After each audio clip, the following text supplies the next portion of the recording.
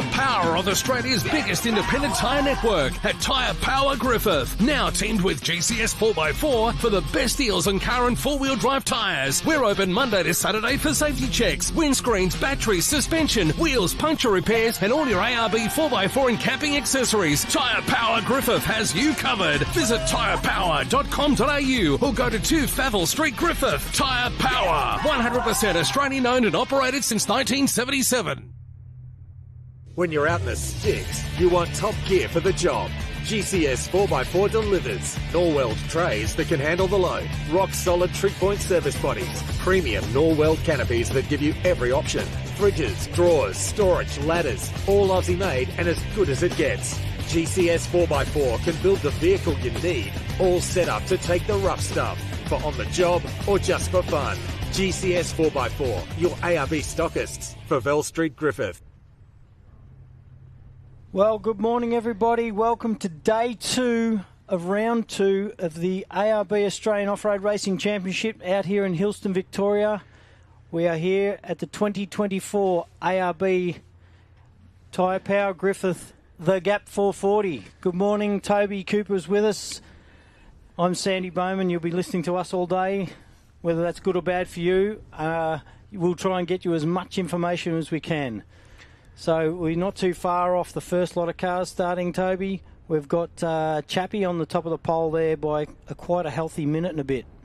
Thanks, Sandy. Great to be back. Sunday, love Sunday, trophy day as you call it, in off-road racing, and so much to look forward to. As you said, Clayton, Chapman, Adam Maguire. Geez, I saw a bit of in-car footage there from their prologue run there yesterday. 230 kilometres they hit. Yeah, insane. Crazy speeds. Of course, the local, my early selection of the weekend, Jason and Charlotte Richards right there. And then, of course, Bo Robinson, Shane Hutt.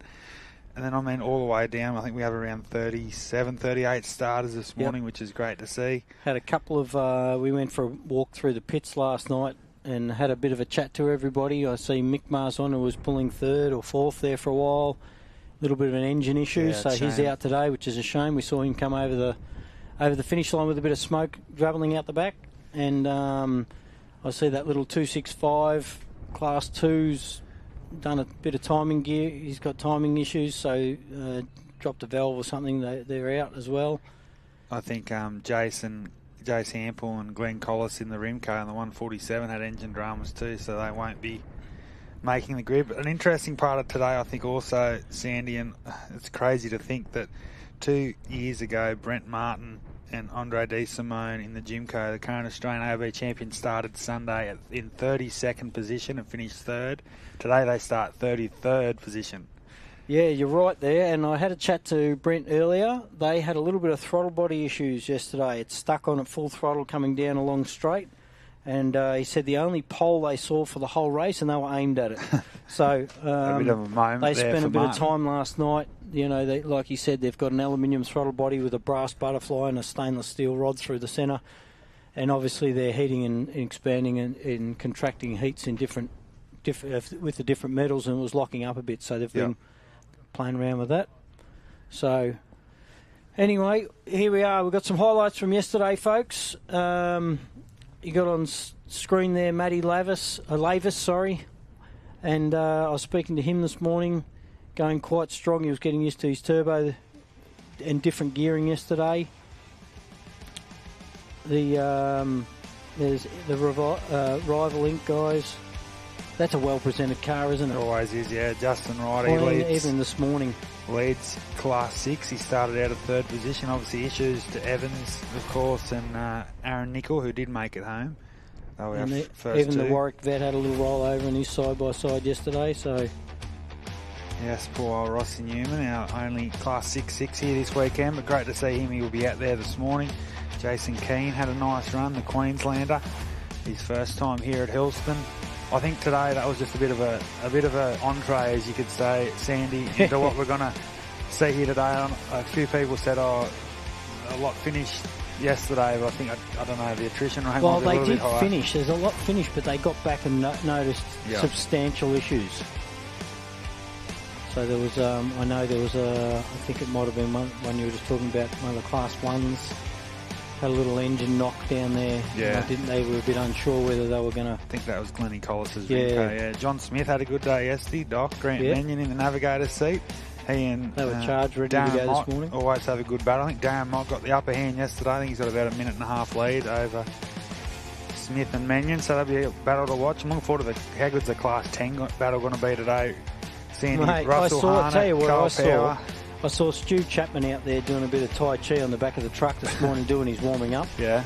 So he's charged as well, ready to go. Had a bit of a chat to those guys at dinner last night. It's always awesome to see the legends, Clayton's off-road racing, and we got the luxury.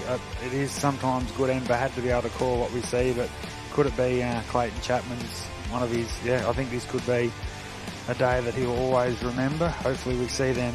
They've got about 4 hours of racing ahead of those guys, so it is a long day, isn't it? Yeah, we've got about 50-minute laps, I think we were doing 56, yesterday. 56, Clayton Chapman, so it is a... So they're a fairly long lap today. Normally we're doing, well, when I say normally, every race track and every race is different, but a lot of them seem to be anywhere, but if they're a 60k course, they're anywhere down to high 30s minutes and low 40 minutes, so that's a long lap, a 56-minute lap. I think OBR had a little issue yesterday, a little engine issue, and also they lost their GPS about the 30k mark, so Huddy was like, what do I do now? Yeah. But, I mean, two very experienced campaigners. We all know the record that they've sort of astounded to themselves the last couple of years, especially in 2024, so we shouldn't be too far away now, Sandy. I see Chappie lining up now, rolling around to the start gate. So up to our big ARB banner. He just looked that little bit quicker yesterday, didn't he? Obviously, we saw Brent Martin come through yesterday in the prologue. Martin with the obvious issues. And not only that, remembering that before Brent had issues yesterday, we saw the gap open up between Bo and he was closing in on Clayton there for a while. He said he did see his dust at some point, yeah. Another interesting thing, Marston and Chris Carborn said they actually saw Bo's dust as well, so... Yeah, so Bo better pull his finger out, is that what you're saying? Might have a bit of a go today, yeah. But the crazy thing about that is Bo's still only around that minute 20 off the lead of Chapman, so over 360 He's kilometres. Got to get around that little yellow buggy though, doesn't he? Jason Richards. Yeah, he's quite surprisingly to see him where he is. He's doing phenomenal things. But you've got to remember, he led the event here 2 years ago, the year that Toby Price won it. So Jason Richards, obviously home track, home soil, knows it as good as anyone, maybe not as good as Jay Mitchell, who's in with Matty Burrows. Matty Burrows, once again, we talked about him a lot yesterday, starting out of sixth. Simon Tucker, Cole Tucker, representing Streaky Bay, the South Australians. They had a great run yesterday, had a fourth today now with Michael Marsan withdrawing, so... And I reckon we're only a minute or two off the start. I think 8:30 looks like our start time. So I reckon this first lap's going to be very fascinating, and it's always a bit of a shake-up that first. Adrenaline seeking 83 kilometres, so they'll do 2 laps, Sandy, a 45-minute compulsory pit service break, and then they'll return to the start line for their final 2 laps. So I reckon we'll see our first car finish around that 12 o'clock today. Bit after, between I reckon 12:30 and 1 p.m. here this afternoon at Mactocton. That seems for a big day in the office, really, doesn't it? It is. 4 hours solid of driving, isn't it? And that's for obviously our top sort of. Yeah, that's not for the guys that are a bit slower. So. That'll probably take 5 or some, I'm sure, will Heath time and Michelle out. Weeden, they'll be feeling it this afternoon, that's for sure. But hopefully those guys can bring it home, and we'll cover every car and class. There we are, Chappie on the start line, folks.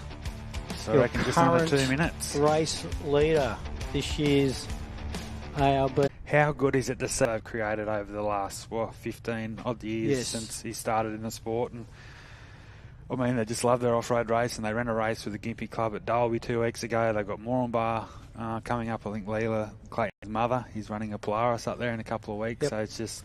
That's our whole life, really. Once again, Rob raced last week. Clayton's younger sister's down here supporting him this weekend. Obviously, Stewie will be starting off behind him. But, so we wish those guys all the best. One of the nice crews of our sport, not only here this weekend, but so many Queenslanders. The chopper's in the air, mate, so they must be very close to go time. I reckon about 30 seconds for those watching on at home and here at Mactocton. We're about to go green for Sunday at Hillston.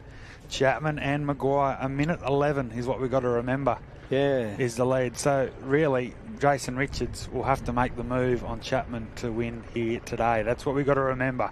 And keep Brent off his back and Bo Robbo. Don't forget Brent will be on absolute storm on the first one. Storm. So I reckon we're very close, Sandy. I reckon under seconds now from the first car going green here Sunday at McTockton. The ARB Tyrepower Griffith, the gap 440. Clay Adam Maguire dominated Saturday, but they know as a chopper flies fly. And there we go, the first car. Clayton Chappie off the line. I think this first sort of 15, 20 minutes this morning will be very important for Chapman. Find that groove. He knows. Saw Adam yesterday. He was pretty exhausted after the one lap, so I can only imagine what it's going to be like this afternoon. Yeah, righto. We've got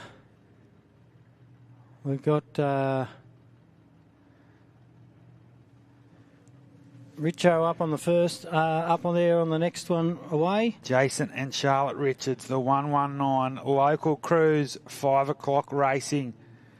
They are about to get their Sunday underway, and all the best to these guys.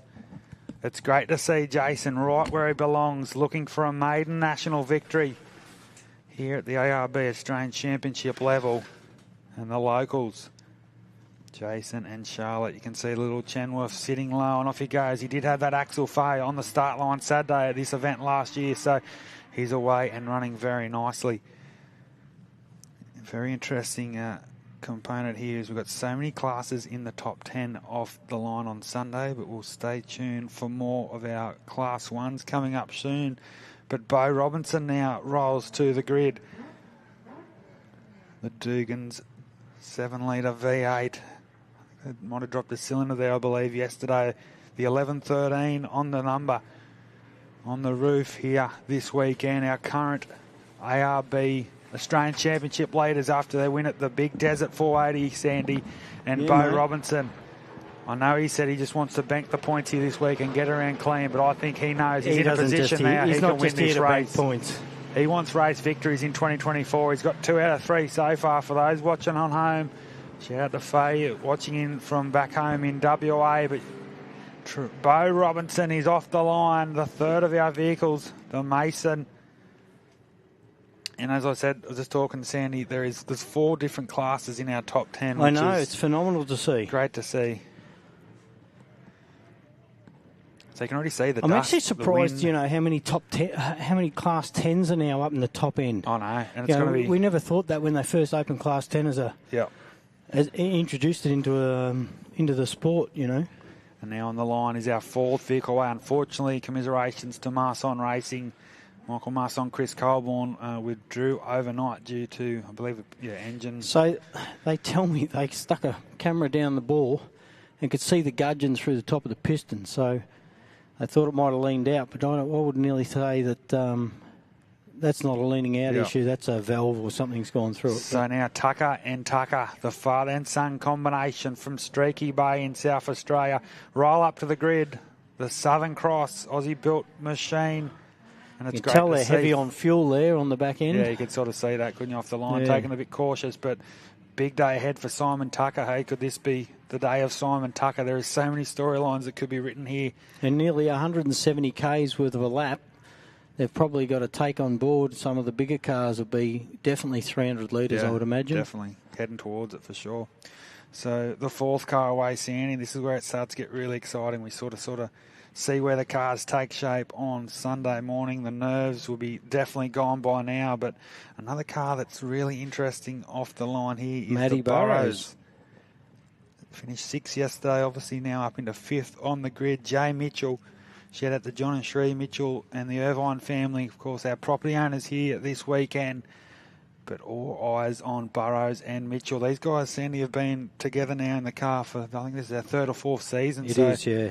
They're doing a great job, and as you alluded to yesterday, have just gone straight to the top. Straight to the top, yeah, without, obviously they're bred from a good family. Yeah, 8-time Australian champion, Mark Burrows. You don't get much better than that as a guide to where your future of off-road is going. And obviously we'll see young Sam Bentley and Tom Burrows coming up very soon. What a day they had yesterday out of 11th position. And now another one of our North Queensland crews, James and Lizzie Sant, to the grid, the 11:44. Yeah, they were all happy down there. I went past them this morning. They were all happy and excited to head out. So. Only imported this car from the States, I think, only 3 or 4 years ago. They brought over with Joey Bormers, the Gundawindi legends. He brought one over as well. So, yeah, Class 11, obviously the 7-litre, from Port Douglas up there in North Queensland. So we wish those guys... I think we've got, they should nearly be off. I see their red lights are on. There you go, they're away. The Sant and Sant entry. 7-litre. Sounding super crisp. There was a couple of cars out there with a mist this morning, I heard. I know...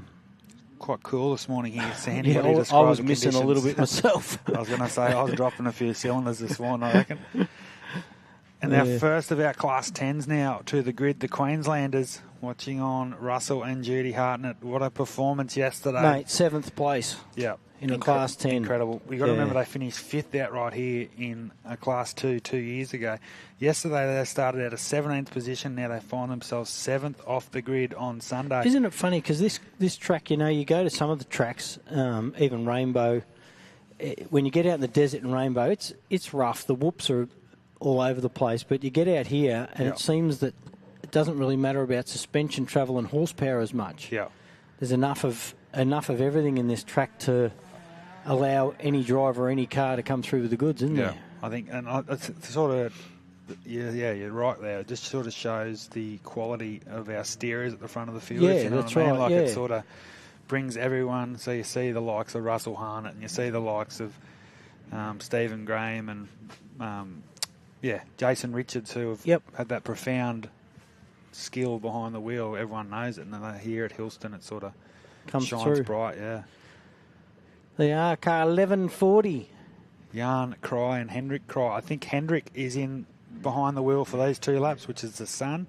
And then Jan, who ran yesterday, will do the final 2 laps. So another cool father and son combination. That's what we love about our sport. Keymax Racing, I know, from North Lakes up there in Brisbane. So many Queenslanders doing well here this weekend, Sandy. They're becoming really strong, and I think that also has come out of how good the Gundawindi 500's been in the Queensland AORRA Championship the last decade or so. So we're off to Gundy next. Yes, Gundawindi. 4 weeks' time, up on the Queensland border. Melonhole country up there, Gundy 500. I wonder how nervous these folk are sitting here ready to go. Well, Hendrik Kraj, obviously, it's his first race in, I believe, nearly 2.5 years here, Sandy, so... Not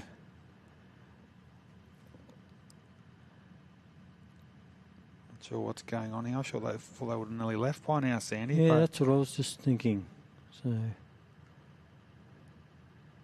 They'll be on the countdown, of course. It's all done by Rally Safe now, but... And the lights aren't on, so I think might be a hold-up. There's every now and then there's a hold-up, but doesn't look to be anyone standing in front of the car holding them back for any reason. Well, the visor went down there for Hendrik. Yeah, red lights are on, mate. Green and gold. So there we go. Seemed to be a lot longer break there, Sandy, to me. But it felt like it, didn't it? From here, so our 8th vehicle off the line. I see Chappie's still well out in front. They're still sitting as they were placed off the start line. Chapman, Richo, Bo Robbo. And it looks like down further, unless I haven't updated, we've got Tucker and Matty Burrows together. Is that right? Tucker and Matty Burrows, yep. Car 3. Oh, here we go. Here, look.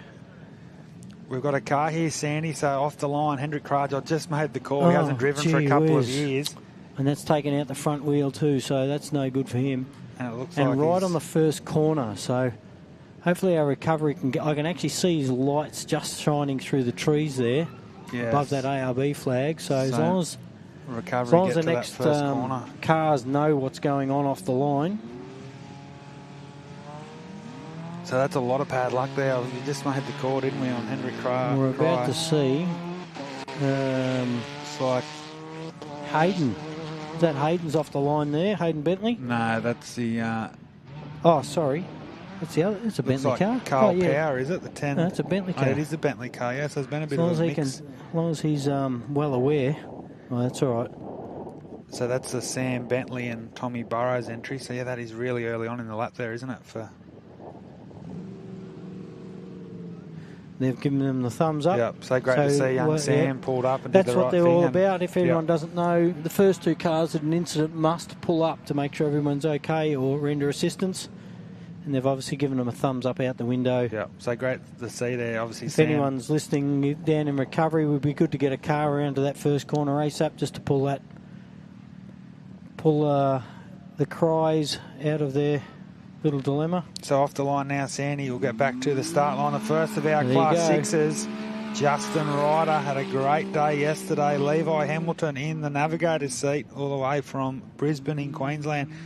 And they come from third to first yesterday. I think they were 13th or 14th outright at Rainbow. So definitely in the outright contention for the ARB Australian Championship.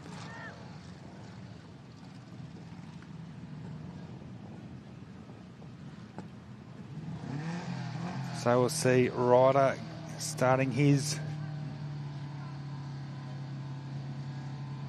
first lap very nicely now to the line. We have, it's like, so there's Carl Power. So I think we did miss the Carl Power off the line before, so I'm not sure if there was an issue early on. I know Carl was in there behind Russell Harnett and Judy Hartnett in overall times yesterday. So maybe the club president, the 10:43, had missed the start, which is... Oh, there you go. That might have been our dilemma earlier while we had such a big gap. And then this is going to be interesting This is going to be interesting when they come around the corner and hopefully Cry's still in the corner. So Dean McGinley, Dean DeMarco were the other car that leave the line. So the two local crews. It's going to be very interesting here. McGinley. Yeah, that sucks, doesn't it? Taking off that, like, especially on a day like, when you've got a nice, good track and a clear run. Yeah.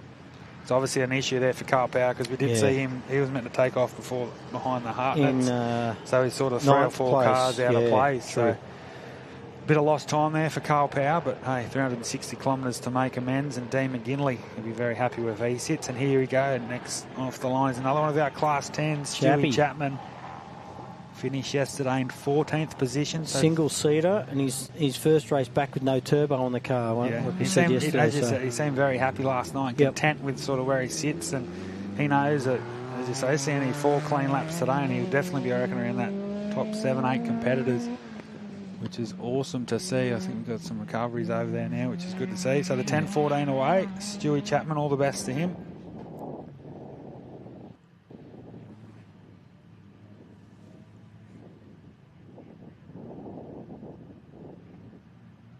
Yeah, some bad luck there for Hendrik Cryer. I know, that's disappointing, isn't it?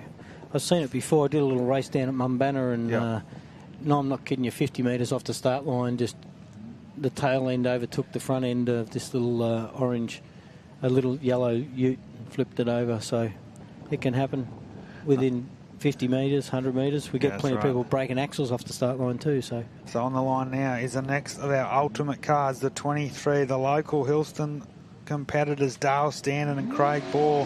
Met these guys on Friday afternoon. They love their off-road racing, and they're off their first run in the Chev-powered Feral Gen.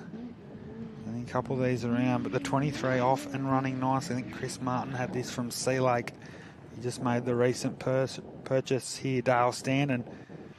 And 15th outright yesterday, started well down in the pack for lap 1, 22nd, so he made 7 places on the opening lap. I think he'll come into his own as the track sort of deteriorates out there this afternoon. Still a little bit of water standing in that corner, mate, but they all seem to be, there's either an inside or an outside line there.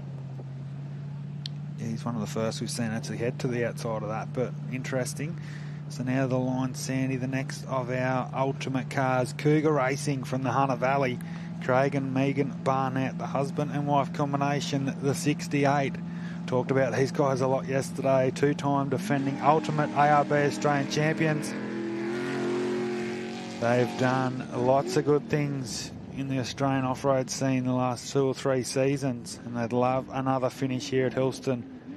I think he had a clean run yesterday, so the car was all good. So hopefully we can bring Cougar Racing home in 4 or 5 hours' time. So the 68 off the line, they were our 15th car, sorry, to leave the line this morning. Yeah, Bentley's up next.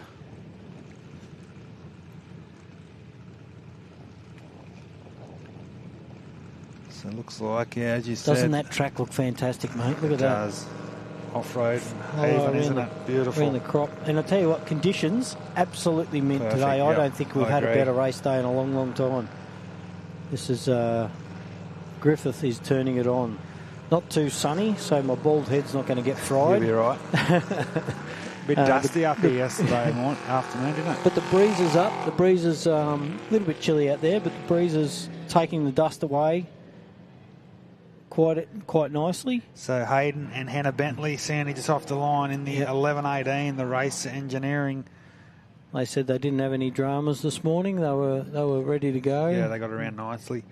It's his first time in the car since, I believe, Rainbow last year, and as you said, he had that little bit of an incident there the first day, but it's great to see Hayden back out here. Obviously a 2-time Fink Desert Race champion, former Australian champion, so another one of our competitors, and it is the David Luffman, Jake Stevenson entry, the Honey Badger. Talk about a bloke that loves his off-road racing. This guy is right up there, the 104. Shout out to Ursedge Engineering down there in Adelaide. Those guys have just actually manufactured the second one of these. I think one of the South Australians has got that as well. So, looking at the track, I think Chappie's still going quite strong out there. What's he at the 24? He's about the 20. K mark. I'm going to say 25-ish K marker. So, he's still got a long way to go. There's only this David Luffman, Sandy, I did say yesterday, he's currently leading the Queensland AORRA Championship outright after 3 rounds, and he's coming second in class, and I think about 12th or 13th outright in this championship. So that's quite impressive. It's a big commitment to do 7 rounds in Queensland and 4 national rounds at the ARB Championship level. So it's great to see, and we wish Dave and Jake Stevenson, I think Jake's one of the local Victorians down here, in the navigator seat this weekend.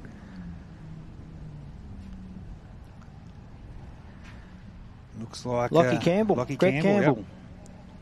Another second-gen racer. Yep.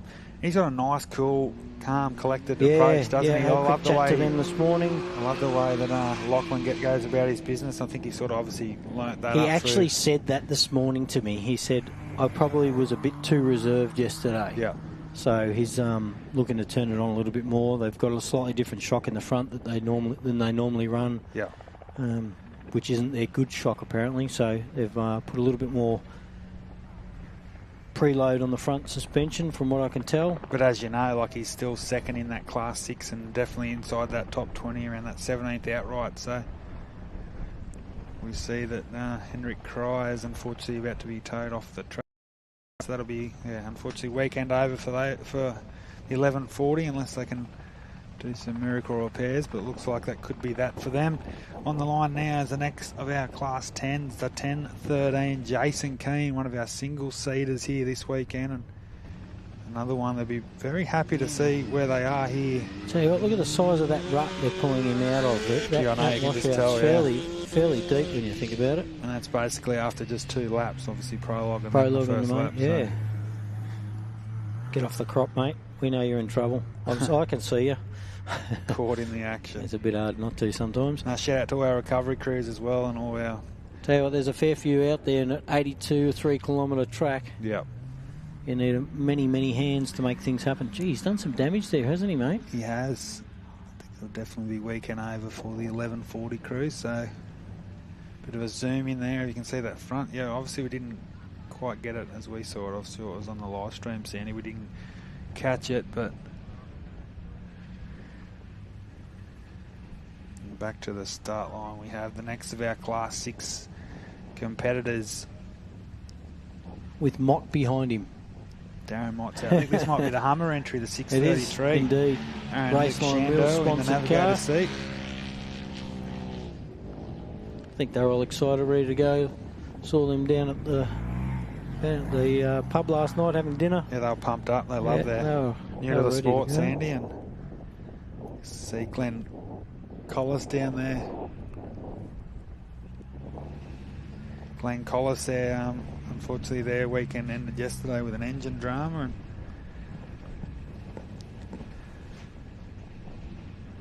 We've got a car there and the working their way through the opening lap here, Sandy. It's hard to get a bit of a glimpse of the number. It's definitely one of our front-running cars. We'll hopefully get something there.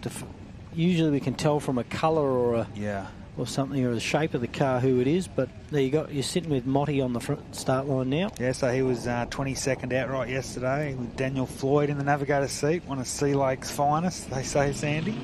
Darren He was pretty excited to be out here today. He was pretty charged when I spoke to him. He's another one of those guys, Sandy, regardless of the result. Yeah, he he's just happy seems to be out happy. there. Yeah, you're right. And obviously Darren's been around for a long time now, and currently leading Class 4 here this weekend. He's got John Smith not too far away, so that'll be a good battle to watch today. 4 minutes difference in the start, but I think there's only about a minute and a half. There wasn't much in time, I don't think. No. So I'm sure Doctor and obviously Paul Grant's still there in the Oz truck, so he'll be looking to improve on his Saturday time. And next one off the line here is Steve, Bowie Graham and Ella Graham in the 1065. And we know they were super fast. That was our yesterday's onboard, folks, for those that didn't know. Yeah. We followed them on board. They had a few issues. He hit a tree in prologue. Do you remember? Yeah. He hit a tree in prologue, and what actually happened to him yesterday, he had a bit of wood. We had more than one bit of wood sticking under the accelerator pedal. That's a crazy story, isn't it?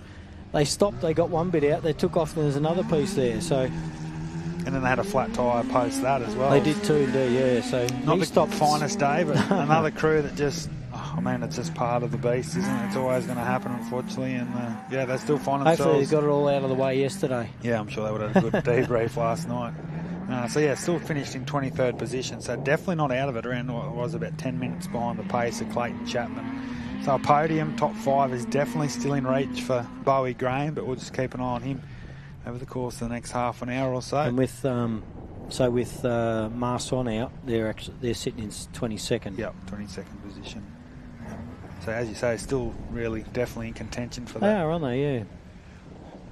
Geez, I tell you, it'd take a miracle to get that top spot, but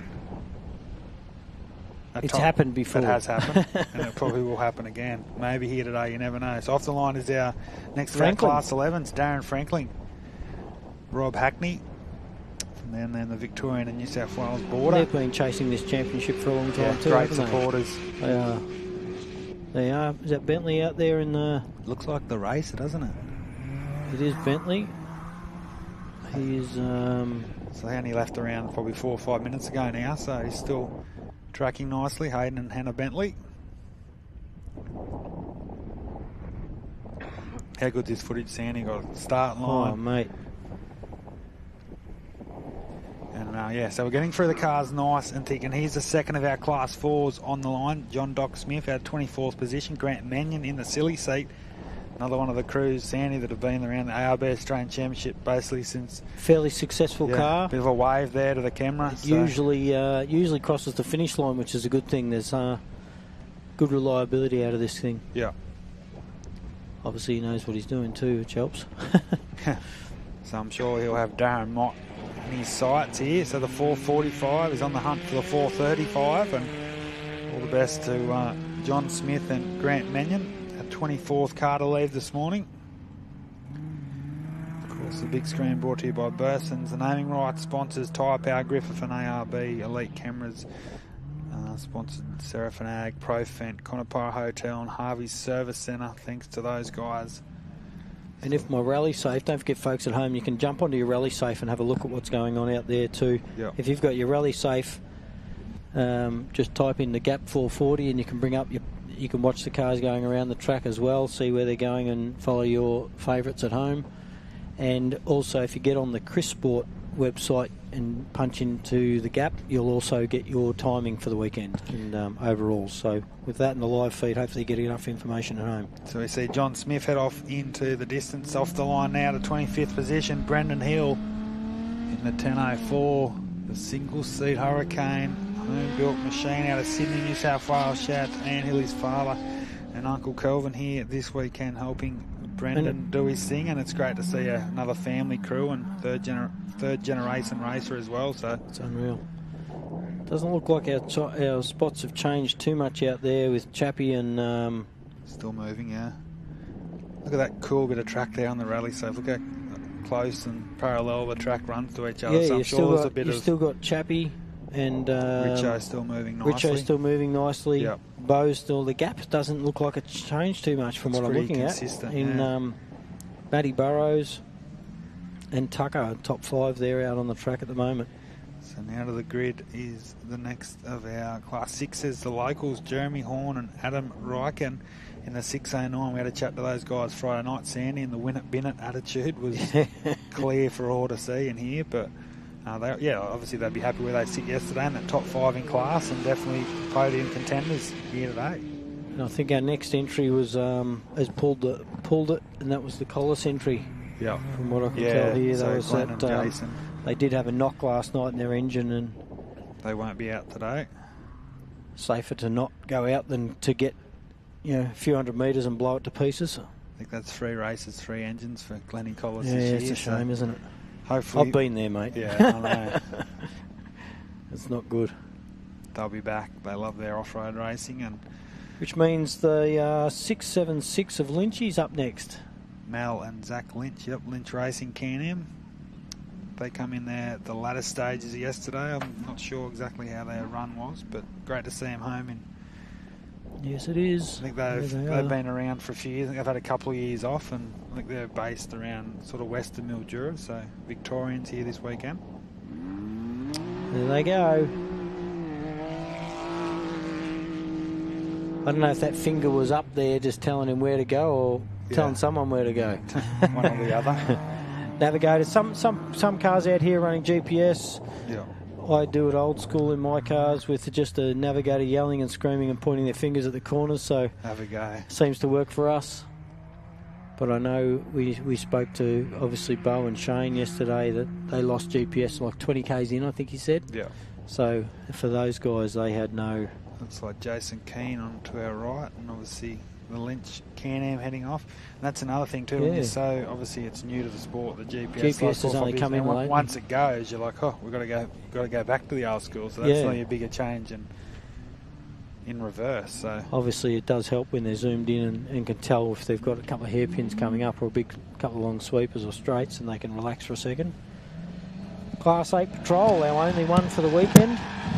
Sitting there ready to go. He's on the way. Ex-Winch Challenge car. These guys are fresh over. I think we said yesterday, fresh over from a bit of cross-country rally. Safari type things.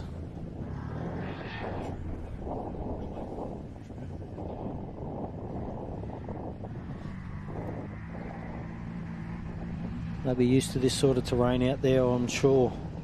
Nice, fast, flowy farm tracks. That's exactly why they sort of set those cars up for.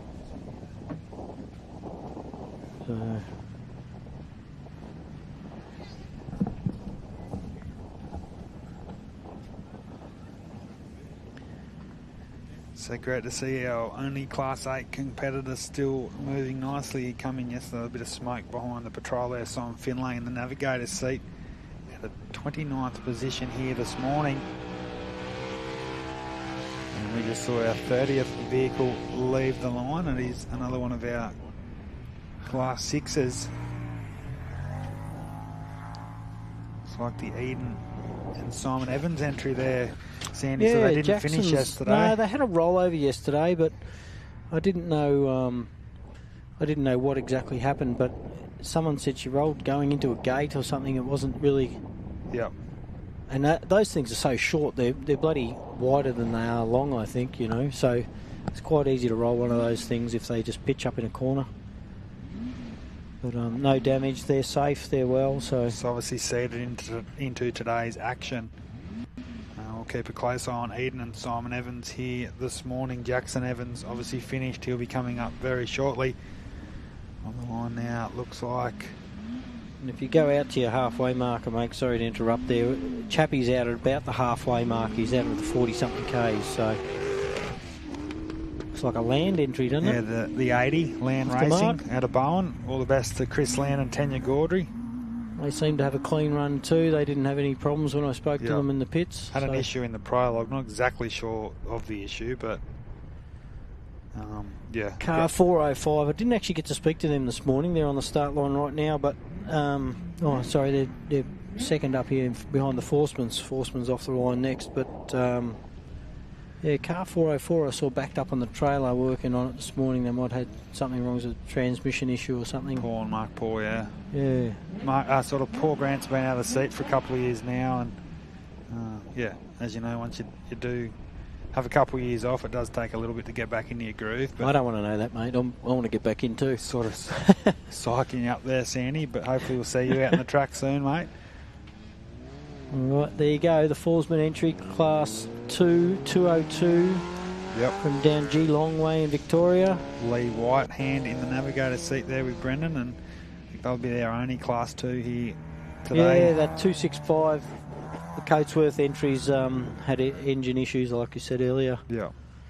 So, I tell you what, these guys are going to be looking out for Brent Martin behind them, because just looking at that, you got that Class 2, the Forsmans, then you got car 405, which is on the start line now, Brent's folks. Behind Heath and Michelle Whedon. So. Yeah, then Heath and Michelle, and then Brent. So Brent won't want them holding him up.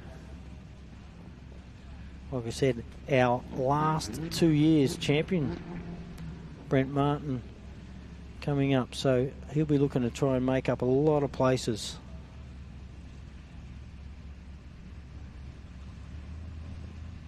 Looks like our placings out there, as long as my rally safe's updated how it should have.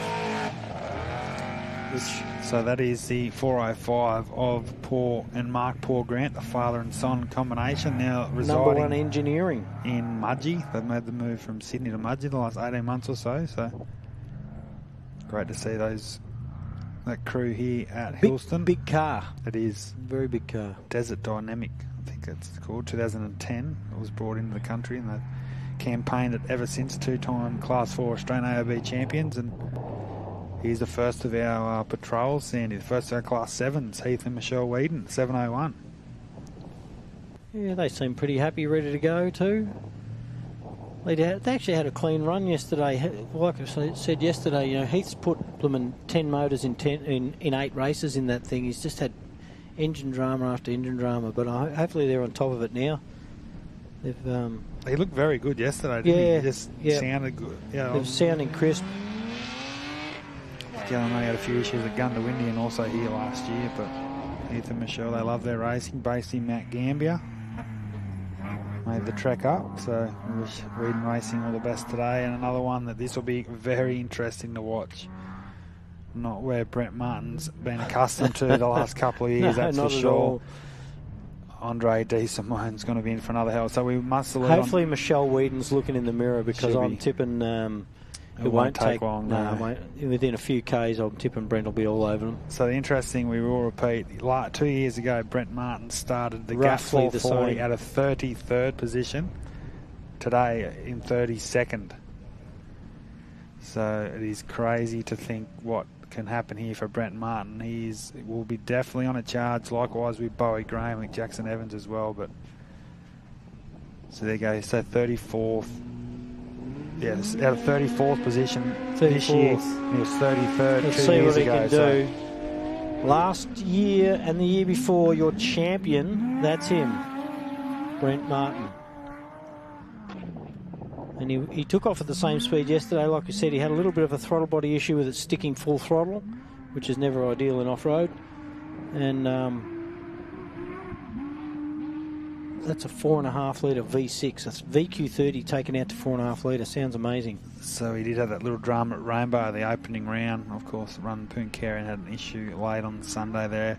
But yeah, he just wants seat time, Sandy, and getting used to the new package. It is a little bit different, he said, and a lot Same more. Car, just a bit more go. Grunt, yeah.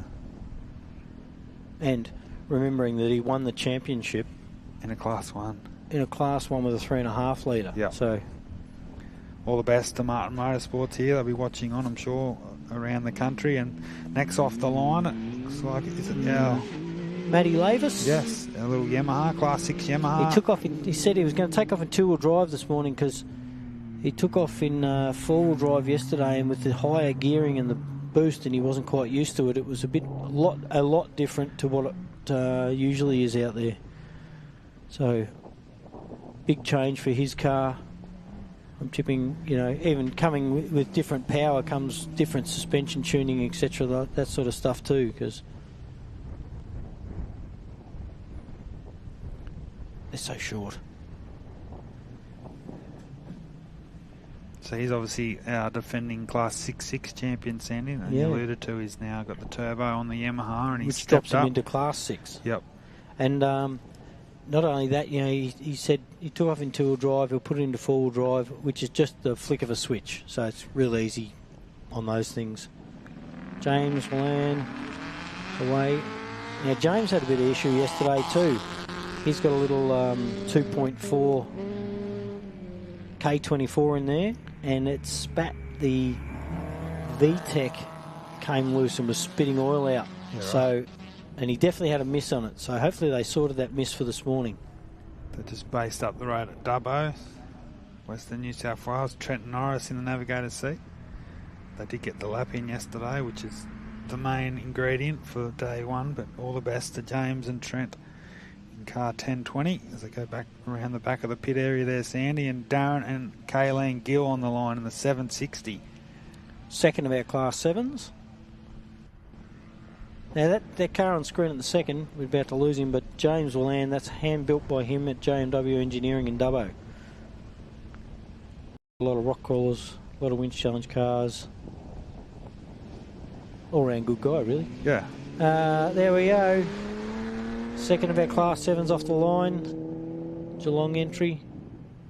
First time to Hillston, and I'm sure they'll know what it's all about, Sandy, in 5 or 6 hours' time. Hopefully Darren and Kayleen can bring it home for the team there, and they'll be looking to make a few inroads on Heath and Michelle Whedon. As you say, got a little bit more horsepower in their patrol, but the South Australian and Victorian battles on for Class 7 bragging rights. Like we've only got about two cars left on the line, must Sandy. be running out of cars to come across the line, I think. This is the 6:35. Jacko Jackson Evans. Evans is another one that I think will be right on the charts here on Sunday morning. And he's fast, and I don't know.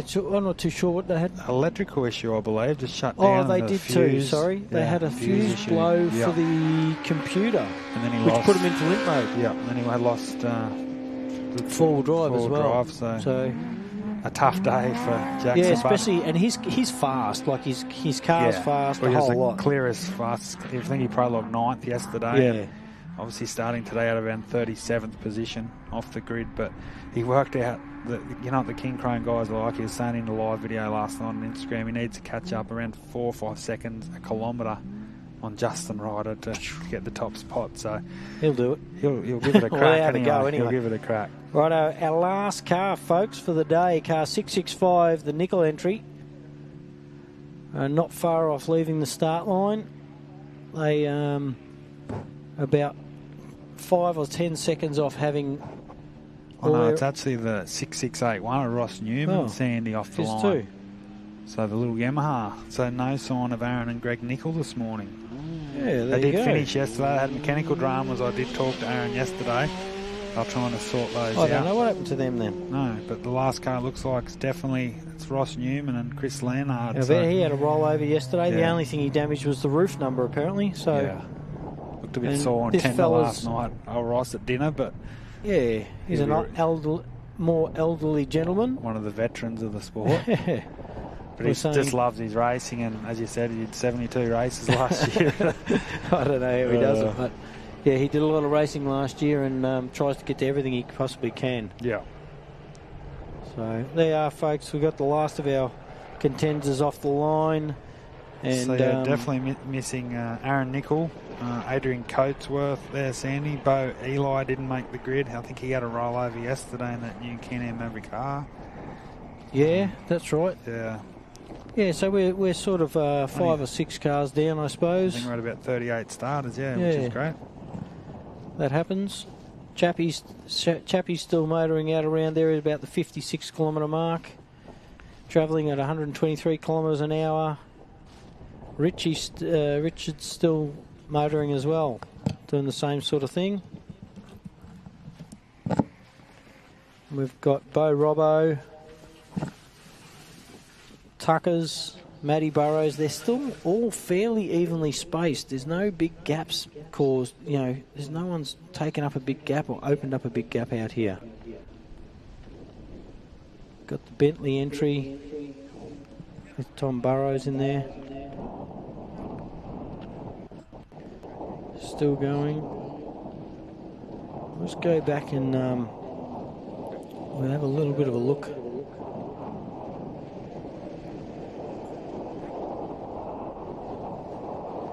Chappie's still well out in front. They're still sitting at the crash at the start line. Chapman, Richo, Bo Robbo. We'll see what happened there. We just missed it earlier, but he's just come around. I don't know what happened there. You know, when he's had this accident, he's obviously hit the tree with enough force to break an arm, but whether it just grabbed up on the rut, as we see when he got towed out, there was a fairly big berm there. It doesn't look like it on camera, but I'm not too sure whether he might have just had a bolt or something come out. Like that might have happened, had a bolt or something come out of an arm to do that, and that's what's caused him to spin out, because it doesn't actually look like he's hit. Oh, he's just nicked that tree on the right-hand side up the front corner of the wheel there. So that's the Cry entry, 11:40. It's unfortunate so early on in the second day, especially with such beautiful conditions out here. It's literally one of the best off-road race conditions I've seen in a long time. There's the Bentleys, Class 10. It took him waited for the thumbs up. As we know, we've got to stop and wait. Part of the rules. If you deem not to stop and render assistance if needed, you get in trouble.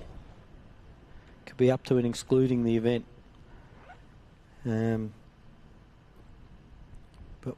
they're still sitting over there now as we speak. So these guys have been pulled off that corner and on the way. It's just a replay of the riders on the front. Their Rival Link entry. We've got probably about 10 or 15 minutes until we see the first of the cars coming back in.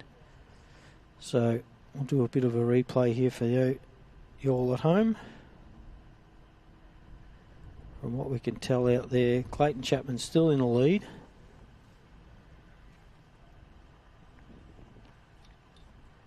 At around the 60k marker. And Richard's behind him. Bo Robbo still following. Rally Safe's been a little bit slow to update this morning, but that happens. We are in the middle of the desert. Tucker entry still motoring around. Car 1144, that's the Sant entry still going. 1018, which is the Bentley entry still moving. 627 and 1087, the McGinley's still moving. And they're at about the 40k marker, 42k marker. Well, it doesn't look like many have stopped out there, which is good to see. It's always good to see a full field come home. Standon's still moving that 23 Ultimate car. Barnett's not far behind them. I don't know if that's true indication there, but the Barnetts look like they've closed in on Standon. It's always good news, Sandy. Righto, I think we're going to cut back. That looks like the little rival entry, doesn't it? So the first of our Class 6s. Back to live now. I must say, Sandy, we not only have the best seat in the house, but the best conditions. It is mightily cold out there at the moment. Yeah, for those watching on at home. Good little office block up here, haven't we?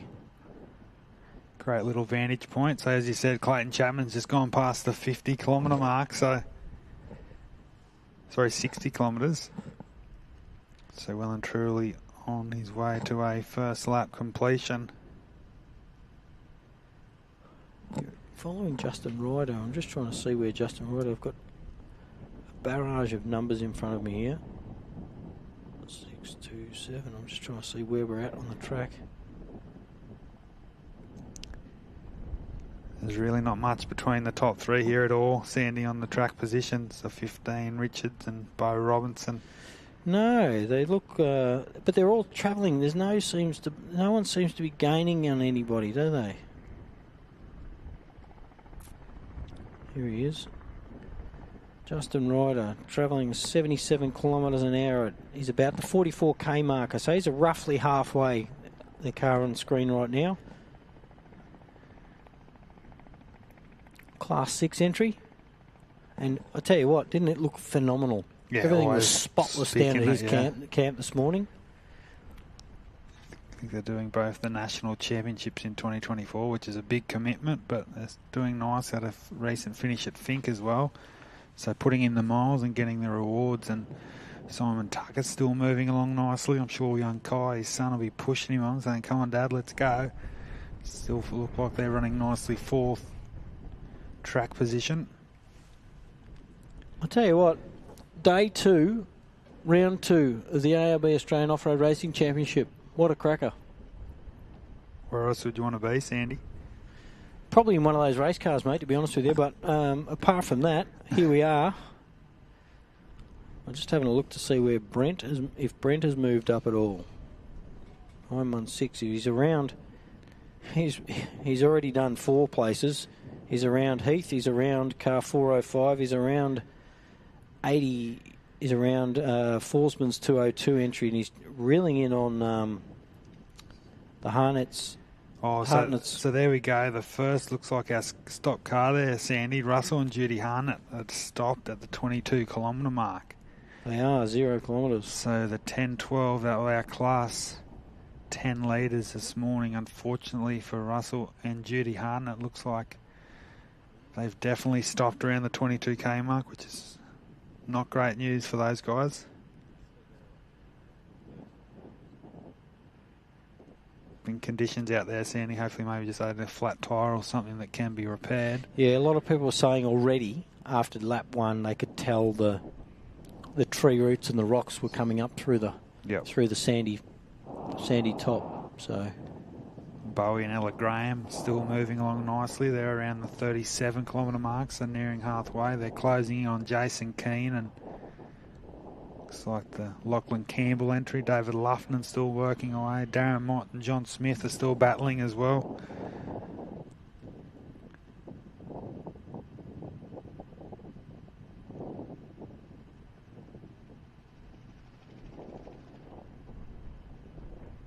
So I think this first lap, Sandy, will really give us a good indication of, I think as they just start to join the top of the prologue track, maybe they're around the 70 kilometre mark now. Clayton Chapman, Adam McGuire, so 68.5 kilometres down. Some more great pictures, they face out the back of the circuit. And another shout out to the McTockton landowners, John and Sheree Mitchell. View. How good's that? Don't get that many other places, do you? Looks a treat. Crops are looking well again this year, which is great for all concerned here. Yeah, we've got not forgetting our sponsors, mate. I've got to tell you, ARB 4x4 Accessories, Mickey Thompson Tyres and Raceline Wheels, who've backed the championship for a long time now. Big thanks to those guys. It wouldn't be here without them and millions of other people to definitely get this happening. Obviously our gold sponsors and class sponsors this weekend: MR Trans, Show and Go Photography, Riverina Logistics, Dean's Auto Electrical, Horn Ag, Farm Freight, Agro, Terra Ag Fuel, Kadimo, Elders Griffith, Melbergen Pastoral, Albans, McNabb's Mobile, Rivcott and Lake Machinery Services. And our in-kind sponsors: 57 Automotive, Craig McKean Earth Moving, Show and Go Photography, Conopara Hotel and Dobberjar Print World. So yeah, thanks for all those guys for bringing us your services and commitment to the 2024 ARB Tyrepower, the Gap 440. Bit of a tongue twister, isn't it, Sandy? It is.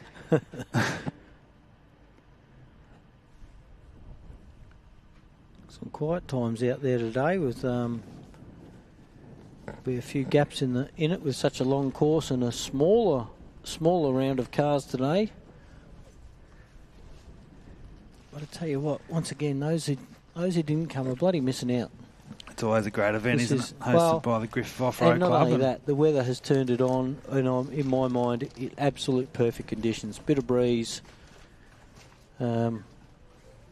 especially when you're out there in the driver's seat and your blood's pumping. If it's 40 degrees with this breeze, it's all good for the people spectating. But when you're a driver and navigator, it gets bloody hot in there really quick. Yeah. So it's probably actually optimum for a driver and for the cars too. The cars will be loving, especially the boosted cars will be loving this cooler breeze, like Chappie. That in-car footage of Clayton Chapman yesterday, Sandy, was something else, wasn't it? They posted to their Chapman's Off-Road Racing Facebook page last night, and the boost that car can exceed, and I mean, it's just it just looks like an angry race car to me.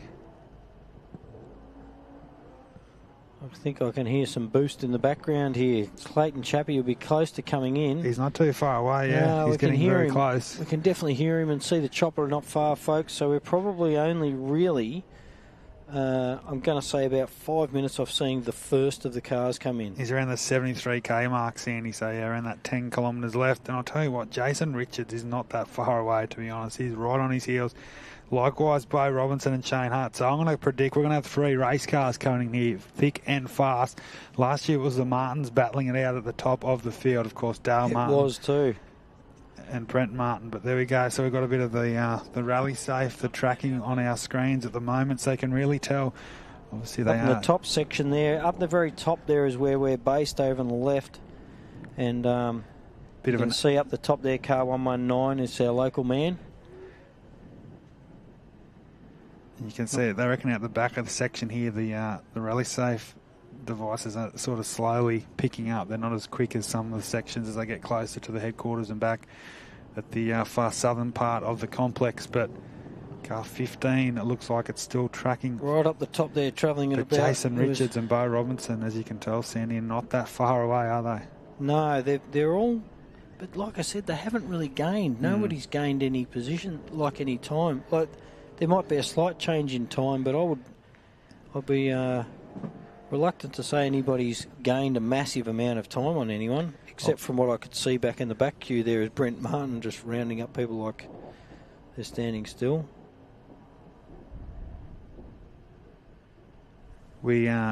But obviously it's always hard to tell from here as well with the rally safe. It is obviously provisional, but 916 is still moving nicely. Brent Martin, 916. His time's going to be interesting from, 34th position.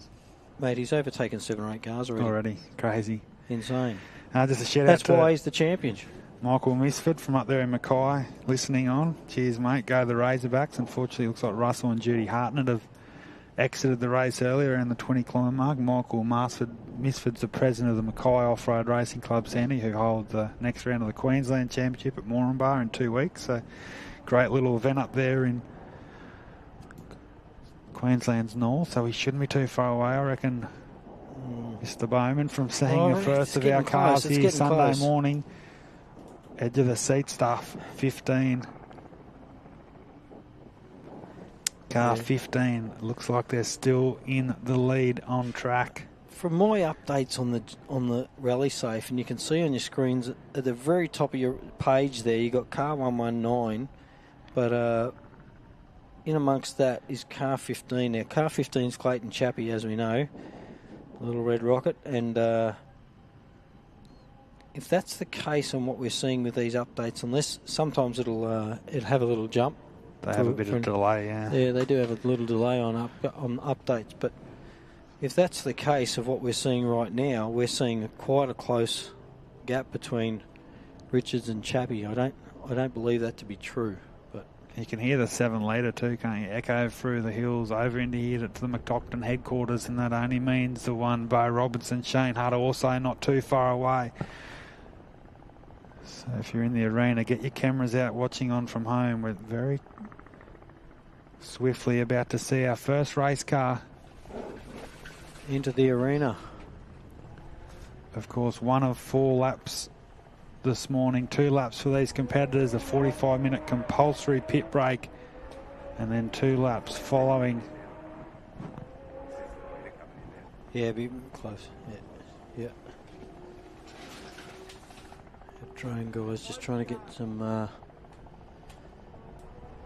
cameras in the air to watch Chappie come in. So I reckon any second now, Sandy, will see the 15, the current defending Gundy 500 champions. He's probably currently just driving away from us a little bit before he comes onto that straight. What I'm going to do is I'm going to check his top speed coming into the arena here. Yeah, so we saw on his prologue yesterday, I think that was on his back straight, he did about 230 kilometres an hour, which is quite remarkable. A lot of these... Probably not for him. Yeah. Another day in the office for Chapman and Maguire.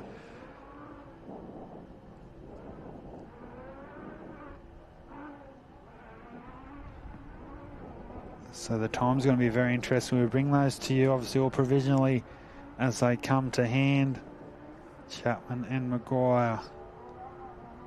The Richards combination. See our first glimpse of some race dust there on our screens, which is coming back towards our complex here, Sandy. So we're very, very quickly going to be joined by one angry Razorback. You can see Bo in the background behind the trees there. Doesn't that still sound strong as all hell? I love the calibre of a driver like Bo Robinson on the hunt. How good is it sitting in that third position? He knows what he needs to do. He's been around for donkey years. He knows to win this race, he needs to get to the front of the pack.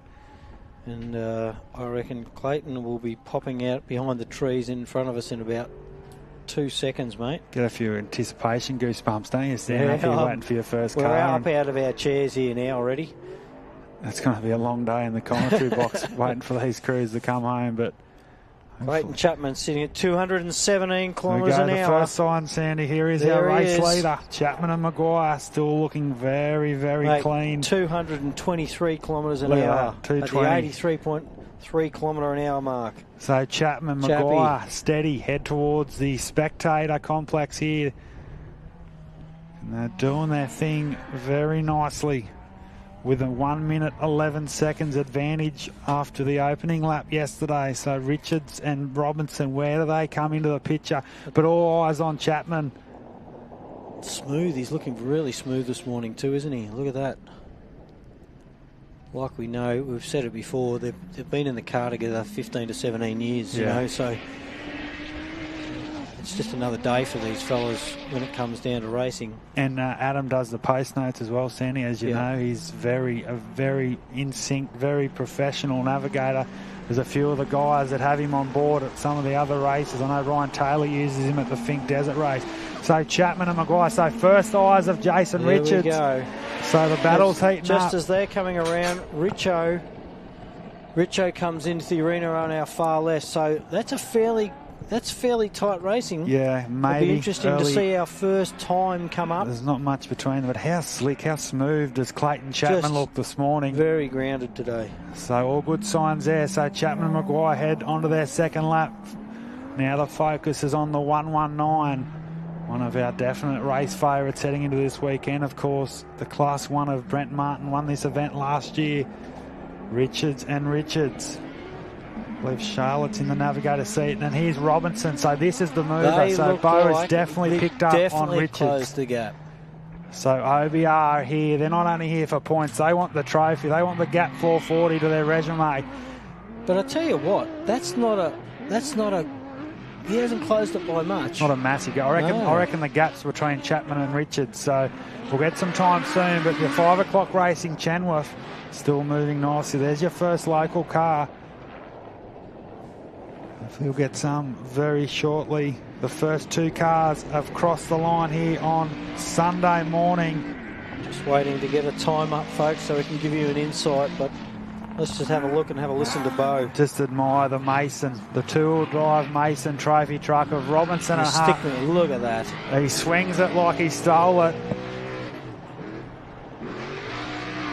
And the 11-13, the kids are on the fence. I love what they say here because Robinson's on the charge. That's what it's about.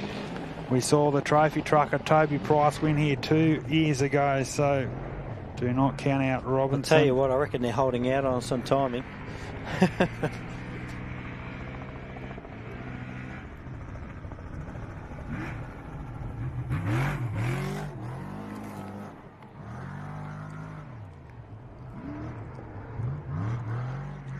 Throttle issues for Harnett.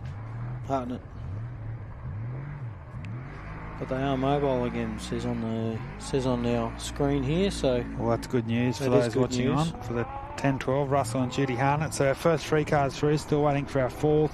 Tell you what, how's Bo's car? Oh, how good! How's the sound? Unbelievable. Unfortunately, it says on our devices Stewie Chapman has stopped around the 27-kilometre mark. So hopefully. A lot of cars still circulating. I think next in will be the Tucker entry, the 110, followed by Matty Burrows, who's a massive gap after Matty Burrows, down to the Bentley entry. So that looks like a fair gap, doesn't it? You got Tucker's not far off coming into the arena in the next few minutes, but even that top 3 has really opened their gap between everybody else. They have. In saying that, I'm going to do a sneaky check on 916, because I would imagine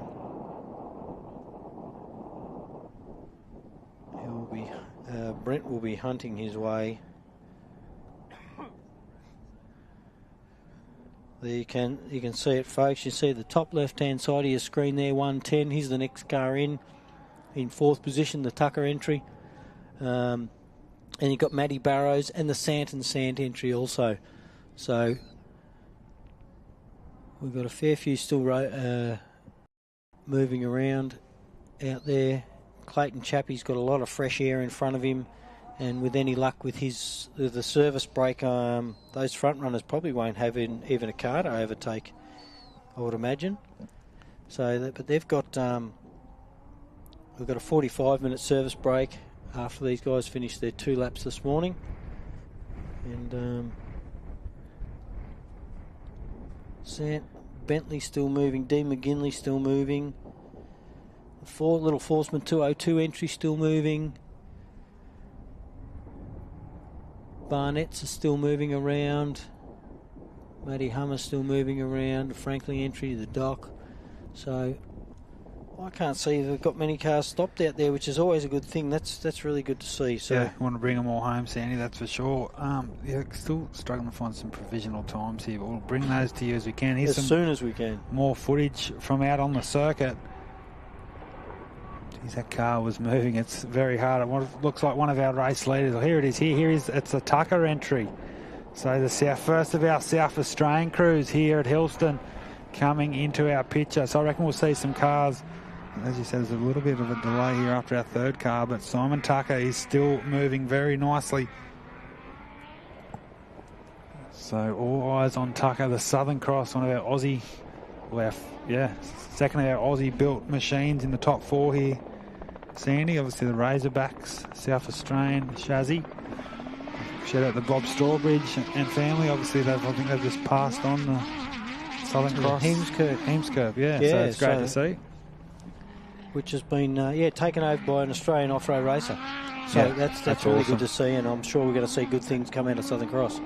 I don't know if you followed the great progression of Simon Tucker, but he's only been in the sport for sort of 5-6 years now. But God, he's doing well. I'll tell you doing what. Some great things. 2-time defending Mini-Pave 250 champion at Port Germain in South Australia, and he had a 6th outright finish at Rainbow at the start of the year. So Simon Tucker is definitely no slouch behind the wheel. Back on our screens, it looks like our race leader, Clayton Chapman, Adam Maguire, still doing some lovely things in the Razorback. So our 4th car's just crossed the line as we wait for our next side. Chaffee's looking mighty smooth out there, isn't he? Travelling about 100k an hour, folks. Boosted 2JZ. Like we said, it was an early 2000s, a late 2000s frame. So we do have some, obviously all provisional, but we do have some Chris Sport lap times here for lap 2. Our leader, who's on screen now, mate. Yeah, Clayton Chapman with a 57.18, Richards with a 57.17, and to me, obviously, as I said, provisional times of 56.55 for Bo Robinson, Shane Hart. So there you go, they are reeling them in. That's around 22 seconds quicker than Jason Richards, and a 59.57 for Simon Tucker, which is quicker than his lap yesterday. So good signs for Tucker. So, but it definitely, with the race lead, Clayton Chapman definitely still out in front on time and on track. Jason Richards and I reckon Bo Robinson might have moved himself up into that second position on the times. And then Jason Richards in third, Simon Tucker nicely in fourth.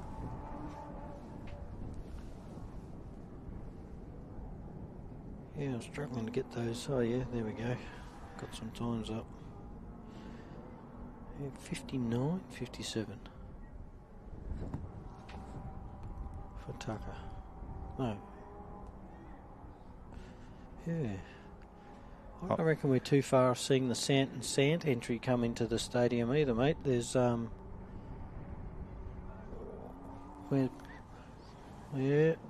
Bo Robbo, the quickest lap so far this morning, right there in front of you folks with that car.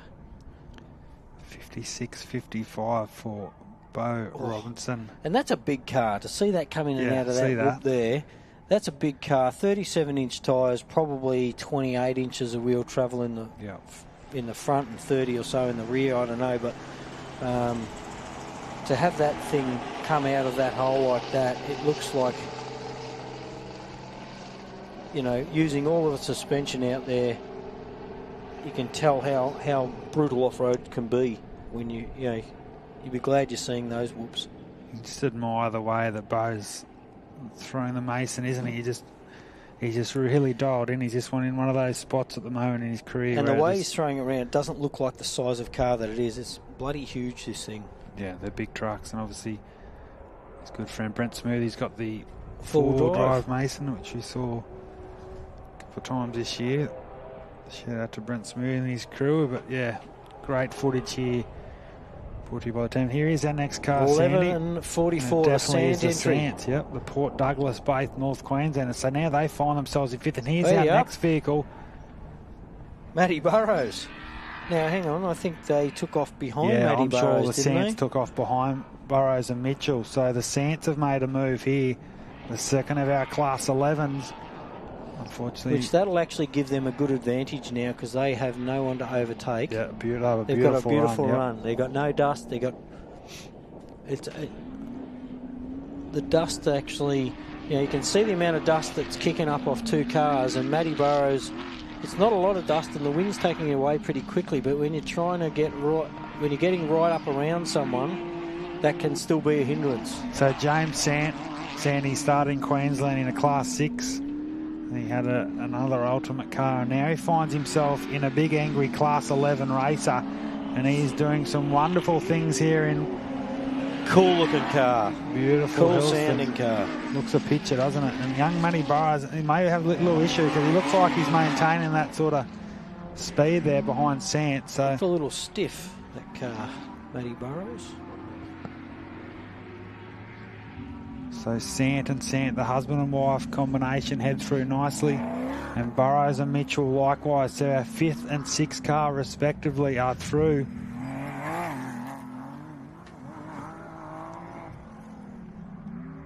I think we've got a little bit of a break now between that and the next cars. So they're,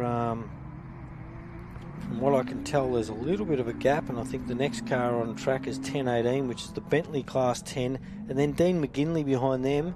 So we've got three Class 10s on their way back in, folks. So this is great to see. And then we've got the power entry. That's pretty cool to look at, isn't it? So I saw on the notes that Carl Power had a power steering issue this morning, so obviously there's the delay there. Not sure the actual result there, but obviously he's still moving nicely as he heads towards completion of this lap. But the Class 10 battle here, Bentley, the young gun, young Tommy Burrows, McGinley, Carl Power. And then a Class 6. Then Justin Ryder's there, yep. Craig Barnett still moving nicely. The 11.18. It's hard to fathom sometimes that how, Barnett's car, and they're a well-tuned team as well, how they can't get around one of those little side-by-sides. Those side-by-sides are elusively fast, especially in amongst the trees and the tight stuff, Yeah. So it's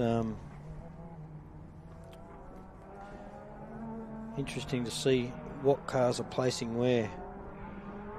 But yeah, three Class 10s on their way back in. Yeah, 627 on its way back in.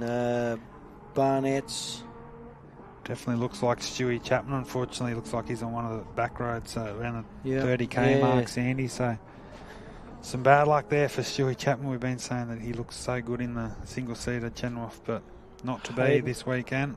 Hayden and Hannah Bentley are on their way in behind the Barnetts at about the 72k marker, travelling nicely. We've got Kano 104, which is Luffy in the Honey Badger. Unusual shaped car, isn't it? It is the Honey Badger. Lukey Edge. Then Bowie, there's a bit of a gap, and then you've got Bowie, car 607, 1013 still travelling. Maddie Hummer in 633. Motti in 435 still motoring along. Then we've got a bit of a gap, and Brent Martin. So Brent looks like he's wound in, mate. I'm going to say a solid 12 or 14 cars without counting them. So here's our next car, Sandy. This will be our 7th vehicle through. Bentley entry. And how good is this to see? The young 20-year-old Sam Bentley in the 1018. He's another one of these guys, Sandy, I think in the next 12 to 18 months or so. I think we'll see him come through, won't we? Yeah, I mean, what a great performance this is. Like, we sort of underestimated, but you've got to remember, Sandy, he started at a 23rd position yesterday afternoon for lap 1. He now finds himself the 7th car on the road. Top 10. With 3 laps to go. So Sam Bentley, I'm sure the family watching on here at Hillston Live and, of course, across the live stream. But this is one of the drives of the weekend so far. And young Tommy Burrows, so Mark's youngest son's in the navigator seat. So that is there's a lot of second generation knowledge in that car right there. Yep. And it shows. And here's the next of our local competitors, the two Deans, Dean McGinley and Dean DeMarco, the 1087. So this is the battle for Class 10 honours early on here on Sunday. We've got a third Class 10 coming in not too far behind them. Carl Power. So obviously Dean's managed to accrue a bit of a lead here, Sandy, which is great for McGinley and DeMarco. And here he is, looks like the Rabbit Racing Tatum of Carl Power. Ben Burke was in there yesterday. I think Tess Power's down as a navigator as well. So all eyes on McGinley. So this will be our 8th and 9th car through to complete lap 1. Sounding fairly crisp too, aren't they? Yeah, he's another one of these guys, Sandy. He's very underrated. Dean McGinley is always thereabouts. And he was down there this morning. He just broke one of the springs, not one of the springs, but the little leader between the coils on the rear, on the left rear. So he changed that when they were checking some things this morning. Another shout out, Sandy, to Dean's wife, Ashley, who's been one of the instrumental players in this event, the club secretary. So shout out to you. Her and her family do great things. There's the Power and Power team. Yes, and the first of our Class 6s comes into our vision. Yeah. Justin Ryder and Levi Hamilton in the 627 Can-Am.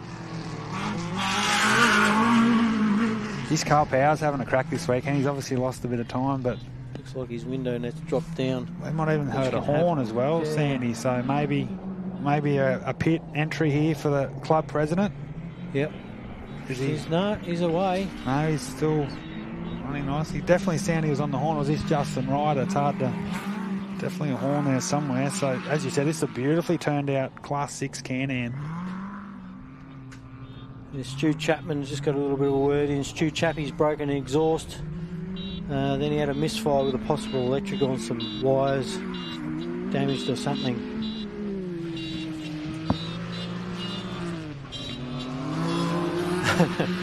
I don't know whether they got a horn issue, but if that's the only problem for their day, they're doing well. They're doing Justin Ryder and Levi Hamilton, it definitely doesn't look like they're at the pace to be entering the pits, but you just never know sometimes.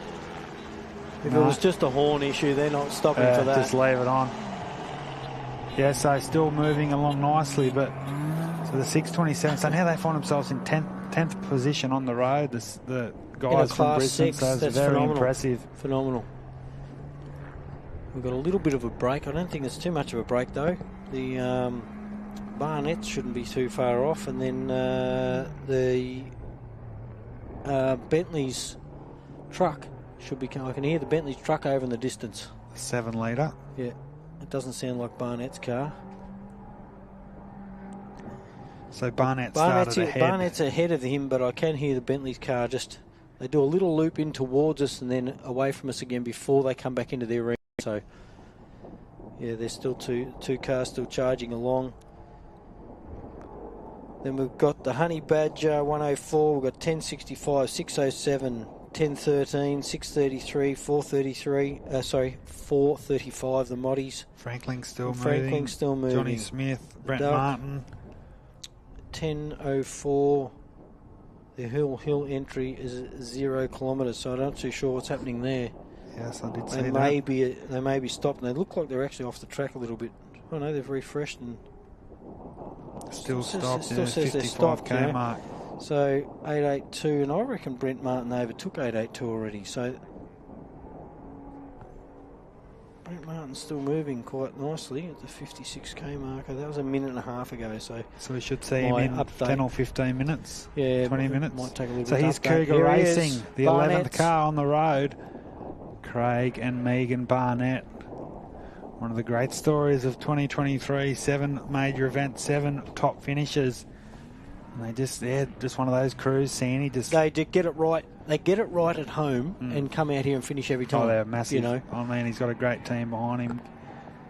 Gary Hardy, Matty Bryce. Should be very proud. A lot of good mates there that help him day and night to get the Southern Cross ready for each and every event. And hooked up a little bit there, didn't it? Don't mind a good time after the event racing either, Sandy. But great people of the sport. A little bit of smoke coming out there on that, and that might just be out of a breather on. I saw a hard left hander, the car laid right over, as it does. It's biting in a little bit, that car, isn't it? Yeah, I did see that the last couple of corners, but there's a little bit of smoke coming out of that rocker cover. Yeah, there's a breather up on the right hand side, so I'm tipping that's all it is. Yeah. Still moving along nicely, isn't he? Sounding pretty strong, Craig Barnett. I can hear there's Bentley entering as we see Barnett across the start-finish line onto his second lap for day 2. So he's another one there, Sandy. He started at 15th up into 11th. That just shows you in 80k, still 3 laps to go. He's made 4 positions already. So on board there with Hayden and Hannah Bentley. The 2 Bentleys. Second of the Bentley entries.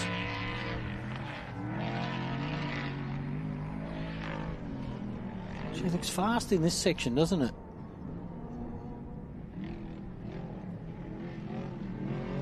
As we see Barnett across the finish line. Tell you what, you can probably just enjoy the sound of the Bentley machine for a second, I reckon. I think this is the first event they've run the 7 litre in it, Sandy. A quick change after the Fink Desert race where Hannah competed in it. And Hayden's back out on the track and sitting around that 11th, 12th position.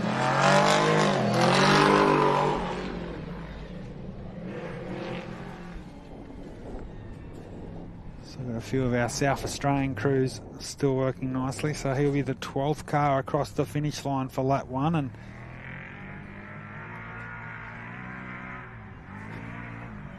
try and get a bit of an update on that. From what I can tell, mate, we're about to have the Honey Badger pull in front of us any second. David Lufton, there it is. He's on his way in. One of our Queensland crews.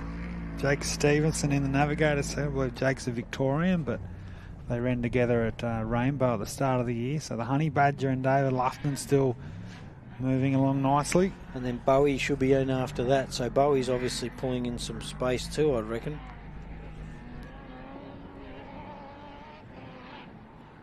As I said before, it's a bit of an unusually shaped car, this, but it definitely fast for what it is. Well, there you go. Bowie Graham started this morning at a 22nd position on the grid, and he finds himself around the 13th car on the road. So he's passed those 4 or 5 cars.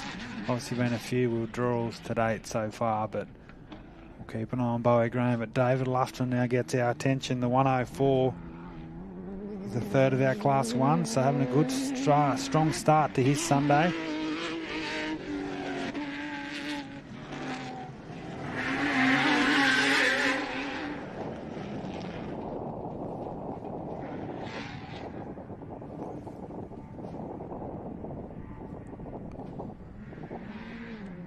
Here's Bowie. Bowie's back in the arena.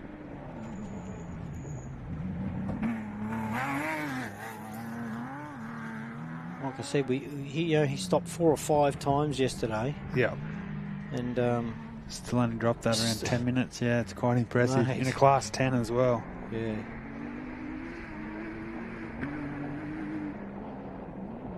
Fast and smooth. Look at it. You'd think he's in a class 1, wouldn't you? Like we're only talking a K24 Honda engine. And he's been doing it for a long time now, Sandy, hasn't he? Obviously, he gets 3rd outright in the ARB Championship 2 years ago. He's finished 5th outright here last year. And the charge, the honey's on for Bowie and Ella Graham. How good is it, Sandy? I know the father and daughter combination. Yeah, it's phenomenal. I just love their off-road racing. Massive supporters of this championship. So he's gone from 22nd to 13th car on the road in 83 kilometres. So a lot ahead of him and another clean lap here. And he could find himself inside the top 10 here after the first 2 laps, which is... Yep. So it definitely looks like Stewie Chapman's out. The hill entries also still stopped there, Sandy. So 2 of our Class 10 contenders have exited here on Sunday morning. Oh, unfortunately, it looks like the Dale Stan and Craig Ball entry. The locals have stopped around the 51 kilometre mark on our devices. So not great news there for Dale Stan and Craig Ball. Matty Burrows, well, unless my phone's updating a little bit slower than many, Matty Burrows might be in front of the Sants by the looks of that, but no, they're both moving. Here we go, we got on our sights the next of our Class 6s. Campbell entry. Lockie and Greg Campbell, another one of our father and son combinations, a son in the driver's seat this weekend. And like I said, he was a little reserved yesterday, just getting used to it again, but he's hoping to turn it up a little bit today. Another one of these guys, Sandy, I know, he's got his dad's approach as well. He's got that very cool, calm, get to the finish line before you sort of worry about your result attitude, which is what Greg's based his career around, and he's got the results. And great to see GRC Motorsport here in the ARB Australian Championship in 2024, and young Lachlan, he's right up there in class and outright credentials, and if he has a top finish here, he could be pushing really well at Gundawindi and Millicent to finish the year. And they're in our 14th car on the road, so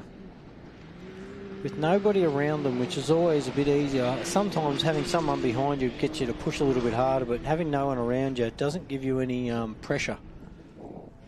Doesn't make you do silly things. And talking about like a step up for someone like young Lockie Campbell, so he's done the New South Wales Championship last year, which is predominantly short course racing, and now he's out here on an 83 kilometre circuit.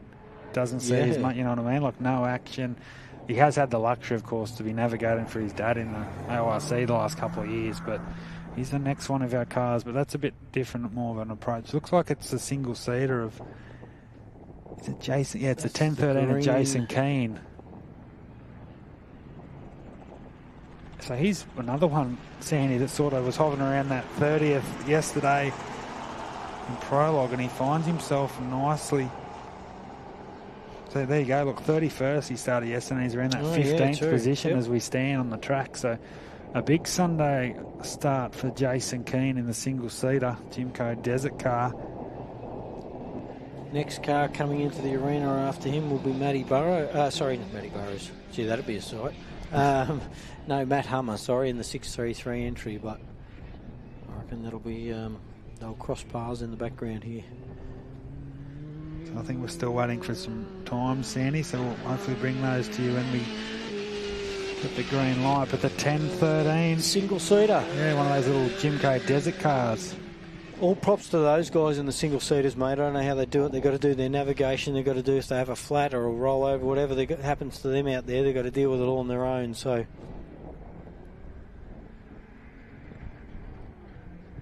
bit of bopper there. Yeah, he's continued on. Second lap.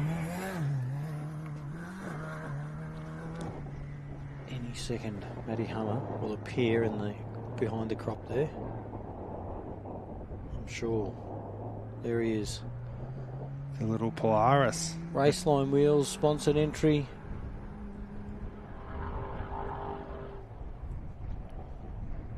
I heard Chris was going to get him an ultimate class car. Not really, mate, but I'm just stirring Chris up. There we've got the Mott entry right behind him. Darren Mott having another nice day. So he's still leading the Class 4 brigade here. He's the first of our two-wheel drive trophy trucks. And Don't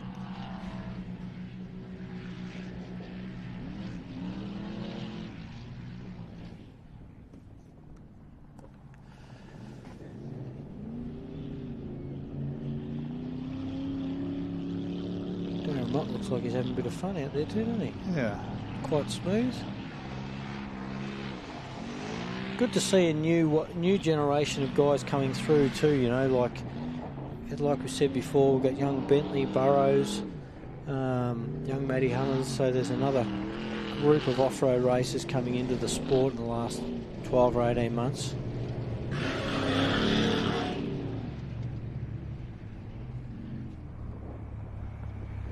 We're trying to, won't be too long until we get some proper times up, folks. We had a little bit of a glitch there. It's one of the hardest things. I think that's nearly the hardest thing about off-road racing. It's not even the getting the event going and everything, which I know everyone puts a phenomenal amount of work into, but dealing with technical issues in the background can be quite overwhelming on race day. Shout out, of course, to Murray and Julie Rogers down there in South Australia. Sandy, of course, hang up the boots, as you could say, at the end of last year, and they've been, no words to the contribution they've made to the sport of off-road racing in Australia the last 2 or 3 decades, and the time was right for, of course, Murray and Julie to step aside, and they've just sort of created that great movement into the new era of off-road racing, and I know how much they miss being here and at the track, and it just doesn't seem the same anymore, these big events. And but hey, it's got to come to an end at some point, and I'm sure they're enjoying their retirement. Well, it looks like we've still got Chappie, Bow, Richards still up there in the top 3, their times. All provisionally, of course, yep.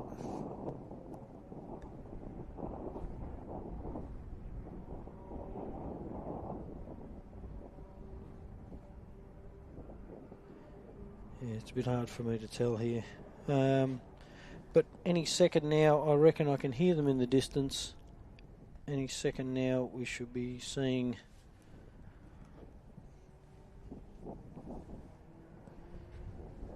from what I can tell would be Brent Martin.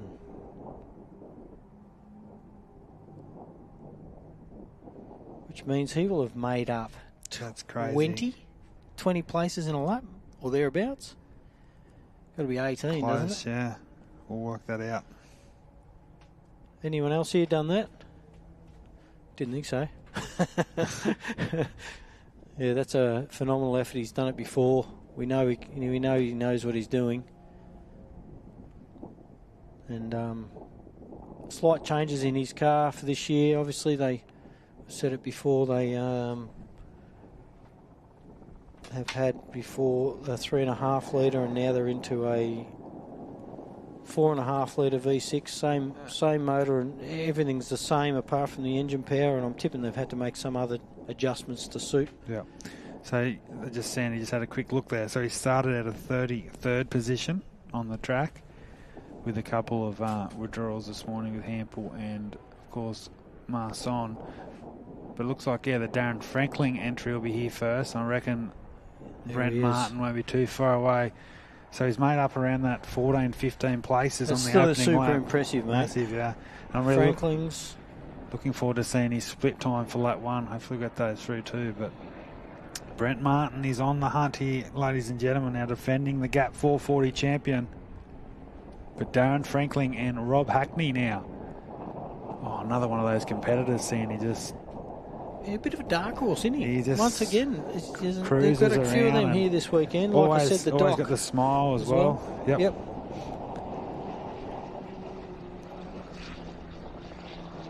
well-dialed car, the suspension in that by the looks of that, isn't it? Yeah, doesn't always miss a beat. There he is in the background. That's not full speed, is it? That doesn't look full speed to me. Doesn't look full speed from Brent Martin, but he's still moving, so... Here comes the Franklin I'll tell you what, entry. Darren Franklin's having a crack, and John looks like Doc Smith coming in over the back as well, Sandy. So, Yep. But Brent Martin, I reckon Martin will be definitely entering the pit complex here. I think there's a... Oh, you can tell there's an issue there there's somewhere. 100%. But so Darren Franklin, the 19th car through, so well done to he and Rob Hackney. John Smith, Grant Mannion coming towards us here. And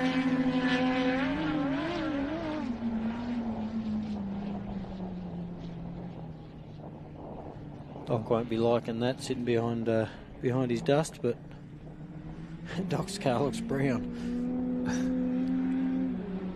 yeah, so a clear issue for Martin Yeah, here, Martin's Sandy. clearly got an issue going on here, so hopefully his crew's back there waiting. Yeah, he's half throttle around in front of us, unfortunately. Maybe a similar issue. It's hard to tell, obviously, from here. Possibly, and I'm tipping they're going to pull into the pits, I would imagine. Because there's no point in going out at half pace for him. It will be costly if he does. Yeah, they're into the pits by the looks of that, mate. So there you go. Looks like our first That's car. very unfortunate. Brent Martin coming in. I don't know. Such a strong contender. Good for Doc. He gets a fresh bit of air on his way back out for his second lap there on screen. Car 445, ARB 30 powered Nissan. Bit of a unique setup, isn't it, for a Class 4, but Yep. he's moving through nicely.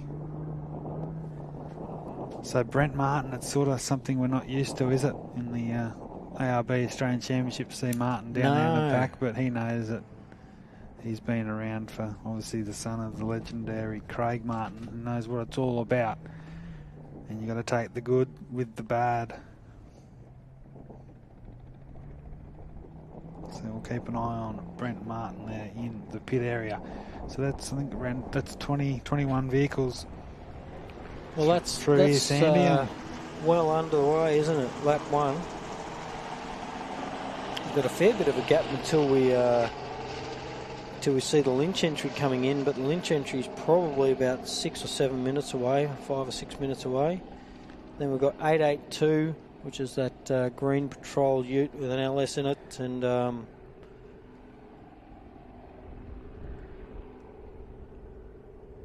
unfortunately, Stewie Chapman, Russell Harnett, a couple of our Class 10 contenders of Queensland, definitely down as retirements on our devices, so good. Not great news there. Also, the 1004 of Brennan Hill looks like he's still stopped. So we've got a couple of Class 6s on their way back in. Looks like Eden and Jackson Evans both on their way back in. Actually, no, Brendan Hill looks like he's back on the circuit, which is great news. He's at the 64k mark about a minute ago, so obviously a quick repair there. Car So it's good to 202 see. still moving. Car 80 still moving. 405. The Gill Patrol still moving along, 760. 701 still moving. That's Heath is in front. James Whalen and Rossi Newman are still working along nicely. They're sort of at the rear of our first lap competitors at the moment.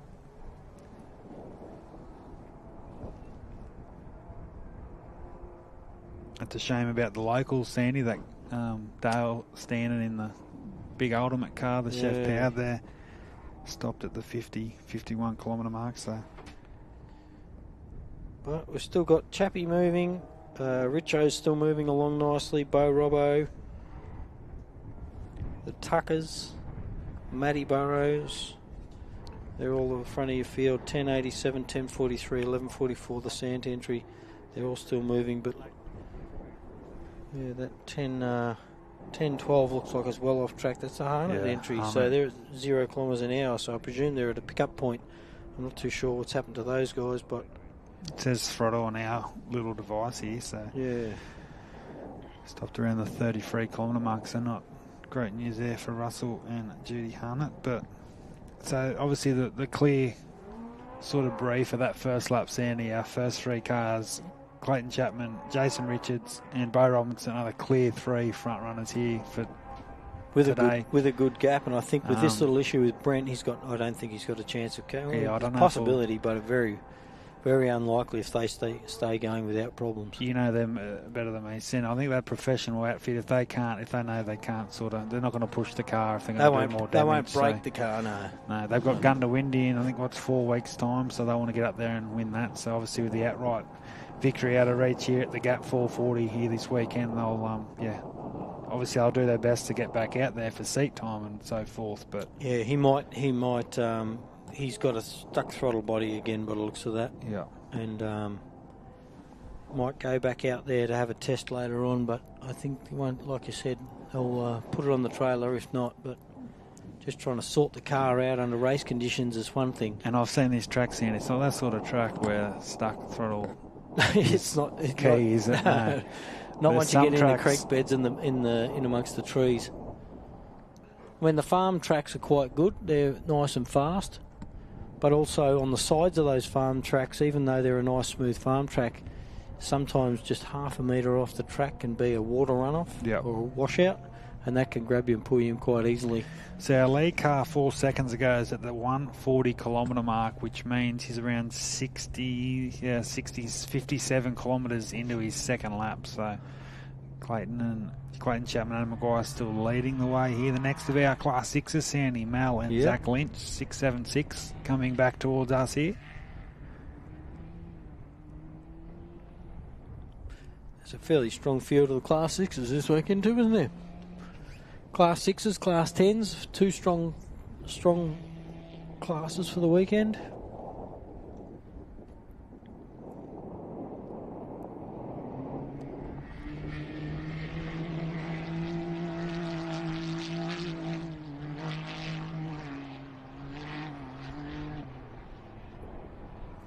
Fairly smooth, and the patrol coming in, the 882 entry.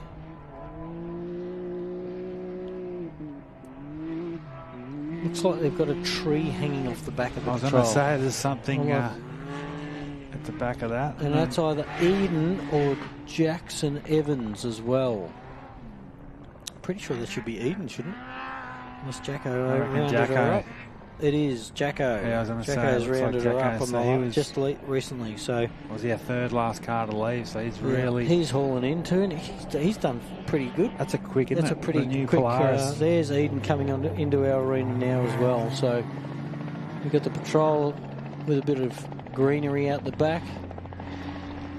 And look at the suspension difference in that patrol. Have a look at the suspension difference. That's a cross-country rally suspension setup, I'm calling that, because they're usually a fairly stiff car. I reckon Jackson Evans is about to press the get out of the way button. And he's pushing hard, but Guy Schumacher, isn't he? He's obviously had this patrol for a while now, Sandy, in the Safaris, but he's about to get Jackson Evans and Samuel Raper hot on his heels. What a place to overtake, mate, because there's a single lane about there. And it's not going to get in there. He's looking at him, pushing him. Go, Jacko. Get up it, son. There you go. And that's good. He's out of the way. He's actually into the pits by the looks of that.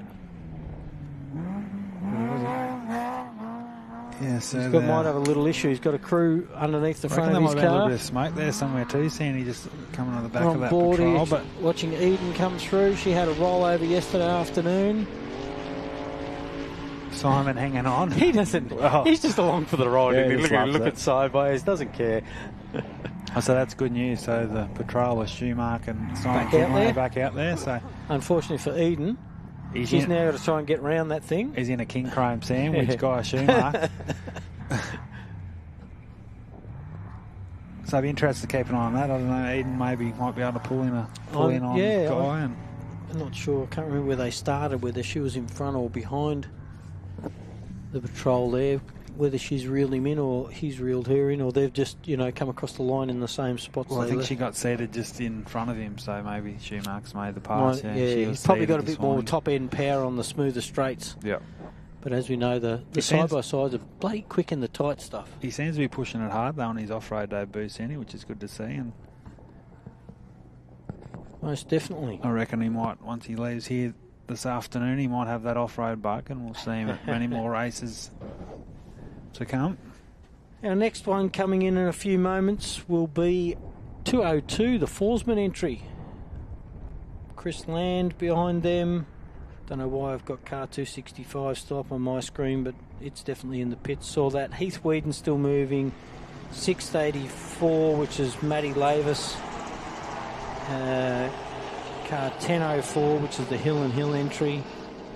609, still moving. That's the Horn entry. Can-Am.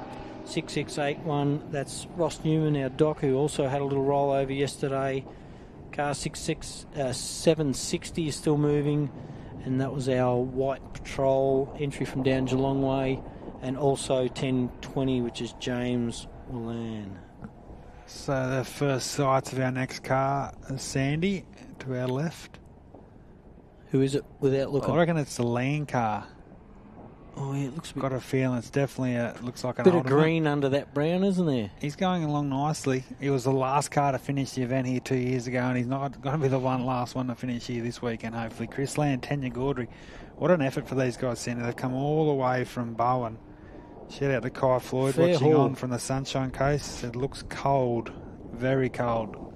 Down here at Hillston on Sunday, it's not too bad up in here, but it is it's well, I tell very you, I'm blustery. still saying it's one of the best race conditions we've had in a long time, from what I know. You know, like the tracks looks quite sticky right directly in front of us. The dirt's not digging out too far. I'm sure out amongst the track, the tree roots and the rocks are starting to really show through. But there he is, Chris Land. He's coming around to the start-finish line. You should see coming to your screen any second. Chris Land, Tanya Gaudry clocked their first lap There in. they are.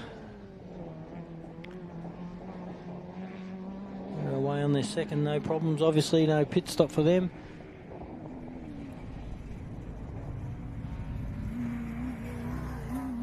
I reckon this is a Class 2 entry, is it? Yeah, Sandy? the Forsman Looks entry. like Brendan Forsman, Lee Whitehand. So they did have a bit of a rough beginning with this car. I think they had 4 or 5 races in a row without dramas, but they're looking for their 3rd class win in a row at ARB national level, which is good, impressive. We don't want to put the mocker on them. And there are only other competitors out. Obviously, Yeah, we spoke about Coatesworth earlier with timing chain, or timing belt, should I say, issues. Yeah.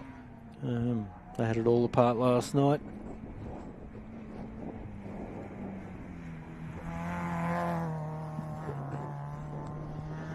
See Chappies closing in on James Willan out there. James seems to be our last competitor on his first lap, car 1020, and Rossi what Newman I can still see is Chappie's just overtaken the last guys on course on their first lap, which is James and Mr. Norris in the passenger seat, and he'll be hunting down now that Geelong patrol. So he might have to lap a couple on this section, but I don't think he'll see him again for the rest of the weekend. No. He actually may do, you know that, because at On the 45 third lap, on the third lap, possibly. Looks But like is it our Oz truck, our third it is of our car Class 4s. 405. So we only had the 3 Class 4s this weekend, Sandy, but they're all still running. Yeah, Three of the veterans as well. The Doc, Mr. Mott. Like how Mr. Mott said on Friday, the younger brigade, the Class 4, all over 60. The Grant entry on its way back in. And So as you said, there's only that sort of handful still out there on their first lap, and we won't be that far there's away only- from seeing our lead cars.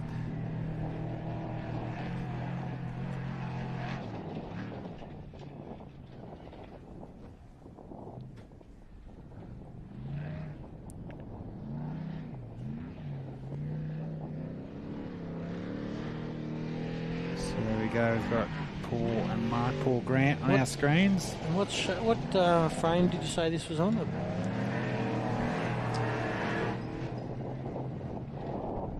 Seems like a big heavy car to me. It does, always has, yeah. But he's had some great results. He's been a big supporter of the New South Wales rounds and ARB in the last Yeah, definitely. 7 or 8 years. But yeah, I agree, it's just got that little...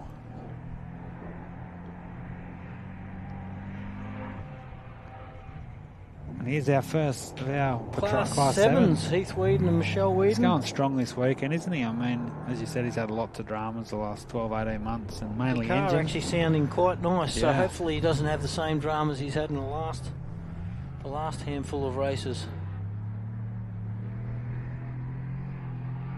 And he's another one that's chased. He wasn't going to do the championship this year, but the bug.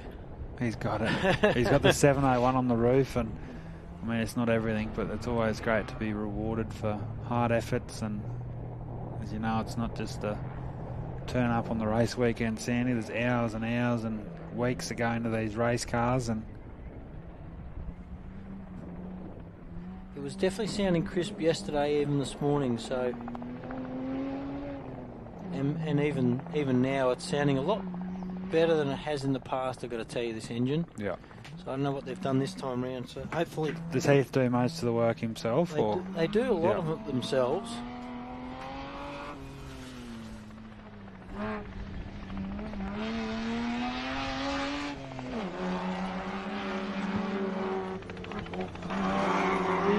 Yeah, it's sounding strong, isn't Yeah, it? it's sounding really good. So hopefully that So 3 they can laps keep to going go. at the same pace would be nice.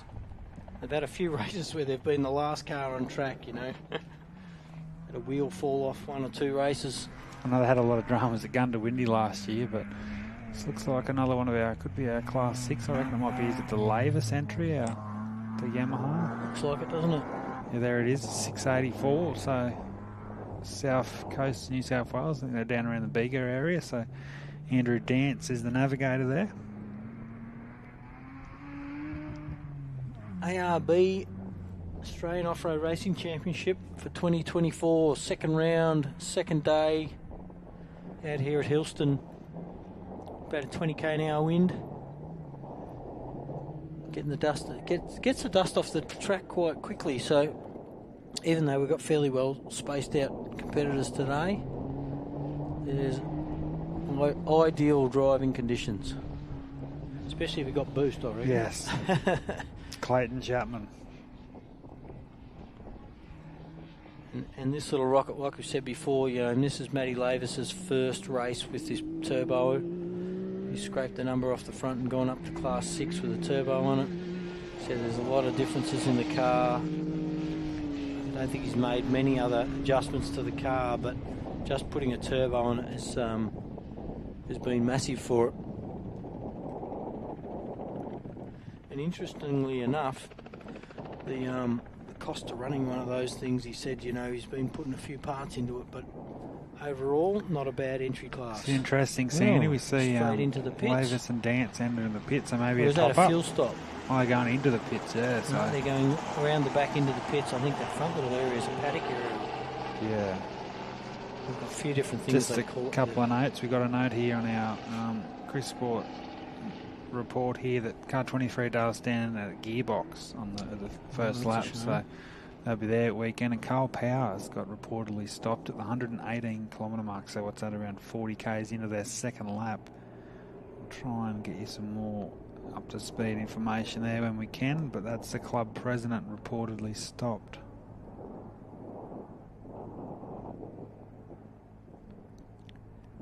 So the two front-running Class 10s of Sam Bentley and Dane McGinley still moving along nicely.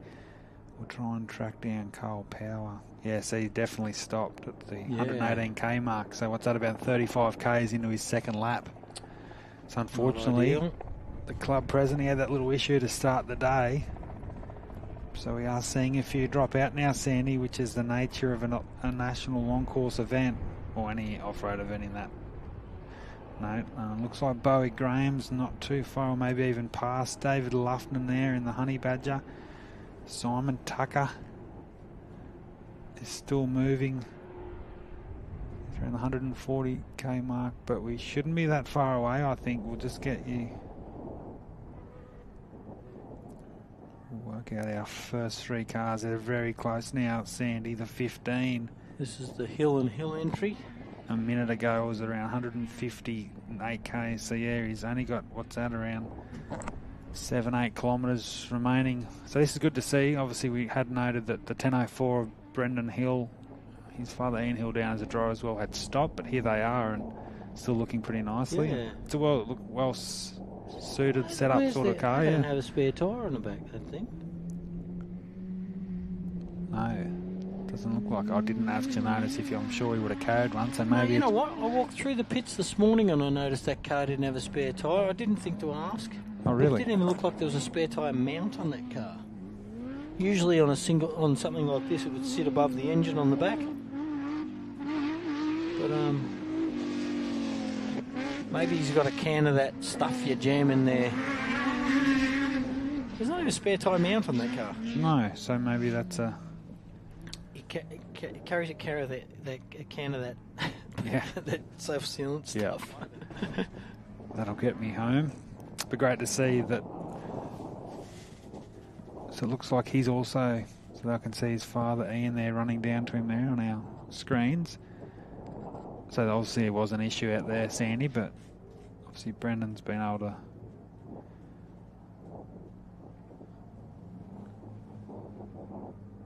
Well, the next few cars in should be car 609, car 6681, which is, and then Chappie. So Chappie's not too far away, car 15, but he's got, hopefully we've got these two, a 6 and a 6.6 class coming in, which should be appearing, which is the horn entry.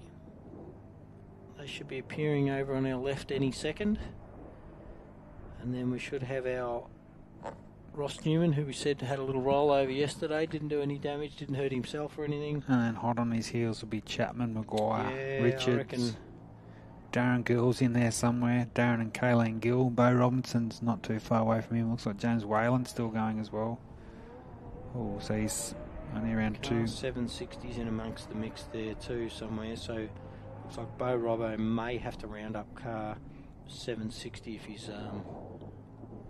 if he's going strong enough. I see here James Whalen looks like speed of 0 as well in the 10:20. Yeah, I think they've had a lot of problems. I'm good mates with James, and we had a good chat last night and even this morning. You know, starting up the car this morning, it had a little bit of a miss to it, so their VTEC unit or whatever it was popped out last night, spraying oil everywhere, and they only noticed when they came in. So there's looks like the Yamaha of Matty Lavis just took off there again, Sandy, out of the paddock area, so that's...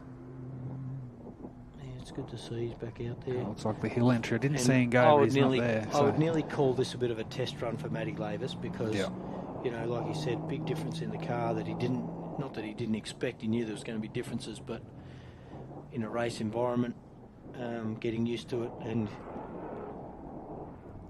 getting back up to the same speed you were with. I just see sounds stupid, more power. Sandy, that the 609 Jeremy Horton, Adam Ryken going at 6 kilometres an hour on our rally stage. So there's obviously provisionally an issue there with the Can-Am. If that was me, I'd be pulled over for Chappie. Yeah. But you're right. Who's this in Ross here now? Newman, I reckon, shouldn't be that far away. That'll be Ross Newman and on our left. Yep. Our Warwick vet. So, as you said, he had that little rollover yesterday. I think he had a little decent rollover by all reports. I think he went over 3 times, but no damage to him apart from the number board on the roof. Yeah. Which I'm going to say is no longer existent there right now. I can't even see a number board on the roof. Something there, but it's not very straight. But Ross Newman, one of our final cars to complete the opening lap. So. And then I reckon you're going to see in about 10 or 15 seconds, you're going to see Chappie pop out of there so too. Our first car. And with any luck, Ross can get out of the way before Chappie comes through. So there you go. So the 609 at Jeremy Horn definitely stopped at around the 83k mark. So obviously an issue there. Devastating, that close to the finish. There he is, folks. So here's Chappie, our race leader. Clayton Chapman, Adam Maguire, 2JZ powered Razorback. Looks like it's absolutely unfaulted. So hopefully we'll get some times here, some section Ross times. Newman's on it. Yeah, Ross Newman, he pushes that little 1000cc Yamaha to its limits, Sandy, and obviously naturally aspirated, hence the 6.6 on the roof. But all eyes on our current race leader as Newman crosses to go through for his second lap here on Sunday. But someone is about to finish their second lap here. In for his 45-minute service break. So forgetting that we've got Richo not far off entering the arena either. So by about this stage last time, Sandy, Richo was coming down. So here we go, our first car, and it's been a clean opening stanza to Section 2 for Chapman and Maguire.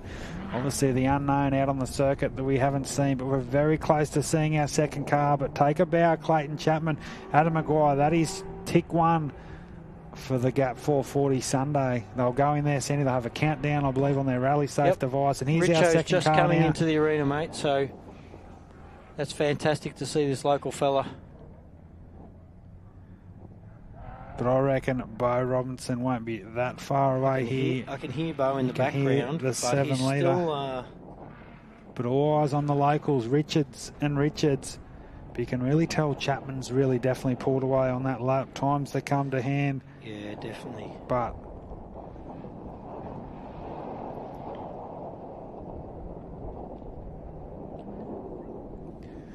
I reckon Robinson won't be that far away as well to our right. But we focus on the Richards, our second car on the road for those watching on at home. This is lap 2 of 4 here today. 45-minute compulsory pit break. Unfortunately, the Hill entry, 10.04, won't be going back out, mate. They've got fuel pressure issues.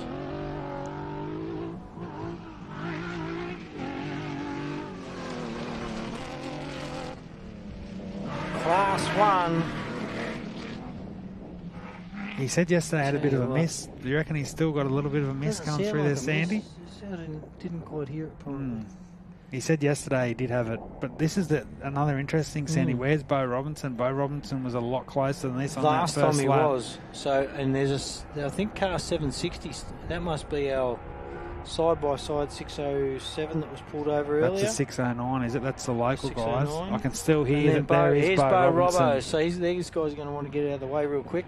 But there you go, Sandy. So obviously, is there it's an a issue? bigger You just gap don't with know. Bo Robbo. He was a lot closer on that opening. Most definitely, mate. And there's the Whedons. No, Sorry, the Gills. Gills, Darren yeah. and Kayleen.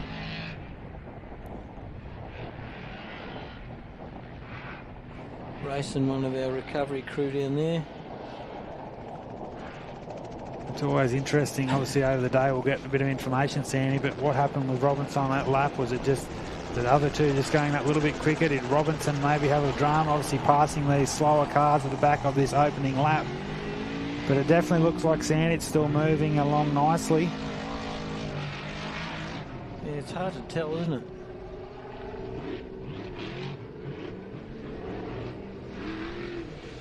Did Bo and Shane have 2 spare tyres on the back of that Mason as they left, Sandy? I did not see, mate. I know. They've run still 1 spare there, but great to see Bo and Shane Hunt still looking clean as ever. In for their half-time break. That little side-by-side's also gone in for a pit entry. So they might be having some dramas as well. The Gill and Gill entry on its way in. Be some hard yards out there. I've done it before in a Class 7 of that calibre myself, so I know it can be a tough race to run in a 4.2 GQ. That was my choice of car this weekend, mate.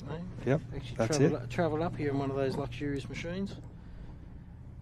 Quite the spectacle. So they look like they're still moving nicely. How was your trip up? Oh, fantastic. Fantastic. Luxury. Fully airconned? Yep. Aircon, heater, grandpa sheepskin seat covers for my broken back.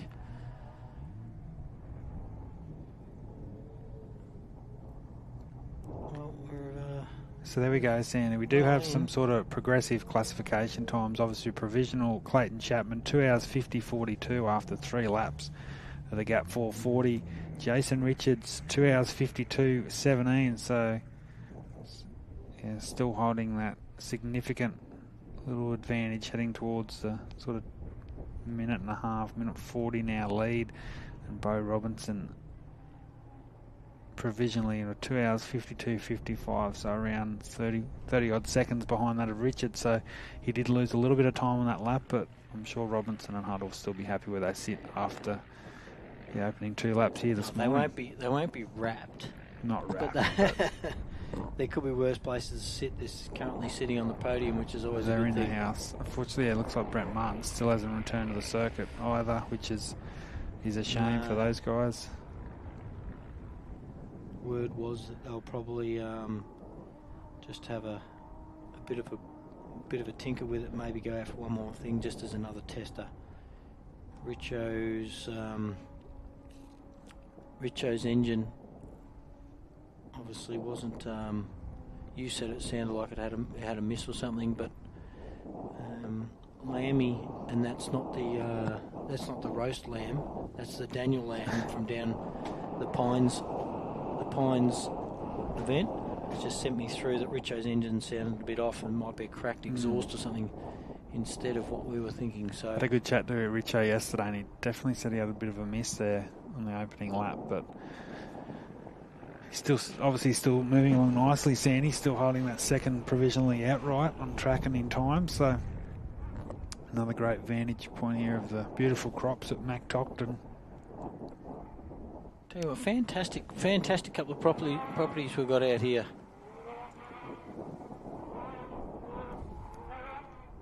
Not that every off-road race doesn't have its own thing, you know, like we're off to Gundy next, which is the famous melon holes.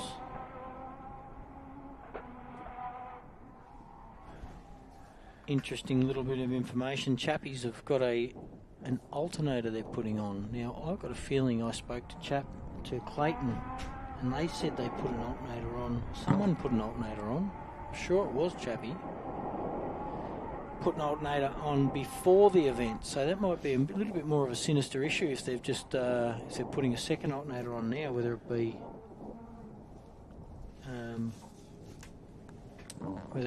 an alternator issue or something else causing an alternator issue. It's interesting.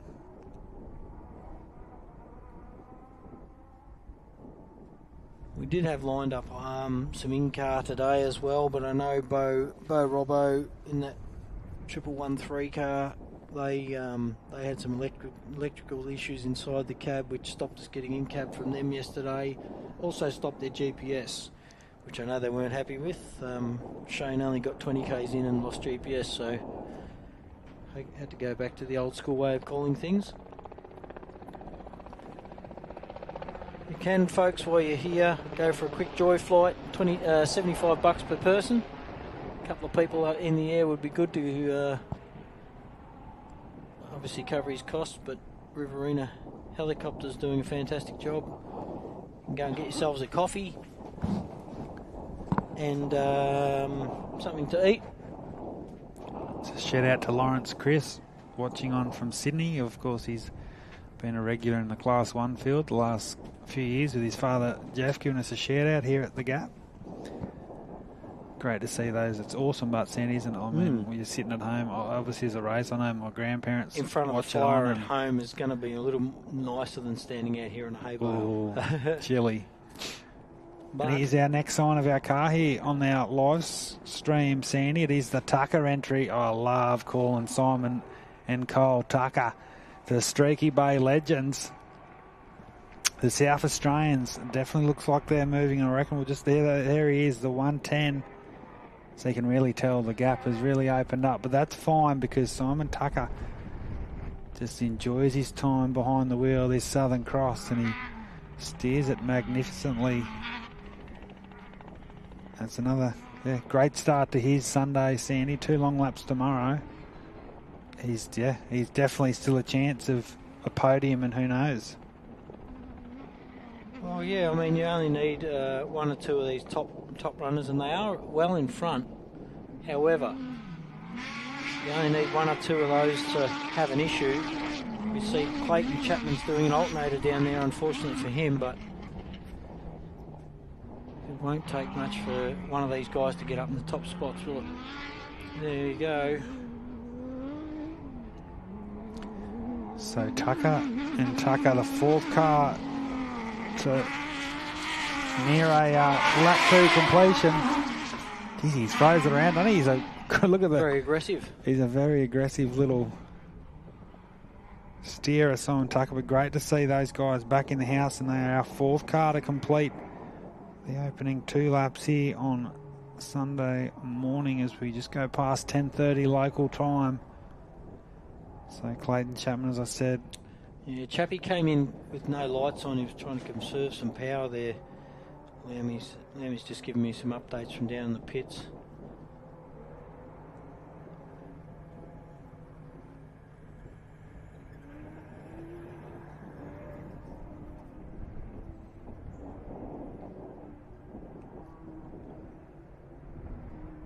I can hear cars everywhere, and that usually means they're not too far off coming in, because well, remember last time we from us a little bit. Sort of saw our first 3 cars, 4 and 5, and then that sort of from 6 to 10 or 12 would happen really quickly. So our first of our class 10s also won't be that far away. There's so much to play out for here. The silverware day, it's trophy day at the Gap 440 for 2024.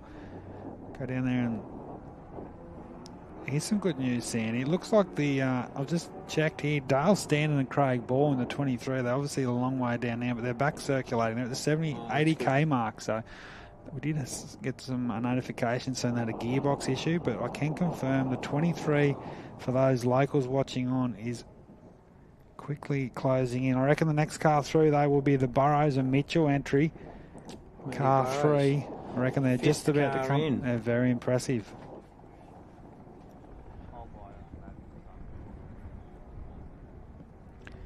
Just a shout out quickly to Amy and Craig Krog watching on from the sunny coast.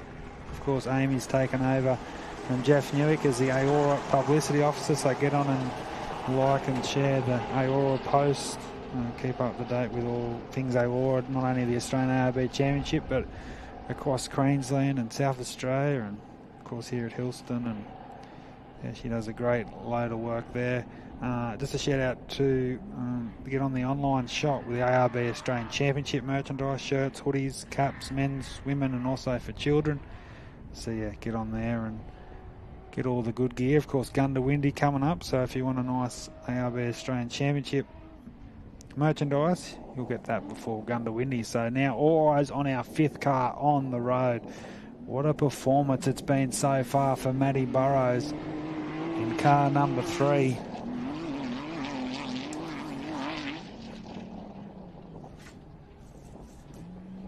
In the Mark MBR Jimco Aussie spec, powered by a Holden 3.5 litre, based around Ballarat, 3rd outright in the 2023 ARB Australian Championship, 7th outright at the ARB Big Desert 480. We get shout up here in the commentary box, but Burrows and Mitchell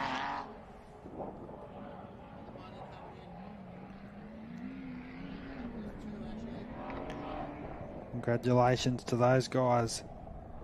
They are 2 laps to the good.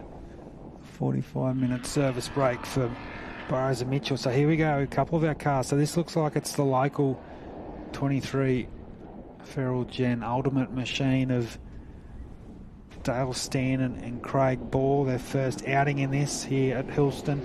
This is only their first lap due to a set of gearbox maybe issue on that opening part of the lap. But there's our 6th car on the road. It's the Sant Racer, the North Queenslanders from Port Douglas. They're going very nicely, our 6th car. James and Lizzie Sant, husband and wife combination. But here's the Chev-powered Feral Gen is the model, the make of that car. So Dale Stanton and Craig Ball head back through, but here's our 6th car through, Sandy, the 1144, the husband and wife crew, and they're doing very nicely. That's good to see them back in the arena. So good signs there for the local Dale Stanton. He did go through there on that, so he's obviously resolved the issue on the track, and they're confident to head back out. And sometimes, as you know, Sandy, like you see a car on the first lap, if they do have like that sort of bigger issue that stopped them from all, they sometimes do come in for that just to get the crew to check over it, and just, but I'm sure if obviously they're confident enough they'll make it around. It still sounds sweet and doing all the right things, so we wish them all the best for their second lap.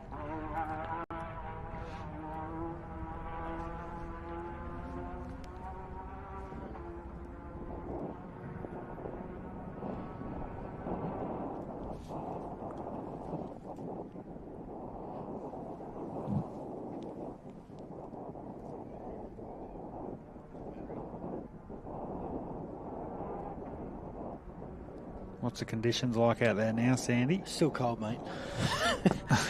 When I say cold, it's not actually that cold out there. The only thing that's making it cold is that breeze, which I'm copping right here in this corner. which is quite good for the dust. So we haven't seen many dust issues, and as you can see just in front of us even, there's still a bit of dampness in that ground. So I would imagine everyone's going to tell us the same thing. Perfect race conditions. So it's pretty cool. I reckon these might be pretty on times here. So obviously Chapman, about a minute, sort of 30, 35 back to Richards. And Richards, Bo Robinson is another 30-odd seconds behind in third. Simon Tucker, we did see that bit of a break gap there. Obviously it was all clear to see Simon and Kyle Tucker in the 110 in fourth position, around 8 or so minutes behind Robertson. And then a bit over 2.5 minutes back to Matty Burrows and Jay Mitchell in fifth.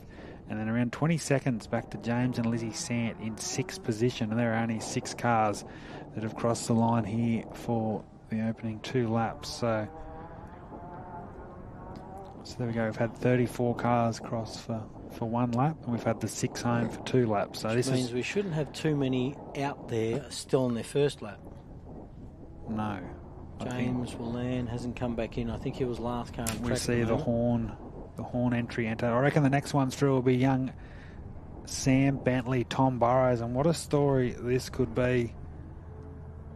Yeah, so Richo's did have a misfire, mate. When it come through, it did. We've got a little spy down in the pits. Daniel Lamb's out there giving us a bit of information, and looks like Richo's is changing plugs and a coil chasing a misfire. So that's unfortunate. Hopefully he can get that sorted, because I tell you what, on a charge, wow. Yeah, it was. He's doing phenomenal. Sam Bentley, talk about a young gun on the charge, 20 years of age. I know Hayden Bentley is out in the field. He's a few cars away here, but how proud must he be, Sandy, of this young fella? He's still new to the sport. He's been around, I think, for 3 or 4 years now, but like still new to the sort of the national scene. And he had a strong, I think it was 13th outright at Rainbow to start the year, and now look, he's in 7th position, Sandy. Missed young Sam Bentley. Not far behind him, which I reckon you'll see in about 3 seconds come over there, is Mr. McGinley. Yes, so the Class 10 battle. Bentley just hit a UCB, what do they call them? No issue, just drove the front wheel over it and kept going. Just tipped it upside down, so that wasn't anything too detrimental to him. But those little moments. I've got to tell you, Griffith a couple of years ago, I drove up onto one and rolled off one.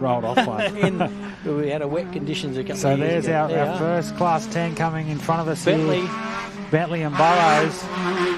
Geez, that's a sharp. Comes off the tongue nice, doesn't it? Bentley and Burrows, 2 of the legends, and we'll see their sons doing them proud. Now Dean McGinley enters over on the far left here. Dean DeMarco. As we know, they have a lot to do with running the event, not just racing in it. This is where it gets hectic, isn't it? We've got cars finishing their second lap. We've got cars starting their third lap. I mean, it's just the evolution of the Sunday at a national event. And obviously with some events used to be like the Parc Ferme, Sandy. Like once you wait for every car to finish, and then which does, I think, make for a lot longer day. But I kind of like it almost. Yeah. Because it gives everybody the same chance to do the same amount of work on their cars at the same time as such. But it does drag the day out sometimes. Dean McGinley. He's one that you don't never want to put the commentary drinks on them, Sandy, but he's another one that's sort of always just thereabouts, isn't he? Just does his thing nicely. And Lammy's just sent me through. Richo's also got a leaking water pump. That's not ideal whatsoever. Issues, no. They're going to put some stop leak or something in it and just see what happens. But when you're sitting in that position, you're going to do anything you possibly can to get back out there. So the class that's really, we've lost a few. Sandy, we've obviously lost, looks like Brendan Hill, Russell Harnett, Stewie Chapman. Class 10's diminished a little bit, hasn't it? James Whalen's an issue, so they've nearly lost half the field. James is still circulating, but very slowly. So he's obviously, like I said, I knew he had an issue. Oh, he's at the 80k mark, so he's only 3 or 4 k's out, but still. Oh, so that's great news for Justin Ryder and Levi Hamilton fans in the Class 6 Can-Am. Your guys aren't not far away, and then, yeah, so James Whalen's not far behind. I reckon it might be the Justin Ryder entry coming through. So that'll be up. He'll be, what's that, they'll put him about 9th out right on the road. Still in top 10. And like we said earlier, that team was phenomenally presented even this morning after a day of racing yesterday. Sandy, look who will be the 10th car, hopefully soon. Bowie and Ella Graham. 10.65. Gee, they push well, don't they? And then there's a... Maybe it's because Ella's so small and she's lightweight. Lightweight. Me in the car might be a different story. We just had a couple of refreshments, so I must say in between that, I'm sorry, Craig Barnett and Megan Barnett are still moving along nicely, so they're around, heading towards that back straight, heading back towards us here on Parkers Road. And also the race engineering truck, Class 11 truck of Hayden and Hannah Bentley. Both sitting around 200 kilometres an hour. So there's a bit of a glimpse of the pit area there, Sandy, on our screen. So Richo's down behind that left, that there's a lot of group of people down that red Pantech on the left-hand side. There's about 20 people. That's Richo's crew, so... You know where the local crews are at an off-road event, don't you? They're having a play fight in there. Hopefully it was a play fight. Yeah. So there you go. So Sam Bentley. So look at that. This obviously provisional. We must confirm that these are provisional times, but it looks like Dean McGinley might have got a bit of an upper hand there on Sam Bentley in outright time. It looks like he's slipped into 7th position, about a sort of 40 seconds in front of Sam Bentley. So yeah, it looks like McGinley might have retaken the Class 10 lead with 2 laps to go, but that horn is still the same horn I can still hear it from here, the 627, but these guys, as you said, looks beautiful, doesn't it? The white and the... His horn's still going off, so I'm presuming that's literally an earthing issue or something in there. That'd be driving you crazy as a driver. Crazy, wouldn't it? It'd be putting you off massively. For 160 kilometres. A bit like Chinese water torture in there, wouldn't it? But these guys are impressive, Sandy. I didn't see them at Rainbow. Obviously, they had a great result there. I think they were around 14th or something there. And second in class, but they're definitely the clear front runner Class 6 crew. I think they're based around Brisbane as well, Sandy, so they made their way down here to Hillston for the first time, and they'll literally be the 9th car to complete 2 laps. Going in to unplug the horn, I would imagine. Put the horn somewhere they probably don't want to see it, but... That looks like James coming in. Yes, definitely not at race speed. He's obviously had a massive issue. These guys have done 2 laps to his one, and like we said, we knew he had an issue early on. Well, before he started today, he definitely had a misfire. Even on start-up this morning, it was a misfire, which they couldn't find the result of, but thought they would go out and see what happened. Also, he made his own underdrive for that auto. He's a machinist out of Dubbo. He's done all the adapter, done the underdrive himself. Very talented engineer. So there you go, Sandy. So Justin Ryder with an overall time of 3 hours, 9 minutes and 52 seconds. So 9th position, around 3 or so minutes behind the pace of Sam Bentley. But yeah, clearly our first of our Class 6s here to finish this 2 laps out of 4 today.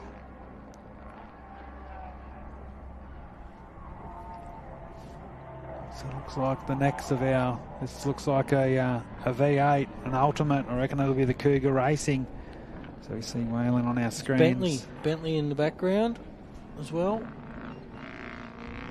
So yeah, it looks like Bentley might have pulled in a bit of ground there on Cougar Racing. They had a good battle there yesterday as well, Sandy. James got his hand in the air. What the hell's going on, you know? So I'm tipping he'll come in and maybe pull the pin. He didn't have a successful year last year, which was his... I think it's only done. I think it's only his 4th or 5th race. He did a couple of New South Wales rounds. And, correct.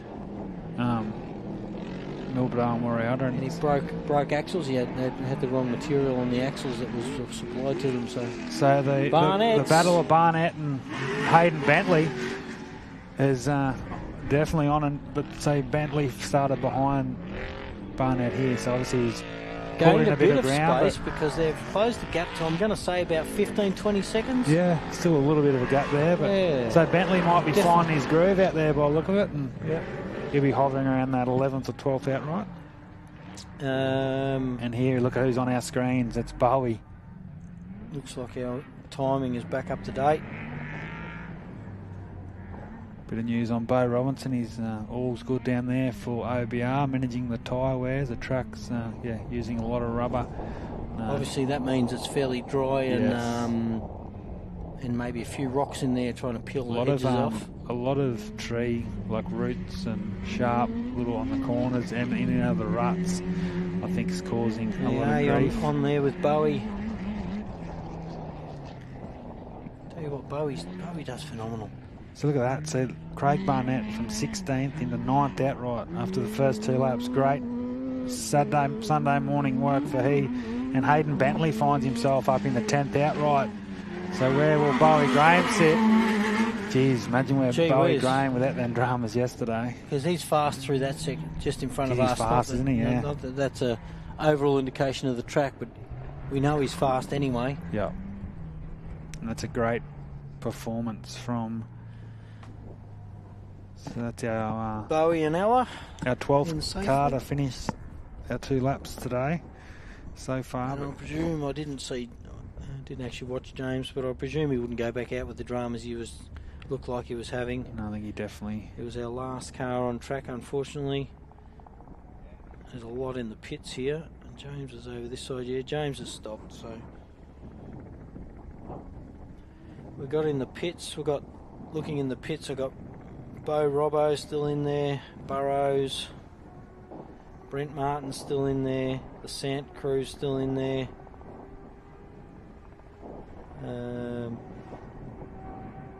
Bentleys.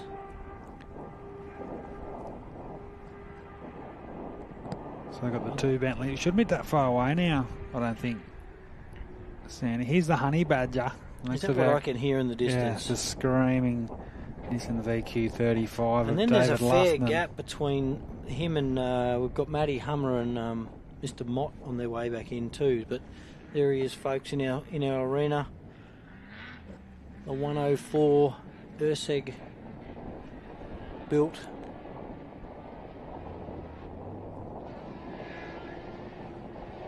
Gee whiz. He's coming in brown too. I didn't know there was that much. There wasn't much water out there. They must just be finding the centre of those puddles. There was a couple of creek beds yesterday, and I know on the pre-run on Friday that was had a little bit of water left in them, but there wasn't very much. And I'm going to say a maximum of 10 to 12 puddles out there, you know. So they've obviously found every one of them. So here's our 13th vehicle to complete the second lap here on Sunday. David Lufton and Jake Stevenson in the 104. They'll be our third of our Class 1. So it's a hotly contested class, isn't it now, the Class 1 field. And when you've got a car coming second outright in your class, you know you got your work ahead of you. But great stuff there from Lufton and So our Stevenson. top 10, what are they? Obviously Chappie. So it's definitely Chapman, Richards, Bo Robinson. So those top 3 are really defined with the lead. So there's still around... and then there was a bit of a gap to Tucker. There is, yep. Tucker's probably about 8 or so minutes off the speed of Robinson. Burrows, James Sant, Dean McGinley, Sam Bentley, Steve... Look at that, Bowie Graham. Bowie, 9th. Into 9th outright. Phenomenal. In front of Barnett, Bentley... Justin Ryder. And then David Lufton in 13th. So 9th. So where did we say he started? Was it 22nd this morning? Yeah, 22nd on the... That's 13 places in 2 laps, so... That's in times, yeah. So. You know, a couple of good laps now if one or two of the top runners or in front of him have an issue. So Bowie Graham is literally 3 minutes off 5th position, off young Matty Burrows, so... That's where he finished here last year, so that's definitely... With a problem yesterday, so... If we can try and get some lap times here for the locals, Bowie and Steve Graham. So look at that, they go 59. Their first lap was a 59.21 for... Yeah, that's pretty good. Bowie Graham. So coming into the arena any second now will be the Campbell entry. Father, son, Greg, who's been around the game a long time, has a lot to do with side-by-sides now. There they are. Then looks like there's a big gap back, doesn't there? Matty Hummer, Darren Mott's there, Darren Frankling, Jackson Evans is still on the charge, Johnny Smith, the patroller Schumark, Brendan Forsman, Chris Land. Campbell boys look like they're doing reasonably well. Unfortunately, it looks like Eden and Simon are at 0 kilometres. And facing backwards, so I'm tipping they're at a pickup point as well. Jason Keane also in that single-seater. Oh, that green single-seater, yeah. He stopped around the 40k mark on his second lap, which is unfortunate. Carl Power.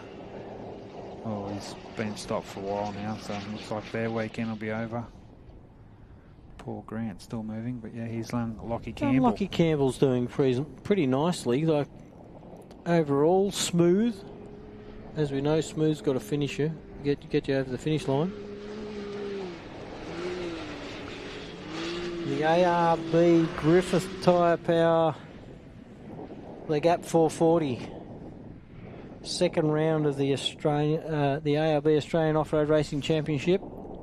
Next round in about 4 weeks up at Gundy on the Queensland border.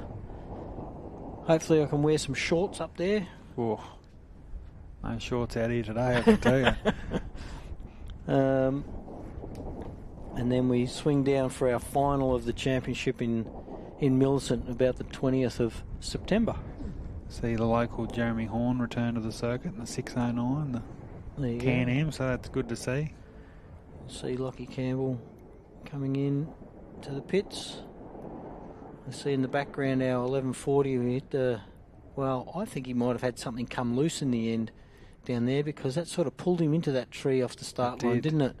And there was no real damage, only a little nip off the tree, but it seemed very unusual. So bit of a shame. Yeah. Because they were going nicely, weren't they? They had a great start to their weekend, and unfortunately for Hendrick, it won't do the confidence much good, but hey, that's what it's... We all know sort of the risks and what can happen. But yeah, when something breaks like that, it's a bit of a shame.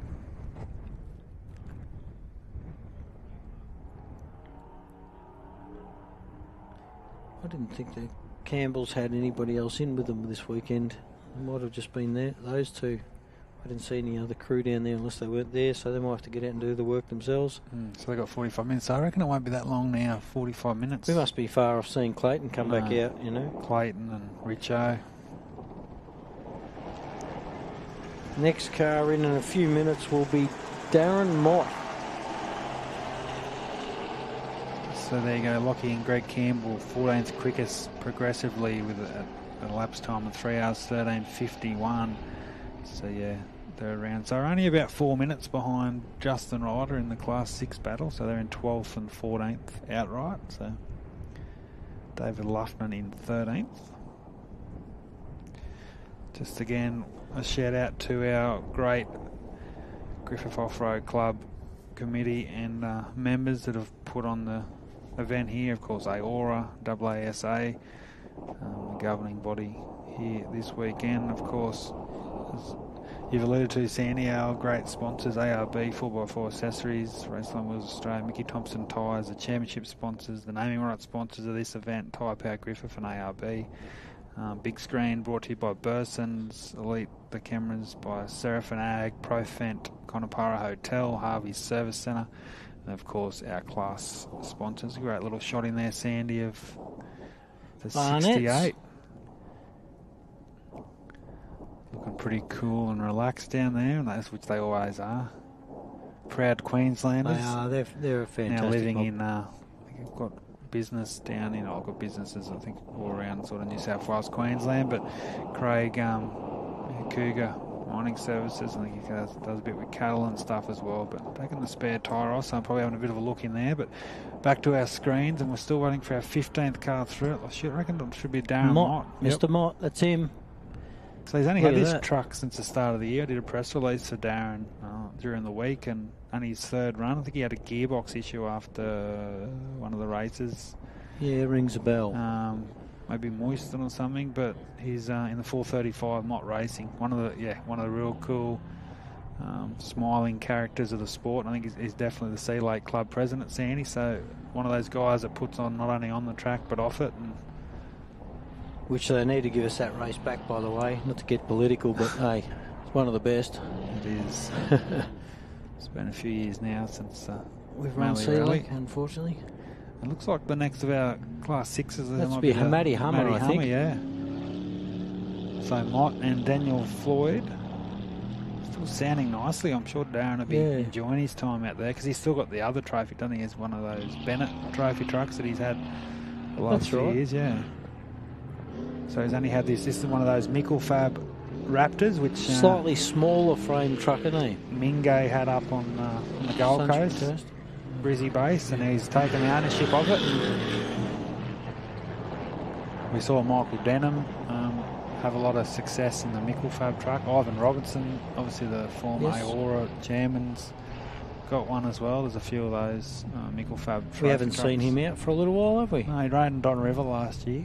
Finished in the top 10. Right. But yeah, he's busy with work and a few other things. With the 633, this is our third of our Class 6s. Matty Hummer. He loves it too, doesn't he? Yeah. I haven't met Matty, but I think I follow him on socials. Yeah, he's another one based out of around Victoria. Victoria, Melbourne. Southeast Victoria. So he'll be happy with that. 2 laps to go. Obviously, he won his class here last year. He's still got a bit of work to do there, but still two long laps for these competitors, isn't it? You sort of most definitely. It's not. You know, the track right now is obviously fairly dry. I'm tipping all the waters out of all of those, a handful of puddles that was left out there, but they're still now going to be contending with. In some of the corners that have dug out, there'll be tree roots, there'll be rocks. Even on the pre-one, there was a handful of big rocks in some of those creek bed areas and in amongst the trees. So they'll still be even more so prominent now. So just a quick update. Darren Mott goes into 15th, progressively fastest on our times. 3 hours 16:53, and Matty Hummer 3 hours 18:19, so 15th and 16th. So that's our 16th cars home. So we had 35 cross for their first lap, and we've so far had 16 home for the completion of 2 laps. So as I said, I reckon we'll be under 4, 5, 6 minutes should be till. Let's see on the trailer here the 10:04 Brendan Hill. So it looks like there. That's not ideal. You said engine issues, yeah. We're still probably 10 k's off finishing for Jackson Evans and Mr. Franklin, which I'm tipping Jacko's faster than the Franklin's thing by a bit, and it looks like they're neck and neck out there at the moment, so one might be chewing the other one's dust. With my little update just then, it looks like Jacko's got round the Franklin, so that might be our next car in the King Chrome thing in about, I'm going to say 5 or 6 minutes maybe. And then the Doc, still motoring around. Who else have we got out there? Heath Whedon's still moving. Car 1013, which is that green Keen entry. That was still moving before. That was at 0 kilometres, sorry. Looks like the Tuckers are working peacefully, you could say, on their car here, Sandy, on our Burson big screen. Powers at 0 kilometres an hour. Looks like James Whalen's out of his car with helmet off, which is never a good sign when you're still...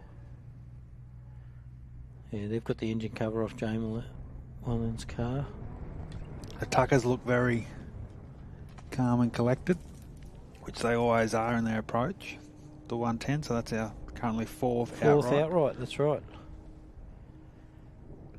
1013, Keynes stationary. 202, the Forceman entry. 0 kilometres an hour.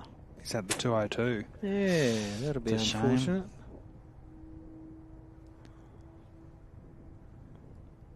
Here we go. So our first signs. Here we go, Sandy, Clayton, Chapman, Adam Maguire, the 15 Razorback. For those watching on at home, we're about to get our third lap underway, which only means the next time these guys hopefully get out of the car, it is to celebrate. One of these cars will be our new ARB Tyrepower Griffith, the Gap 440 champion. Still 166 kilometres to go. That's not like it's a 20k sprint to the finish, is it? We've got 2 hours yet, don't we? 2 hours of non-stop action. We'll be closely watching these guys. We wish them all the best.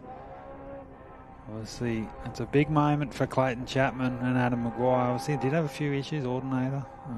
We did hear they changed. They just changed an alternator just now, so hopefully they came in. They were obviously conserving power, because I know Griffith, a few years back, I actually cut a wire to the alternator, and we couldn't turn wipers on, we couldn't turn headlights on, anything. We turned the comms off, the whole lot, just to get across the finish line. So you can do it.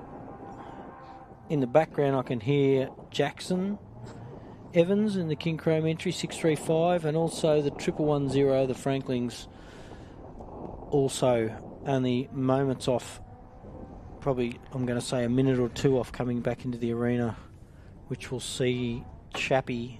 I reckon Chappie will be well on his way before then. So you've got to remember, Jackson Evans started today out of 39th in the standings, 39th outright. And that means he'll be about 12th? No, I think he'll be a bit further down than that, but he'll be around that 15th, 16th. So Matty Hummer come home in 16th, so around that sort of 17th, 18th, but still that's 20.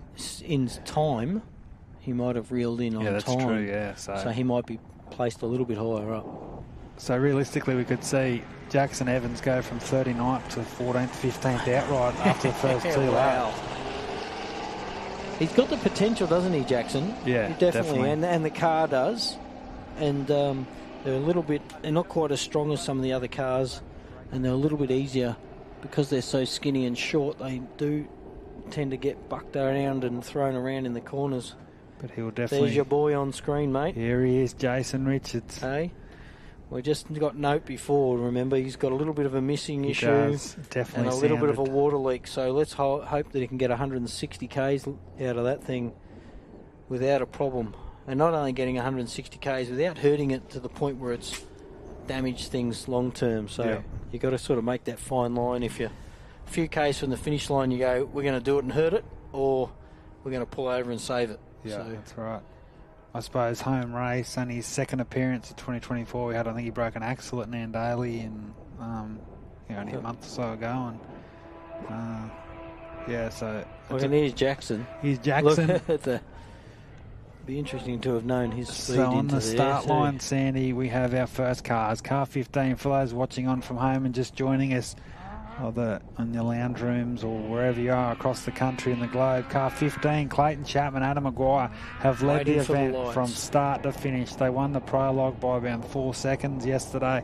They won the opening lap by a minute 11. They now hold about a minute 40, minute 45 lead provisionally in the outright from Richo. Classifications from Richo and Bo Robinson, who we'll see shortly. But all eyes on the 15. He's got 166 kilometres ahead of him.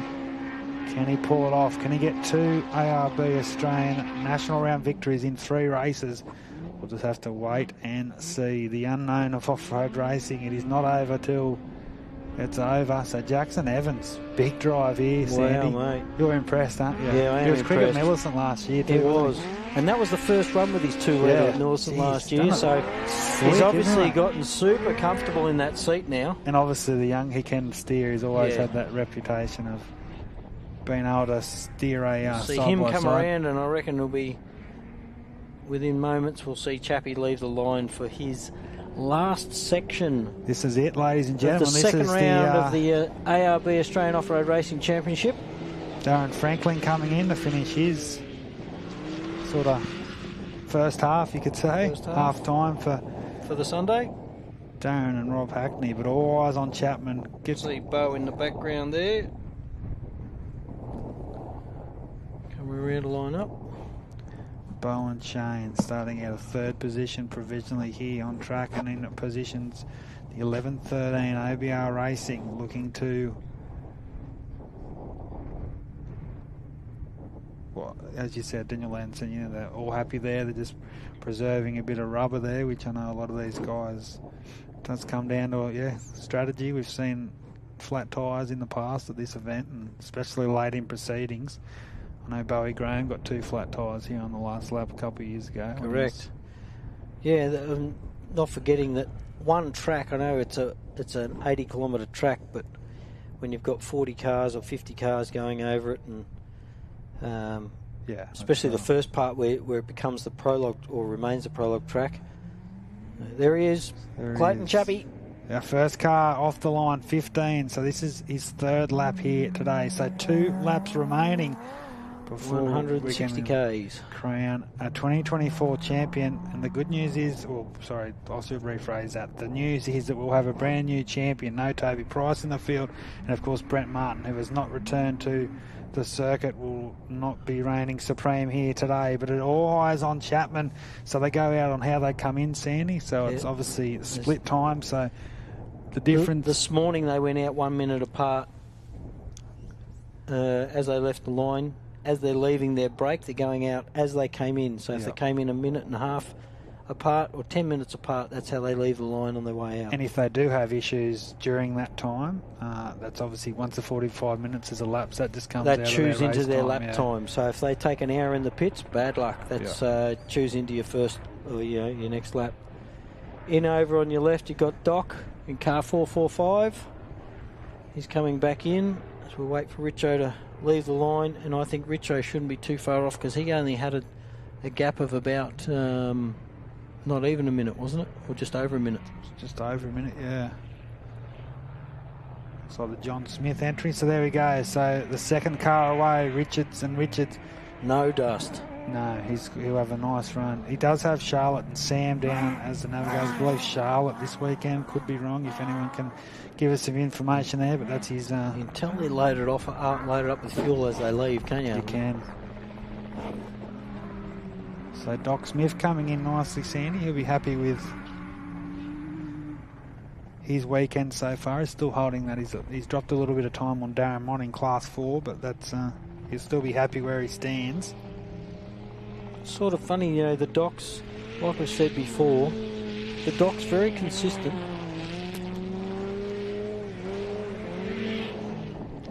So now on the line, so as we alluded to, Sandy, our first 3 cars have really come into their own here on Sunday morning as we just go past 10 past 11 local time. So there's the trophy truck of Smith finishing second lap, but all eyes on the line. Robertson and Hutt, what a season it's been for those guys. They took the win at the ARB Big Desert 480 in March. They had a 5th at another event at Pooncarie, a big win at the Think Desert race, their biggest moment. And then what a relief that was for the crew. Shout out to Drew and Jake and all I know Brent's here on the track this weekend. They've got such a great team behind them, and they've based their life around the sport of off-road racing. And Robinson and Hart, 2 great mates. They've been together for a long time in the cab.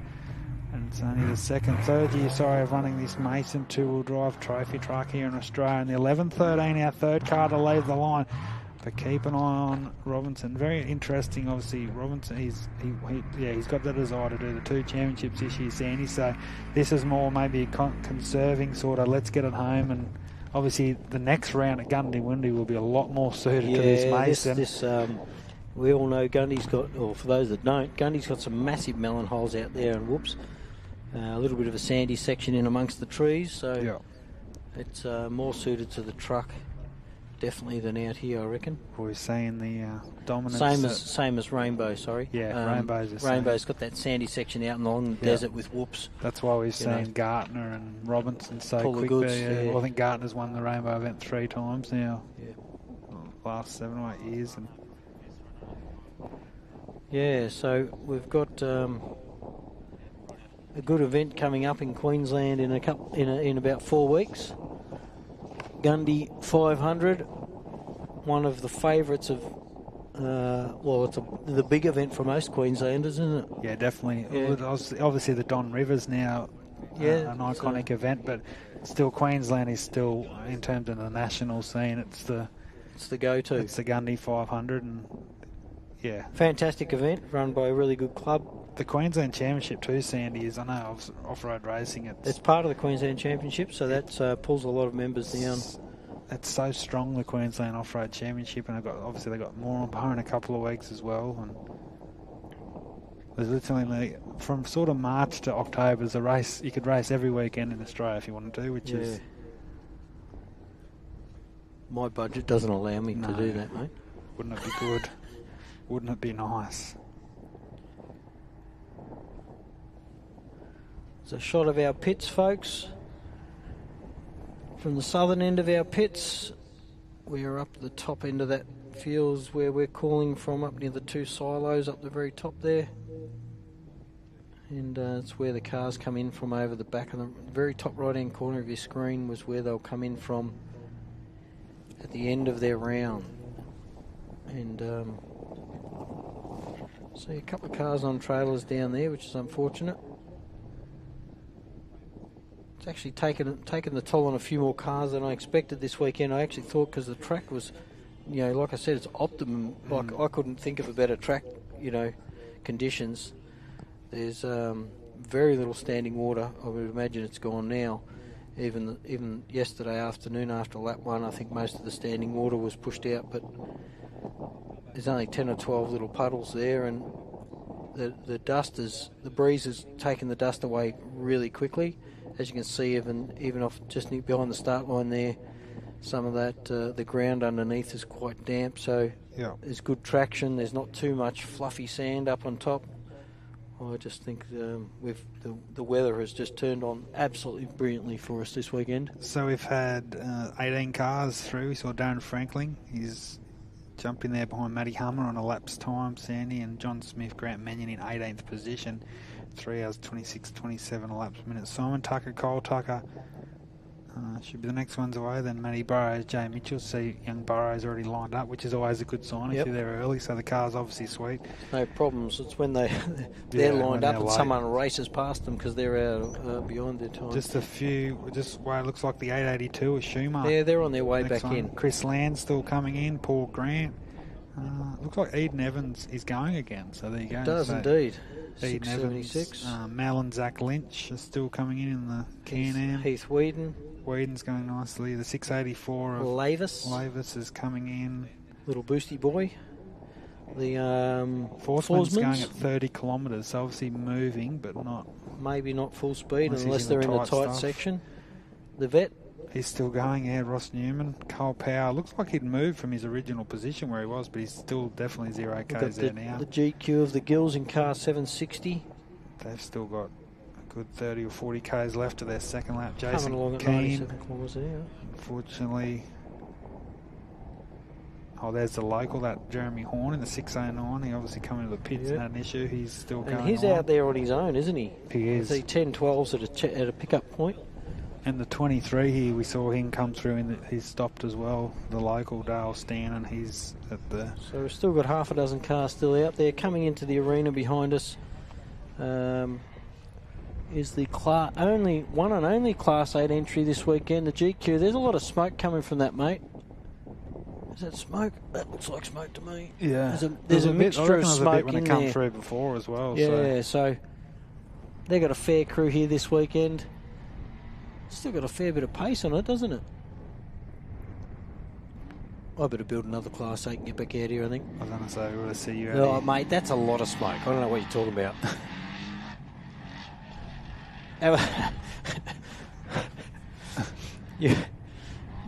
You watch it. You watch the amount of smoke. Hopefully it's not. Hopefully it gets them home, because there's nothing worse. I mean, it's fair enough. We all know what racing's like. It can be brutal, and you can break stuff, but hurting big ticket items always hurts. It does. That's pouring out. And if he's coming in, I'd like his crew to make sure they're ready for oil on exhausts or something there. They've got something going on with that thing. The 882 entry in for the end of its second lap. Be good if the 882 crew could be down there ready for potential oil on exhausts, etc., etc. You smell it as it comes past. Yeah, it comes waft through the timing through our. So that is our So Jackson Evans goes in a 19th quickest. We saw him come through before Sandy, and then so that'll be the 20th car, Guy Schumacher. So here we go, the Tucker.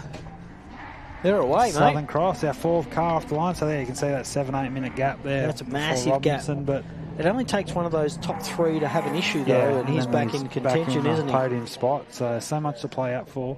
But this is going to be another great little battle. I tell you what, though, the Class 1 battle's on here. Look at what's in the top five. No, three Class 1s. That's crazy. Crazy. Absolutely insane. But a lot of the talk is, obviously, as you said, didn't go around it this year. The last 2 years I've been around on the recon. But yeah, that sort of is that sort of Class 1, Class 10 track in some ways. That's only because you were travelling since midnight. Yeah, I know. On Thursday night to get here. It was quite the journey. But we made it. So on the line now, Matty Burrows. Love what he's about. 5th position. Is this his weekend? Who knows? So far to go. Like, we look at it now and go, geez, it's nearly heading towards lunchtime, but still 2 long laps to go. Still 160 Ks. That's 2 hours for this fella before he sees the finish line. Obviously, the old boy is here this weekend. Not sure why Mark's not entered this weekend. Do you have it up to him? Not sure. I think they just want the. I think they successfully completed, or both successfully completed Fink a month ago. I think he's got his eyes on Gundawindi. A few things he had pulled apart, he said, and tidied up. Still, obviously, a new car. And it's remembering that sometimes with these cars, they're not just an off-the-shelf item, are they? Sometimes you've got to wait for arms to be built in the States, or... And it's like everything, a lot of parts are getting, as you know, harder and harder to get. Yeah. So if they bust an arm, for example, a front arm, it could take them 6 weeks to actually get that arm here before they even get it in the car. If they have an engine, a lot of these guys are very specific on who builds their engines. I know I've had the same engine builder for 25 years, so I won't let anyone touch my engines, and I don't know what I'm going to do when he retires. Yeah. But, if you do have a problem, it doesn't always get fixed within 4 weeks. So as we still wait for our 5th car to leave the line, won't be then too far away from... Oh, yeah, I know, but the Lands are on their way in. They're getting close. It's a good story. Travelling at 85, 90k an hour at the minute on my last refresh, so...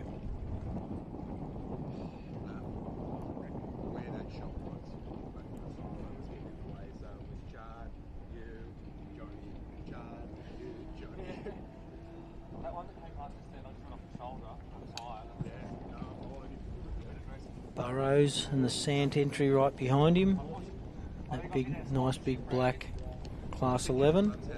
Just coming in over on the distance is the Land entry. So they'll be around 21st position, Sandy, which is, it's great.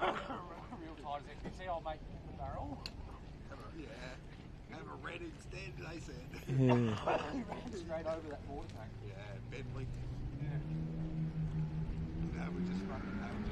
They are.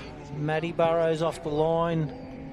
His last section for the weekend here at round 2 of the Australian Offroad Racing Championship, backed heavily by ARB, Mickey Thompson Tyres and Raceline Wheels.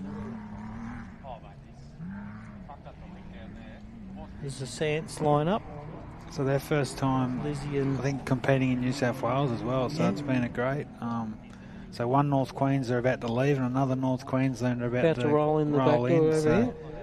One of the veterans, the stalwarts of the ARB Australian Championship, Chris Land, and his partner Tanya Gaudry coming in nicely. And yeah, loving his time in the Jimco. I'm sure it's a lot better ride than the little Yamaha that he's had here before. He seemed quite happy this morning, Mr. Land. Saw him in the back of the trailer getting ready. Not sure what the gap was between Matty and the There's a couple of minutes, yeah. I think they've got a couple of minutes to make up. There we go. So the Sants, the husband and wife combination out there from beautiful Port Douglas. It's a fair haul. So he's currently, second in Class 11, so behind Bo Robinson, Shane Hart. So that's our 6th car away, and then we obviously had that bit further gap back down there to our next competitor, who will be, I think it's Sam Bentley, will be thereabouts. Dean McGinley, Steve Graham. Crazy that there, Steve Graham. Wow, what a performance that was today. Try and get some. We're still not far off seeing 405. Car 405, the Grants coming in. They're still motoring around. Eden Evans is still motoring around. 676, the Lynch and Lynch crew. Heath and Michelle Whedon in 701. 684, Maddie Lavis. Still all motoring around quite nicely. Matty Lavis is at about the... he's still got about 18 or so kilometres to go to the finish line of his first section. Then the 202 entry of the Forsman still motoring around. 6681, which is, of course... There's no one around him, is there? Mr. Newman. Mr. Newman's well out in the open. No one behind him. Ross is just having a cruisy Sunday. Yeah, and then you've morning. got 760, which is the patrol of the Gills. It says Jason Keen's moving again, only at 15 kilometres, but unless he's just Powers out, as we know. 10:13. Keen. Oh, yeah, he's moving slowly. Is this the Oz? Sounds like Oz truck. Oh no, it's yeah, it is the Oz truck. The Grant and Grants. And then it should be Eden Evans. Eden. Shouldn't be too far away either. So we have a few cars coming in here, Sandy, and then Heath Whedon, of course, Mel and Zach Lynch. So 3 or 4 cars in a hurry here, I'd say. So they've still got their 45-minute service break, and then they'll return for...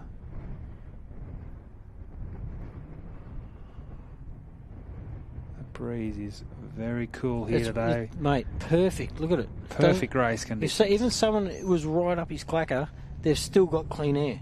You know what I mean? Yeah. And it's not 80k an hour winds. It's sort of a 15 or 20k an hour perfect breeze. So it's absolute perfect weather for racing. There's Eden in the background. She's in for the end of her. Is she on her second lap or first? She's done a second. Yeah. Second lap. She stopped a couple of times out there, but she's still. Yeah, that's right. Simon came past and looked like he was just along for the ride, didn't he? Yeah, that's right. Yeah. Then because the Class 8 member was in between, and then there was a yes. He was in the sandwich, King Chrome sandwich. So that will be our 22nd car through, the 405, and then young Sam Bentley now to the grid, 7th car away.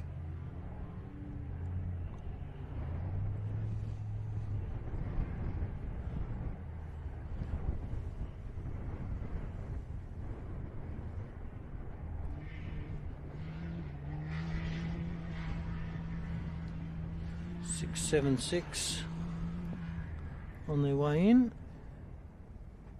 That's Bentley on the line. Young Bentley, yeah. Yeah. So Bentley. We do have a car on its lid over here on our far left.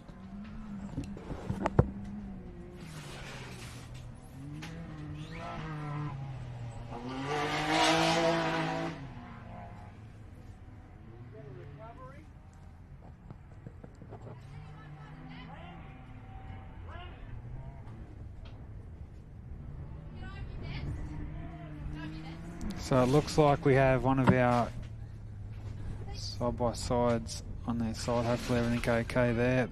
See one out.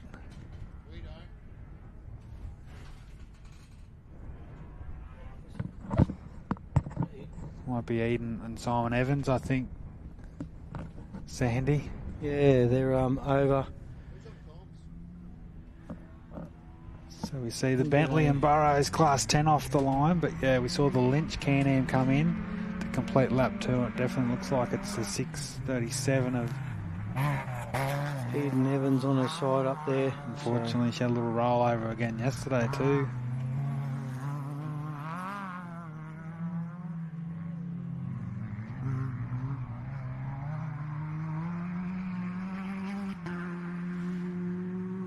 Recovery car getting organised to come out there. So he's Heath and Michelle Whedon, the first of our Class 7s. I presume they're okay because Heath's driven around. They've obviously got the thumb. I see Simon's out of the car as well, so never ideal, but if they can... gee, Heath's on gas today, isn't he? Sounding good, isn't it? Sounding good. Hopefully he has a good run because, like I said, he's been absolutely plagued with engine dramas for a couple of years now. I don't know why. I kept telling him I should be building his engines. Yeah. You've planted the seed.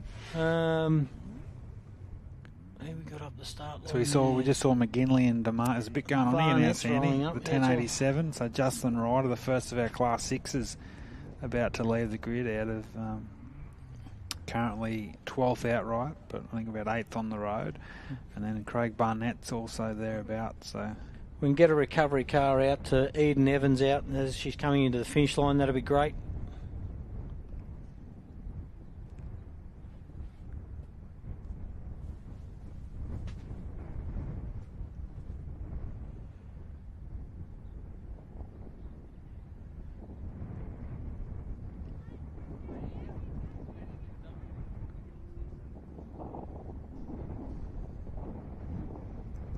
she was doing some nice things out there too. Yeah, she was Sandy. coming back. She had some good pace. had a bloody rollover yesterday. What's with that?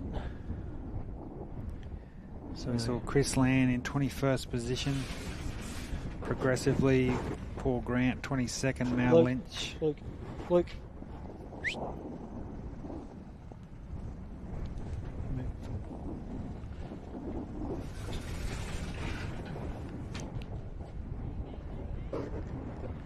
That's right, someone's on their way out there now.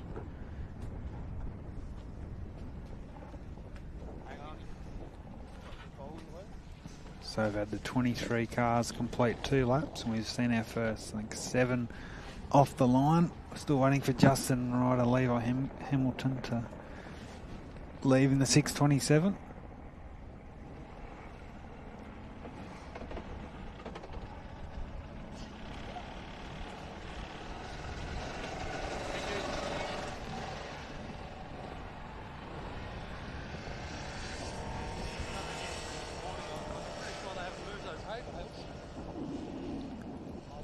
So impressive here, Sandy. Our 8th car off the line to commence their final 2 laps. Justin Ryder, the Queenslander, Stephen Tees and Levi Hamilton down as the navigators. 8th out, riding around 12th progressively on times. And is that the Yamaha of Matty Lavis coming in? Yeah, it looks like it, doesn't it?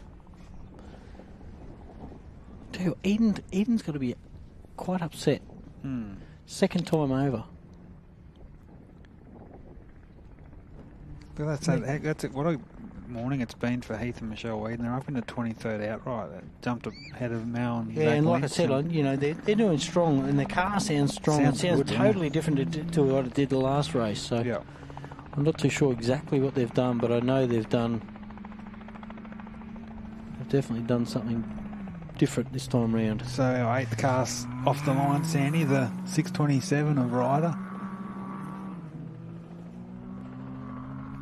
Matty Lavis into the arena, literally a couple of 100 metres from the finish line. He's a bit down the pack, Sandy. He looks fast. A little Yeah, Yamaha. he does. Yeah, but as you said, it's like a learning Bit of a weekend new- for him, yeah. Same car, different power, which means different characteristics out of the car.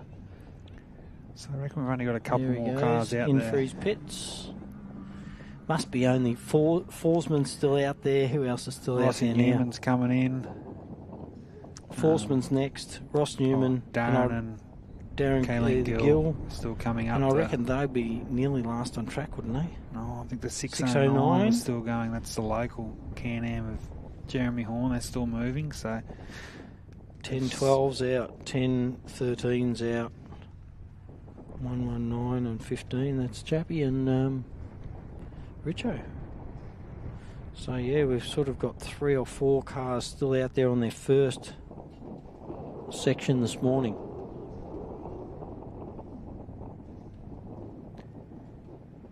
Nice little recovery. We missed that on the screen, but just popping Eden back onto her wheels for the second time this weekend. Eden. So Luckily, it wasn't a big one. It was. It's actually just looked like it hooked up and flipped. Yep. as they do. They're kind of top heavy, those things, though, aren't they? And a lot of the time you could, obviously there's no real damage, you could get back in and bring it home. Looks like they're getting the helmets back on, which is good news, Yeah. Sandy. And but Clayton Chapman, we must say, he's just hit the sort of the apex at Rocky Creek there, and he's heading back to sort of the southern part of the complex. He's at around the 211 kilometre mark, which what's that, around 60, so he's around 35 k's into his third lap. It's penultimate lap here this weekend. Jason Richards, Bo Robinson still tracking along nicely. So our first three cars are still definitely on cue. Simon Tucker, confirmed. Matty Burrows is still moving. Their gaps haven't really opened up either, have they? No. Like, they look like still a reasonably Yeah, solid positions of what they started this morning with. yeah, definitely. So I'm just going to have a quick little break, Sandy, and I'll be right back. No worries, mate. Enjoy. Eden's back on her wheels over on our left. We're just seeing the Bentley entry on their way. Their second section, rear panels removed. A lot of people do that to keep the weight off if there's mud. It's not really muddy out here this year. There's very, very little water out and about.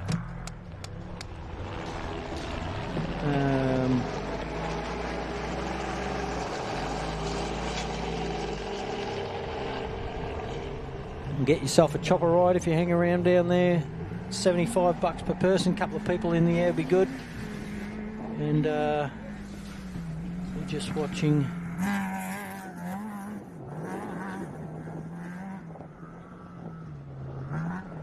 Bowie and Ella off the start line. Tell you what, they've been doing some impressive things today with their speeds. You can see Eden with her father Simon in the passenger seat, getting strapped back in, ready to go. They are literally 300 metres from the finish line, and she's hooked up on probably the last hairpin coming into the finish line, and unfortunately later on side, no damage.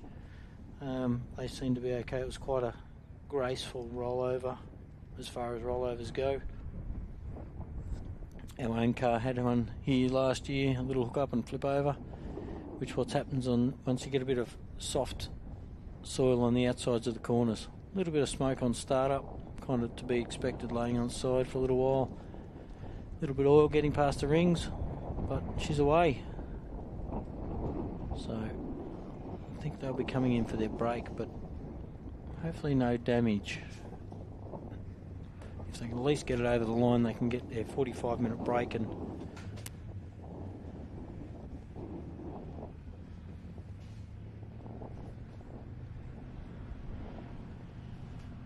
Eden and Simon Evans.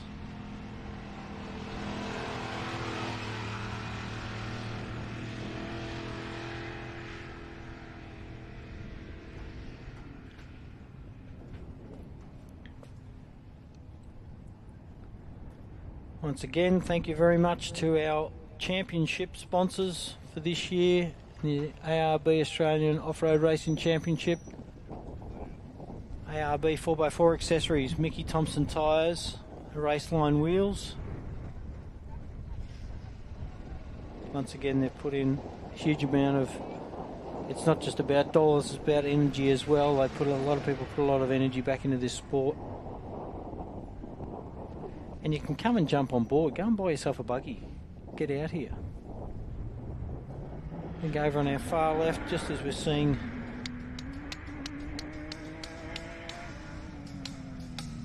the 104 entry leave the line, the Honey Badger.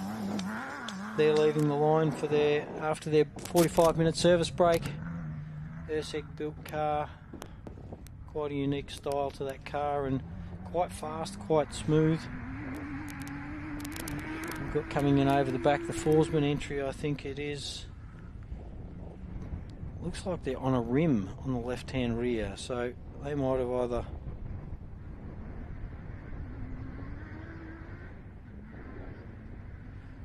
either destroyed one or maybe two tyres. one or two times. I just fell over the chair. They've destroyed a tyre, and if they've destroyed the tyre just a couple of k's out, they might have just gone, you know what, it's easier for us to just battle it in rather than getting out of the car, because it takes a bit to get out of the car and get strapped back in. Might be easier just to battle it way back in and get to the finish line. The crew can do the work and they can have a rest. I get that. When I can't even stand up without tripping over a chair, changing a tyre and then doing all that, getting back in the car and getting to the finish line could waste them.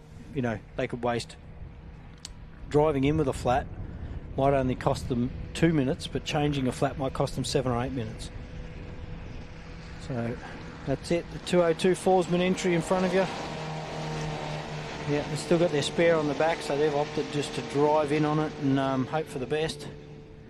Either that, or it could even be something as simple as the jacks falling off out there. That's also happened to us out at a small race out in the Day-Nighter over in South Australia last year.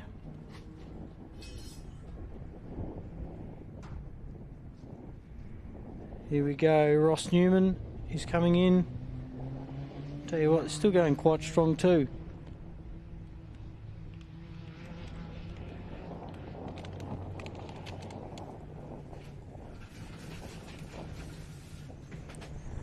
Watch out for that chair, Toby. Toby's just entering back into the stead.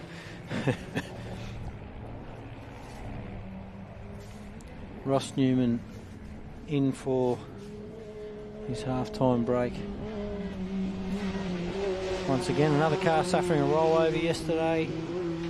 No damage apart from the roof number and a little bit of his pride.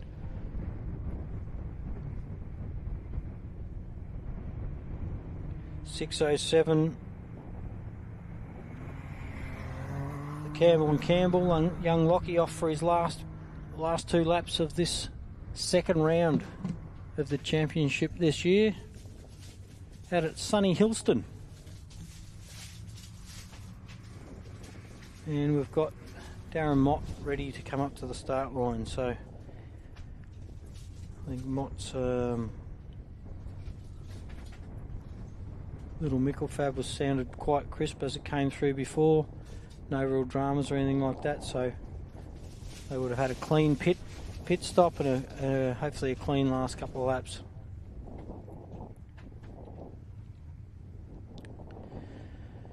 James Wallan, who we saw, just sent me a message. They're out. They've done something with injector number 3, so that might have been their miss this morning when they first started up. 7 o'clock this morning they started to warm up the car and had a little bit of a miss, but something's going on with injector number 3, he says, which is unfortunate. It's one of my favourite little built truggies out here. It's a class 10 with a K24, a 4L60 auto trans in it, and a Pajero diff out the back, built in Dubbo by James at JMW Engineering.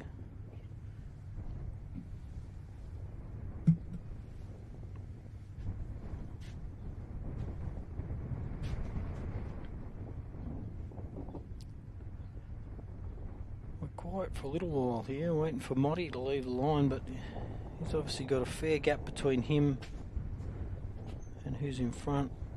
And we've probably got about, I'm going to say 7 or 8, maybe even 9 minutes before we see the Gills Patrol come in. So they're at around about the, let's say around about the 40-50k marker on this lap. And then car 609 still motoring around the horns, sitting at about 90 kilometres an hour currently.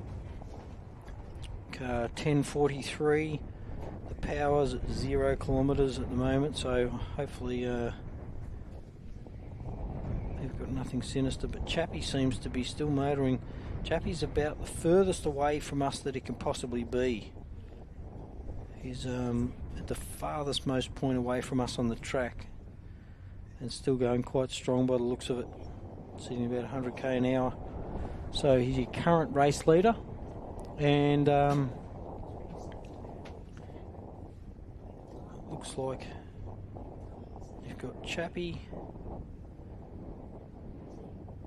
and a fair gap between him and Richo. Richo's still moving. So is Bo Robbo and Shane Hutt. Matty Burrows still moving. I'm not too sure if I'm seeing that correctly in front of me, but Tucker and Bo Robbo are next to each other, whether I'm just waiting for a little update on my rally safe or not, but we've still got some fairly strong contention here, and it won't take much for one of those front three that we know have got a fair gap between third and fourth.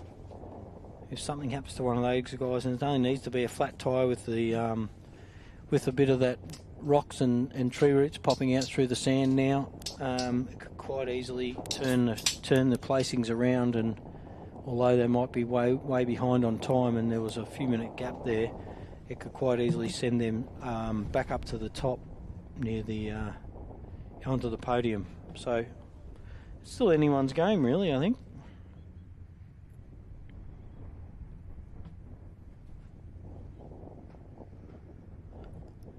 Mr. Mott down the start line. I think Matty Hummer next to him, and I don't know. I think they came in fairly close together, so they might be starting off the line. Remembering when they're starting off the line on their last set of laps after their break. There he goes, Motty. They start off, and as they came in, not on any corrected time. So in the mornings we'll start off a minute apart on corrected time from the previous day, and then overall race time we calculated at the end. About 4 minutes, 3 and 4 minutes I suppose, or even 2 minutes off seeing the Gill Patrol comes in as you see Matty Hummer leave the start line.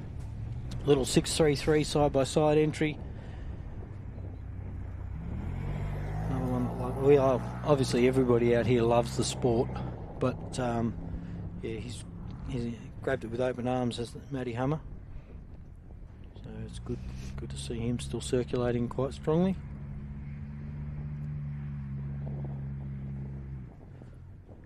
Presuming that Eden came into the arena quite strongly for her rollover, but then just idled past us. So maybe they figured they'll limp back to the pits and hopefully just a quick check over and back out for their final 2 laps.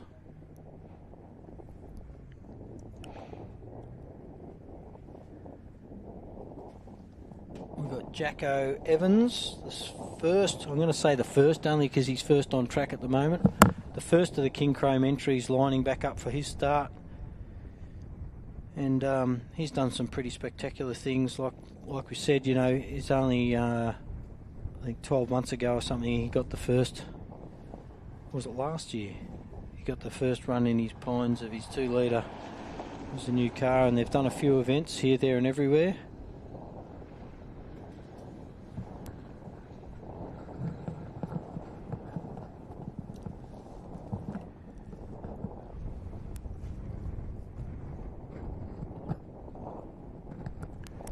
Thanks, Andy. We're back here, as you said, not too far away from seeing the Gill Patrol coming through. Yeah, they'll be getting close. They're just about to top Parker's Road, I reckon, head for the home straight for their second lap. Then the local Classics Can-Am of Jeremy Horn. Adam Ryken also not too far away. They have around 10 or so, sort of 7 or 8 Ks remaining on their second lap. Obviously an issue there early. But all eyes on our race leaders. Where are they? Still moving at the other along end of the very nicely. circuit, mate. Chappie was just a couple of minutes ago. They are. Mr. Gill's back into the arena, which is good to see. Still looks quite clean, this car. It doesn't look like it's even been through a puddle, does it? No, it's looking very... I noticed that this morning, actually. It was about the only one I didn't see with any sort of signs of puddles or so forth. But Chapman and Maguire, so they're at the sort of 230 kilometre mark, which is nearly 60, They've still got 65. a lap and a bit to go, so they've probably got about 100 and sort of lapping 10, 20 kilometres to go. Lapping a third sort of thing. 100, 110 k's to go. A little ways to go, but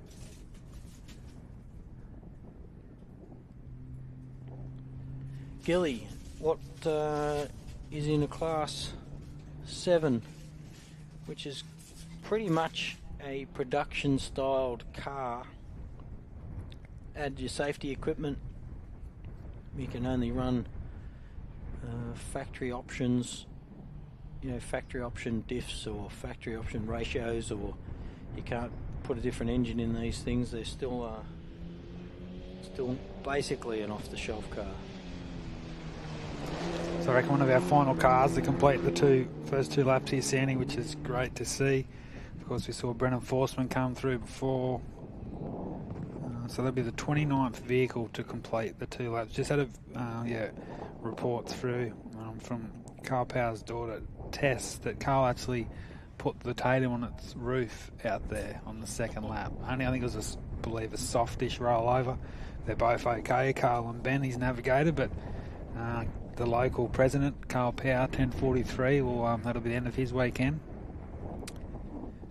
So looks like Jackson Evans, as we said, started out, he was 39th outright at the end of day one. I think so, around 37th off the grid. And he finds himself, after the 2 laps this morning, up into 21st position. So around 17, 18 positions he's made up in the opening 2 laps. So a lot of work to do if he wants to get to that top spot in class. He's got Justin Ryder to catch, but you never know with Jackson Evans, Samuel Raper.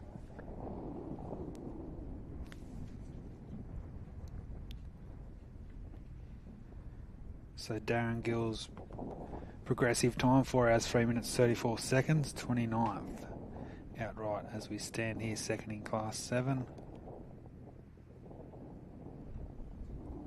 Obviously just a few we've lost. Carl Power, Jason Keane, of course. Brent Martin hasn't returned to the circuit, so weekend over for those guys. Brendan Hills on the trailer. Jeremy Horn, we should be not too far away from seeing him coming through.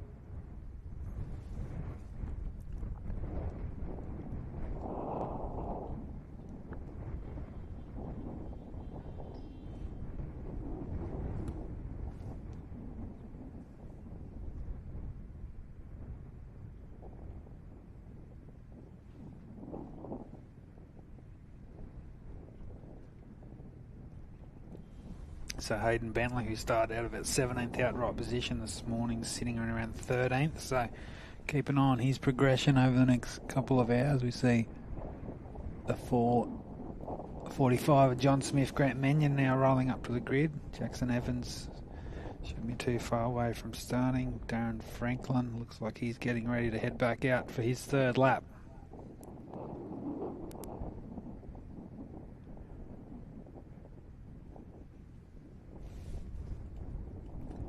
Dale Standen, of course, James Whalen, Sandy alluded to, is out of competition as well. So great to see Brendan Forsman, Manny Lavis, Mal Lynch, Eden Evans got across the line, so they're in their service break with Ross Newman.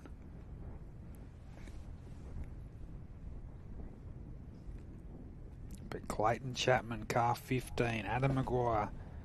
Saw Clayton's parents down there around the start-finish complex, looking quite a little nervous from the distance, but that's always going to be the case as they head back towards where we are here at the start-finish complex. They still have around a third of the lap, probably a bit less now, remaining of lap 3, and we reckon around 10 or so minutes away from seeing the 15 with us here to start their final lap. Jackson Evans, Samuel Raper off the line now, the 6:35. Great news for Jason and Charlotte Richards. The 119 Chenworth still moving along very nicely. Likewise, Bo Robinson, Shane Hutt. And there's a long way back to Simon Tucker, Cole Tucker, Matty Burrows, Jay Mitchell still moving nicely in the 3. Jim Coe, James Lizzie Sant, likewise.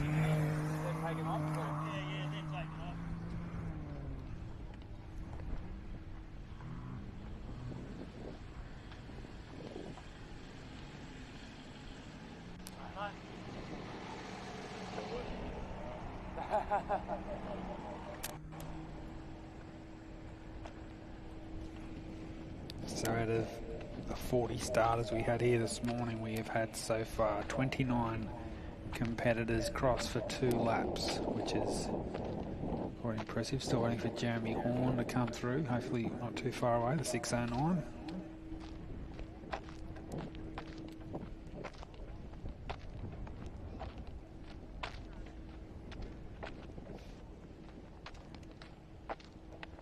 Darren Franklin and Rob Hackney in the 11:10 Can-Am Maverick XR with the last car to leave the line. Now John Smith, Grant Mannion about to do battle for their final 2 laps of the Gap 440, of course brought to you by our great friends at the Griffith Offroad Club.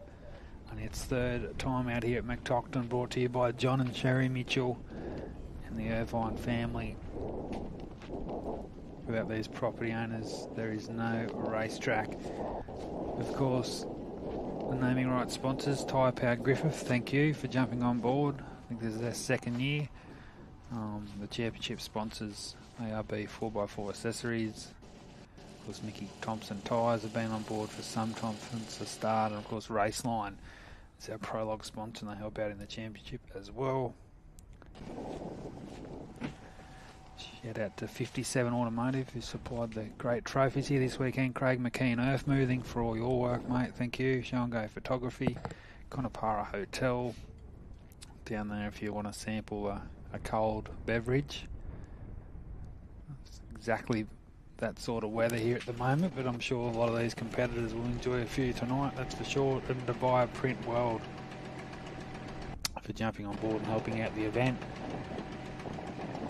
The cameras brought to you here this weekend, Seraphin Ag, Pro Fent, Conopara Hotel and Harvey Service Centre. We've got a bit of a close-up of John Smith, Grant Mannion on the start line, about to start their 3rd lap. Currently, for those that are just joining us, Doc Smith, one of our South Australian crews, is 20th outright. Provisionally, of course, behind Darren Franklin. Jackson Evans 21st, by Schumacher, Chris Land, Paul Brown, Heath Whedon. So we still have quite a number of cars to commence their final stanza of the Gap 440. MR Trans, Show and Go Photography, River Arena Logistics, Dean's Auto Electrical, Horn Ag, Farm Freight, Agro, Terra Ag Fuel, Cademo, Elders Griffith, Melbergen Pastoral, Albans, McNabb's Mobile, Rivcott and Lake Machinery Services are our gold and class sponsors for the Gap 440 for 2024, so we thank those guys. And also to our silver sponsors, Ag and Vet, GRC Motorsports, Hamples Plumbing and Gas, Hillston Ex-Services Club, Hutchin and Pierce, JJ Farm Equipment, Key Agri and PMD Race Products. And we got a few bronze sponsors. Of course, all these sponsors contribute to this great event here this weekend, and they are B&D Engineering, Griffith City Volkswagen Racer Imports and Owen Toyota Griffith. So thank you for jumping on board. Hopefully get those guys again here in 2025 for the 4th edition. I'm sure this event's just going to continue to grow. And of course, got the Gundawindi 500 now coming up in about 4 weeks' time before Millicent. To wrap up the 2024 championship, just a few shout-outs.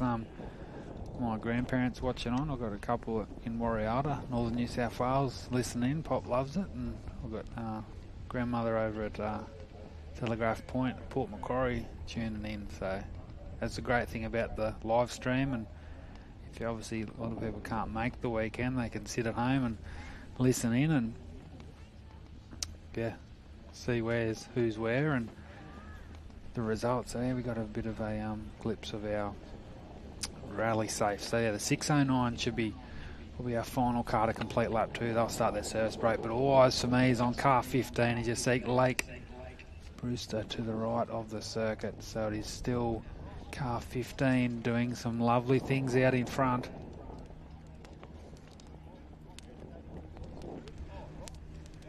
So Jeremy Horn and Adam Ryken fans, your guys are closing in quickly.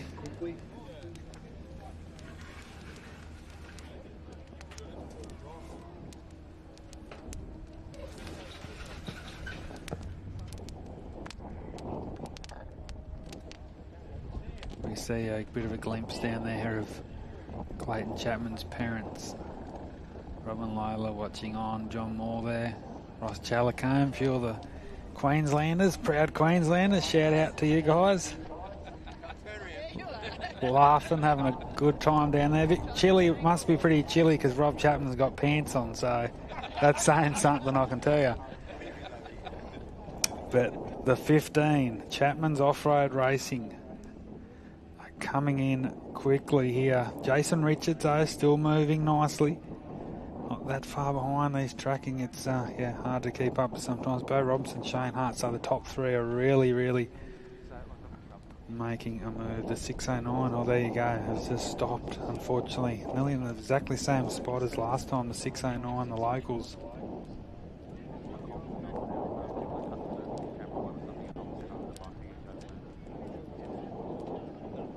So I'll have to keep an eye on that. So at this stage, our next vehicle through here at the start-finish complex will be our leading car for the ARB Tyrepower Griffith, the Gap 440 for 2024, as we just land on 12 o'clock local time here in Hillston.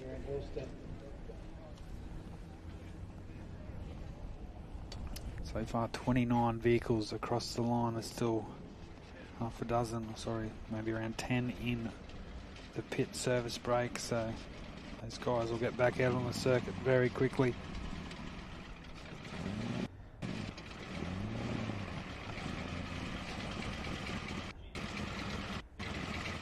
Oh, there you go. So those Queenslanders watching on, David Luffman and Jake Stevenson have stopped not far from the start-finish complex, actually. So some bad news there for David Luffman. So there's Jeremy Horn to our left. He's coming towards the finish of lap 2. So obviously an issue at the very similar spot at the top of Parker's Road there, just to our east. But yeah, a bit of news there, Sandy, is Chris Land and Tanya Gaudry, but it looks like the 104, the Honey Badgers, stopped just not far from our starting lap 3, so some bad news there for those guys. That's really not ideal. Sorry, mate, I was just You're had right. a sneaky hamburger. Wasn't bad either, was it? Yeah, it was pretty good. And had a quick chat to James. They've got some injector issues, so they're out as well, unfortunately. Yeah.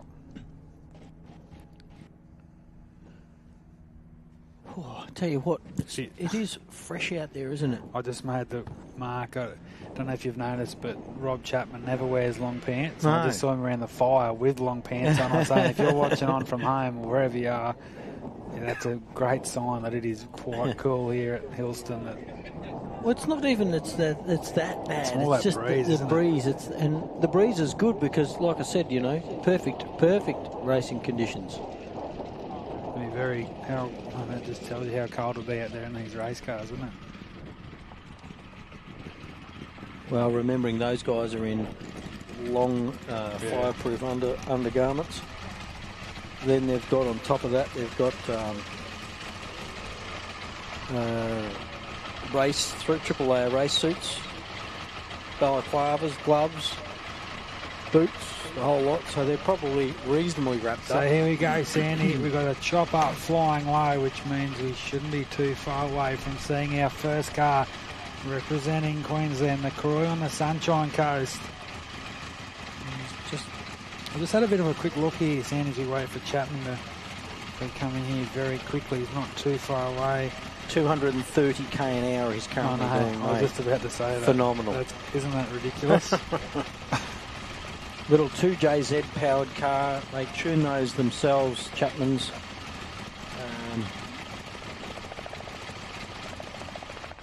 They do a lot of work. They've got a lot of cars, the Chappies. Big stable. So there we go on our screen. Rob Chapman over on our left with his handy cam. Chris Land on the line here. Britannia Gaudry, so that's another good story of the weekend so far, but we wait for our lead car, Sandy. Shouldn't be too far away.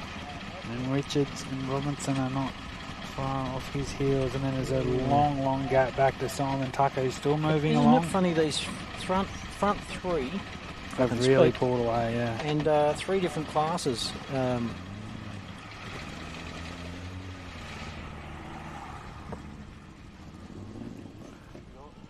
get them taken off from this side.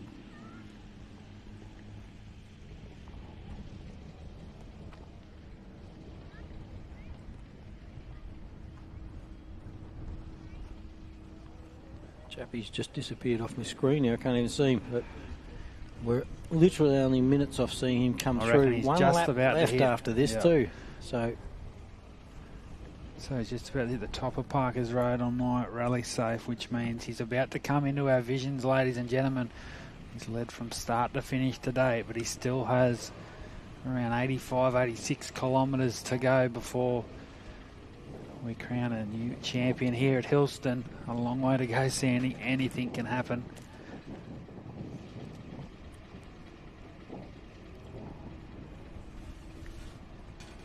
You see Jason Richards, and here we go on our Burson big screens for those watching on home and across here at the pit paddock. Our first car is heading towards us on an absolute charge. It's the Razorback. It's Clayton Chapman and Adam Maguire. It's hard not to get excited up here, Sandy, but it's still a long way to go. Like, you feel like we've been up here for days sometimes waiting for these cars, but I mean, it's still, well, basically it's still 56, 58 minutes for these guys before they can even think about what's to come.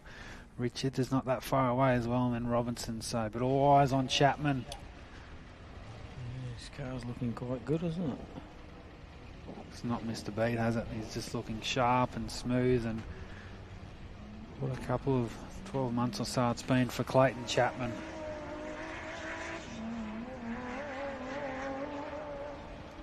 It's good to see him finally getting up the top end too. He's had, you know, when they built that Triton, they damn struggled with that Triton, didn't they? Yeah. So they're still racing it, actually. Stuart was raced it at Derby a couple of weeks ago, and they still do the Class 8? Yeah. Yeah. A short course, and so here he is. God, how good's that? Adam Maguire getting the ride of his life here at Hillston. And with any luck, he can take off. Yeah. Yeah, he's around. Just in front of Chris Land. Yeah, I was going to say that might hold him up otherwise. So there we go, ladies and gentlemen. Our first car here at the Gap 440 has commenced their final lap. 83 kilometres. 56 or so minutes ahead for Chapman's Offroad Racing. It's just hard not to talk it up. You just got to stay cool, calm, collected, and yeah, they'll do all they can to bring it home here in an hour or so time, Sandy. Second race of our 4-race championship, the ARB Australian Offroad Racing Championship out here at Hillston. And of course, Clayton and Adam will go into the next round as defending champions at the Gundy 500. So that was their big win last year. That'll be a first for Clayton and Adam at national level, which is exciting. But I think Gundy win is at the least of their worries right here, because they got an event to win here at Hillston, and I can say it is their event to be won and run, because they have improved their lead significantly here, because there is no sign yet of Jason coming Richards. onto this last straight into so that shows you, doesn't arena. Sandy, that first lap they was both in sight. Both in sight, and now there's a. So Clayton Chapman, I'm Adam say Maguire. 3 minutes difference between on this second section. I know we've got a lot of Queenslanders watching on from up there in the sunny state, and they are 83 kilometres away. Who knows? Just said fuel. Don't take this as gospel, mate, but I think there's about 9 million watchers on at the moment. Viewing from home and all around the world. Yes. So the There he is, coming in. So here he is, Richards, Charlotte, his daughter Sam, his son sharing the navigating duties. Not exactly sure who's in there today, but I know it's one of his children in the Chenworth. But Jason Richards, still a strong performance, isn't it? Like, obviously, as you said, the Class 1. Mate, he's got Bo Robbo behind him, just off a couple of big wins on national level events, you know. Yeah, and that's always in the back of your mind, isn't it? Like, as I know he'd be surely he's sitting there going, where is he? He's going to be there any minute. Thinking he's going to turn up, but it's been a strong weekend for Jason Richards, and obviously with a few little dramas on that opening 2 laps, but still looking and sounding pretty strong here at the moment. So for the locals, as I said, it's been 2017 was the last time a Griffith club member won at Stackpool. Of course, Andy Ryan. What a weekend that was for the Ryan That was family. also in a 2JZ powered car, wasn't it? In the Lumicraft. There you go. Yep. There's Bo. That gap's a lot tighter, isn't it? Yeah. Bo Robbo in behind. Bo Robbo, just as Richo goes around in front of us here in the commentary box, Bo Robbo's entered the arena. This is sort of how it was the first lap, but then the second lap it obviously opened up again. And maybe Richo's slowed it a little bit. Richo might be back. Maybe he's just knowing that he's decided that he let Chapman run his race and just consolidate that position. Because, hey, finishing second outright at your own national event's a big feather in the cap. So we'll keep an eye on that. But Robinson and Hutt. We'll just watch this Mason. I know he's proud mother Faye's watching on over from Perth. So shout out to all the OBR fans across the country and the globe watching on this weekend. There's hundreds of them too. Hundreds, yeah. Thousands. OBR Army. And they're in a real prime of the time of their career here. And Bo Robinson's looking to make another outright podium at national levels this year. And he swings around for a last lap board and he'll commence his 4th final lap of the gap 440 his first time here. And he's found the track very challenging. He obviously it's a lot different to previous rounds this year, but that's the nature of the Australian tracks. I'm sure if he's not in a groove now, but he looks, doesn't he? He always looks one of the star performers of the Australian, undoubtedly the most informed competitor in the Australian off-road scene at the moment. And we wish those guys all the best. It's been a big weekend for Shane Hutt, hasn't it? I mean, Shane Hutt organising the production of the live feed and navigating. Coming third outright. So sending texts from the car last race. So it looks like the Whedons are lining up. But Paul and Mark Paul Grant also about to leave.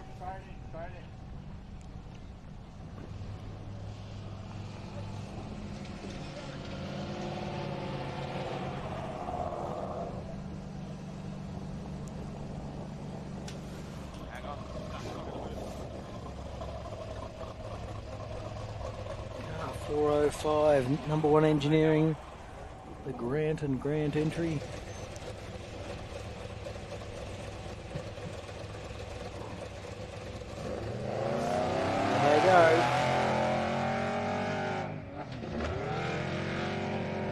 A manual? I actually don't know. I don't know either, but you just tell with just tell with that shift, either that or it's a sequential with a big gap. I'm pretty sure, Because I know they were underneath the car this morning. It was backed up on the truck, obviously maybe even adjusting a linkage or something to give it a shift cut. I don't know. I don't know too much about that car, to be honest, but it's a big. If it's a sequential, it's a big shift cut in there. Yeah. 2024 ARB Tyrepower Griffith, the Gap 440, Hillston, New South Wales. Waiting for Lynchy to leave the line. He's hovering around that podium for Class 6 as well, so a lot to play out here for these guys. And that's the thing from here, we just sort of look at those top 3 or 4 in classes, but those cars in 4th, 5th position only takes a bit of a mishap or retirement from one of our front runners. And there's a massive gap to Matty Burrows, isn't there? I think it's Simon Tucker still, is it? Or Simon? Right. I don't know about yours. No, I've still got Simon Tucker. Mr. Vandy just sent me a message. Hello, Darren. Hope all's well back your area. So it's an ST, it's an Albans ST6 in that Oz truck. Thank you. So the Whedon's now on the line here, Sandy. The 701, and they've been a standout performer, obviously, in their class this weekend. Locals from down near the Pines, which is our last Yeah, the last round for the year. One of our husband and wife crews too, so that's a bit of pressure on Heath to keep it up. But as we said, the next car through should be the 110. You can really tell the top three have really run away with the gap 440 here. But Sandy, as you alluded to, it only takes that one little issue. Yeah, we've got a top three and there's a massive gap. Yeah. You know, Bo's having not tyre issues, but he's conserving his tyres as such, or wary of it, should I say. So, you know, it only takes one tyre, one flat, especially if it's 20 k's in. And, you know, if it's 5 k's from the finish, you'd go with it, but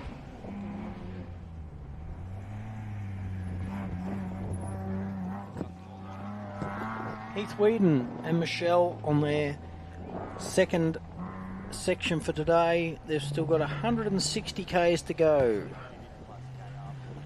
Their car's sounding the best I've heard it in a long time. So well done to the team. Let's have that. Hopefully they have a stress-free run. Just looking. Mate, that's interesting. 2 seconds between Richo and Bo Robbo on our times overall.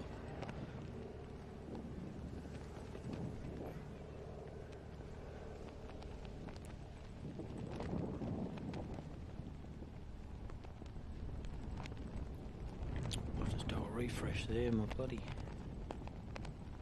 Current, Chappie, Richo. It's not doing it. Why is my phone hating me right now?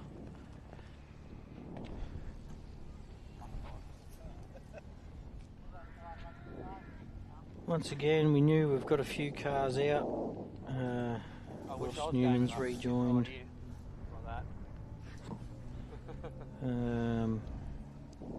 I've done it at the sprint cars, but I'm normally James Walland's out. Stu Chappie's out. Hart's out. Bo Eli out. Eden Evans, I believe, will go back out. She'll haven't heard any different. Adrian Coatsworth in a little 265 was out yesterday afternoon with some mechanical issues. Michael Marson we saw or heard had a hole in a piston, unfortunately, and one, especially when it's one of the best sounding motors out here. I love that thing, and hopefully we get a same sounding 7 litre back in it, maybe. Dale Stanton out with a gearbox in the feral car, so we got a few out, but overall, oh yeah, now I've refreshed. There you go, folks. Clayton Chappie currently running as he left the line on this lap at 3 hours 47 and 56 minutes. Jason Richards at 3 hours and 51 minutes and 7 seconds. And have a listen to this. In third position currently, provisional obviously, 3 hours and 51 minutes and 9 seconds. 2 seconds difference between Richo and Bo Robbo in third. And Simon Tucker, he hasn't, he's not updated yet. So that really shows you Robinson was the quickest between those two bikes. There was about 40 seconds between them before that lap. So Robbo's got a lot of work, to make up 4 minutes. I don't think he's going to do that too easily. Oh, do you mean to Chapman? To Chappie, yeah, no, but he could definitely. He's only got to round up. He's only got to come across the line behind Richards. A couple of seconds, yeah.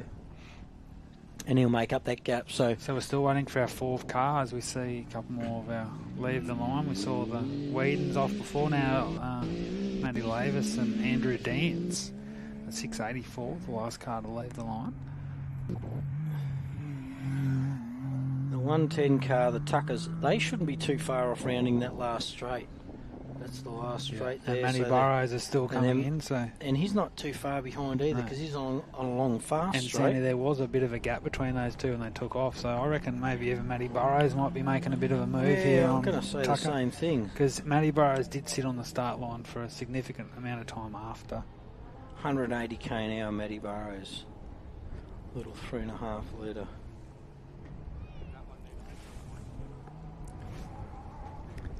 So I've been trying not to look, Sandy, but where is our race leader? Well, There he is, 15.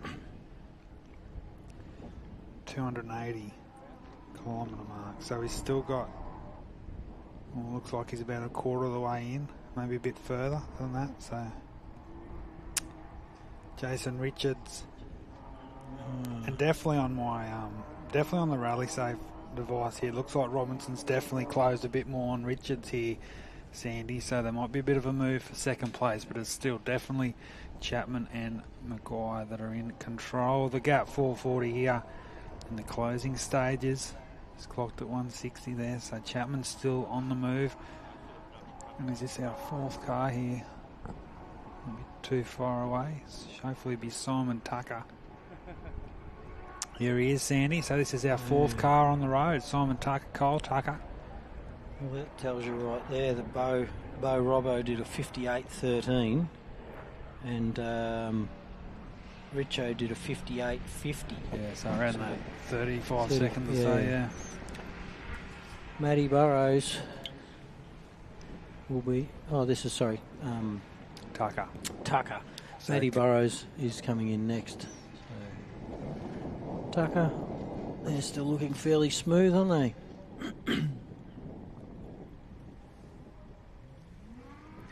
So Tucker and Tucker, the Streaky Bay locals, our fourth car on the road. They've been very consistent here. Obviously that 2 or 3 minutes down on times, but tell you what excites me, seeing these Class 1s in the top 5.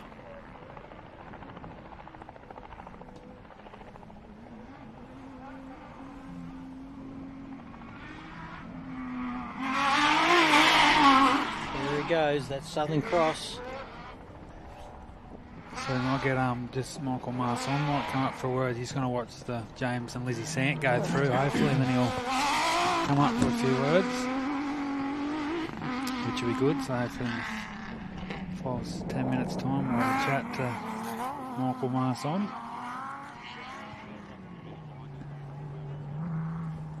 So Burrows and Jay Mitchell should be just about to come into the arena, mate. Right on cue, into our vision, should I say. About 190k an hour. There they are. Look at this. Another great drive, isn't it, for Matty Burrows. Car 3, of course, third outright in the championship, and this really will set them up nicely. They can bring it home for the next lap, Sandy, and that's what a lot of these guys are here for. Where did they end up in Rainbow again? They were seventh? Yeah, 7th. It's obviously Bo Robinson leading the way in the championship, and he'll be looking to bank some more valuable points here today. And don't forget that Chappie at Rainbow was second at Rainbow, and right now they're sitting, well, not quite opposite, but close to. If Bo can come in second today, they might be close to so equal. So if they go points. 1-2, we're literally going to go to Gundawinny like we were last year with Brent Martin and Greg Gartner, who were tied on points because they were 1-2 at the races last year as well. So that's pretty cool, actually. I haven't thought about that till just then, Sandy. Matty Burrows. Still sounding super strong. And I'm still waiting to see some turbos on that thing, but maybe we'll get that next year. So Burrows and Mitchell, looks like thumbs up there, so it's always great to see. I'm sure the team... a clean departure onto his last lap. So this will be interesting. Where does he sit in the times with Simon Tucker? So Simon Tucker, 4 hours, 2 minutes, 53 seconds.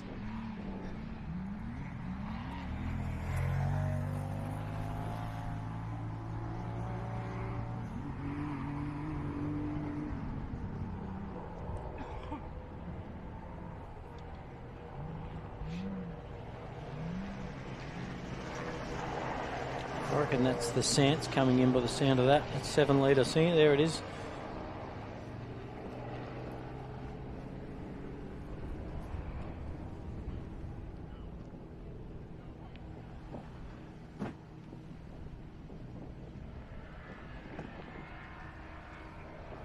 It's another one of those crews here this weekend, seeing it's just having a really, really good time, aren't they? I mean, yeah. It's coming that 6. So there you go. So Matty Burrows, Jay Mitchell, about a minute 20 off the time to Tucker and Tucker, which is progressively provisionally off the course with 1 lap to go. So Tucker's still in 4th, Burrows 5th, but there's only about a minute between those two on time, so nothing in it.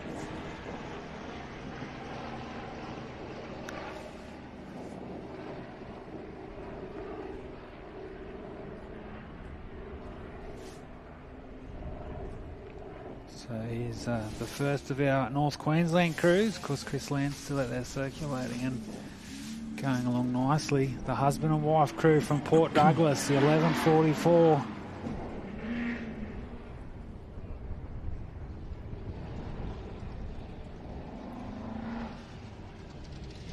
So looking very strong there, Sandy. And they take off, so that's 6 car on the road. James and Lizzie Sant.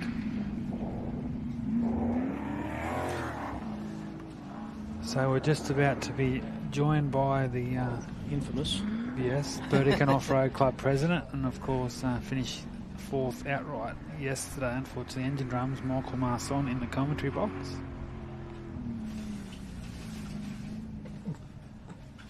He's probably come in here to get away from the wind, mate, more than anything. I They're don't not know if he wants to get in about that wind I'm around cold this hot enough in air. here, let alone out there. Welcome on board, Michael. Hey boys, Hey. you guys are cheating. Oh no, I know, it isn't it? What are your thoughts, mate? A lap to go. Clayton Chapman's out in front. We have 3.5 minute buffer. I know you know better than anyone. It's still a long way to go, but he's in a prime spot. Yeah, I know. Yeah. Yeah. He's going well, and he had a bit of an alternator issue on that last one. Yeah. Did a swap out? Yeah, they did a change out. Yeah. But I think everything else was looking good, so hopefully he'll get through. Yeah. Richo's going well. He is. I think Richo, it's only about fantastic. 2 or 3 seconds between him and Bo now for second on time. Yep, so on Bo time. just pulled in about 35 seconds on that lap. So I hope someone was radioing him that info. yeah. But, I know Bo would have been getting the info for sure. Bo's on the info train. And also the Class 1s, obviously young Matty Burrows, he's been around for 4 or 5 seasons now. He doesn't need any introduction with Mark Father, 8-time Australian champion. Geez, he's having a good weekend again. They prep well, don't they? Don't they? Yeah. Put all their work in, and that's what it's all about, isn't it? You know, you put the work in, you know that you've done everything possible, and you just turn up and, you know, if something does fail, you don't foresee, well, that's all thrown. Yeah. And obviously your crew you're helping today, James and Lizzie Sant, Yep. North Queensland, they're having a great Great time. Good crack. We sort of hung around obviously today to help all those guys because they had no crew. Yeah. So Chris and Tanya are out there still having a crack. yeah, they're still going. So, With your little engine issue, just to interrupt, mate, are we going to see a 7-litre in there now? Sure. put the 7-litre in there once. That thing's pretty good with what it's got. Yeah, good little package. Yeah, it ended up being a couple of throttle plate screws screwed out. Oh. Yeah, right. That's what it ended up being. So I'm sort of glad it wasn't something that, you know, bottom end issue, but it is a bottom end issue, but not that it Yeah. was that. So, Yeah. At least you know what it is. It's really worse when you don't. no excuses, but I've been moving home, so I didn't sort of take the intake off this time and have a look, and my bad. So Yeah. the prep we just talked about. So. Yeah. And you've had a pretty strong start to the season too. You did the first couple of rounds of Queensland. You're second behind Talbot at Burdick in your home race, and then of course you had the win at the Dam Buster, the Queensland round. That was good. Yeah, no, it was good, and I got to thank you, Touch, for that motivation, too, for Dan Buster. Yeah. He texted me one night and said, "Oh, how many times you come second to Talbot?" That's right. And then you got one up on him. I was a bit cranky, and then after that I thought, right, I'll have to have a go. So it's been good. Pleasure to go racing, isn't it? Yeah, it's great. This is just such a good. This club just always puts in such good. Yeah. The conditions this year phenomenal. Oh, I couldn't. best. I seriously don't reckon there's a better race as in conditions out there today. If you could I know it's a little bit chilly with the breeze, but at the same time, you could be right up someone out here and not have any dust whatsoever. You know, whereas before, I know we've raced at different areas. on a track like this every Yeah, time, you'd be happy. yeah, that's phenomenal. And the championship, Mick, it's obviously very strong still. The We were big just gun to Windy. discussing that this time last year, weren't we? Yeah, we're just saying. So, if, just to This time say, last if it stays like, or if Robertson can get in the second, it was going to be the same going into Gundy last year where we had Gardner and Martin equal with a win each and a second each, and it could be the same this year, so which is always exciting. Look, Clayton's got a great opportunity this year. I really hope, Yeah. it's his time.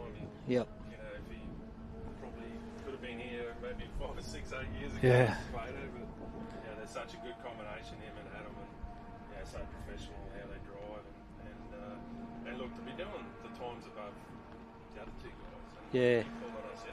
I know, crazy, yeah. And we're saying, you know, Clayton's got he's in an old frame. It's, when I say old, it's not a new, you know, it's not 2 years old, the car, and a 2J, which is, you know, it's a good motor, but it's It's all about this proves it doesn't matter what the car is. Yeah. The setup, the suspension of that thing's second to none, and it's got some ponies behind it, so it's he's got a good package there, and we did a little bit of gear and changing in it too, that sort of to suit that engine, and I think he's got a pretty spot on. Shouldn't be that far away. He didn't start that far behind Sam Bentley. So obviously after Gundy, and Don Rivers coming up as well again, Mick. So he's all be in full swing up there for that one. Yeah, definitely. I think Bowie's next in behind him, so I don't know what happened. I thought Dean was in. Dean's way back down here, so 0 kilometres an hour, so maybe Dean's had an issue. Dean's out, yeah. Didn't see that on there. Yeah, so the Don River Dash, what is it now? About its fifth or sixth? 6-1, yeah. Yeah. It's looking good.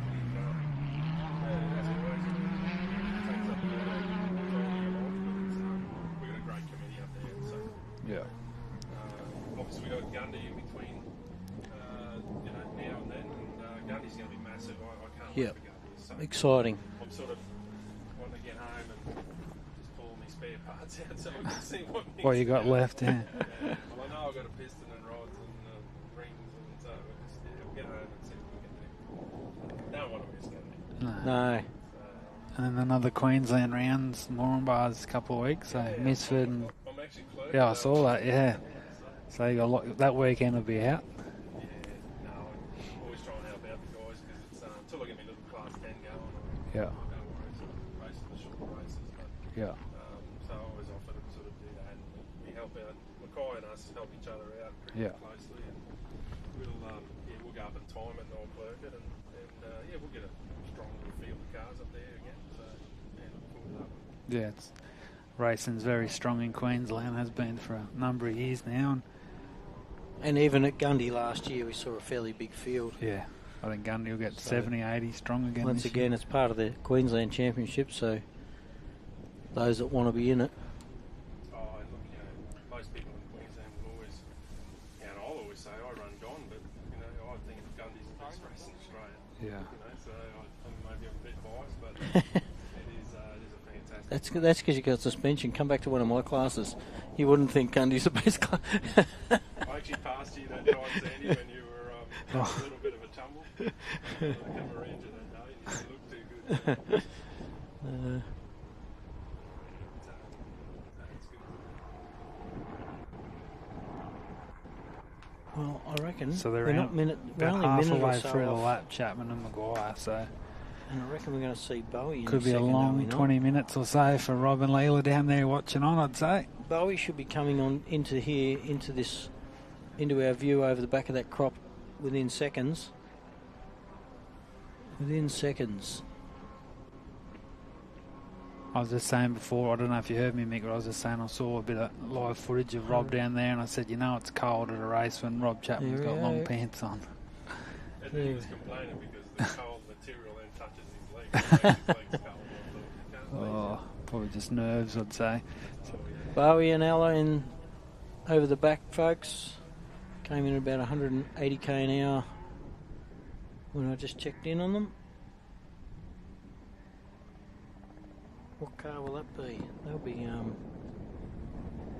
So they'll be, what's that, the 8th car? 8th Yeah. on road. So they started out at 22nd this morning, up into 8th. Quite impressive. We knew, we obviously, knew it was going to happen, but just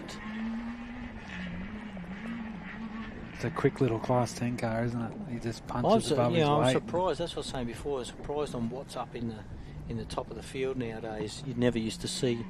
Not saying the Class 10's been around forever, but you never used to see anything but ultimates and that up in the top, and trucks in the old Class 4s in the top 10. Whereas now you're seeing the Class 1s and Class 10s for a little 2.5 litre. That's a bloody good effort. So one of our final cars now, just about to start their final 2 laps, the Gills. It's all about setup, isn't it, Sandy? Yeah. You can have whatever race car now as long as it's set up and the suspension works. And the tracks haven't changed. Like when I say haven't changed, there's been changes within the tracks, but Gundy's pretty much Gundy. Has been the same since I remember it. Not that I've been around forever, but No, it's good. It's good to see. It's not the front of the big cars in the lap, which is. there's obviously some tracks that suit them, but not every track is means that the biggest horsepower or the biggest suspension is going to win it. So We're sort of blessed at the moment with some good young drivers and a lot of talent and that. So it's sports looking really good. It's good to see. there's a lot of young guys coming in. First of our Class 6s should be in here in any second. Mr. Ryder. He's pretty new to the sport as well, Sandy, but he's having a great weekend here, definitely inside that top 10. Obviously Jackson Evans showed the early pace in the Polaris, but he's doing all the nationals this year and having a great run. Yeah, talking about those young, like as you said, Mick, you've got young Matty Burrows, obviously been around a bit, Sam Bentley, like Lockie Campbell, Greg's son, like they're around that 20, 21, 22, and yeah, they're going to be... There's some good young talent racing Yep. throughout Australia. And when I mean young, I mean anyone Younger than you. But there's a lot of guys, and look, Plato's at 30. Yeah. So there's a lot of good talent, and it's it's good because the sport now is out there. There's the live stream. Yeah, it's unreal, yeah. Terrific. My wife was watching again yesterday, and she never watched. Yeah, Never just, didn't know yeah. I went until I rang her that night. Yeah, she can sit at home and... There he goes. Mr. Ryder, 627. Hasn't missed a beat so far, has he? been Justin strong. Ryder. Been strong.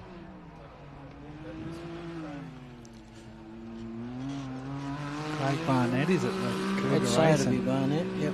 He's going to put the mocker on him, Mick, but you know what it's doing the big races. Last year he competed at 7 big events, including the Don River, Fink, and also the 4 ARB rounds, and the Mac 1000 as Hayden. well. So Hayden's not he far behind him. he finished all, Mick, so that's, as you know, that's a big effort, isn't it? It's a big effort.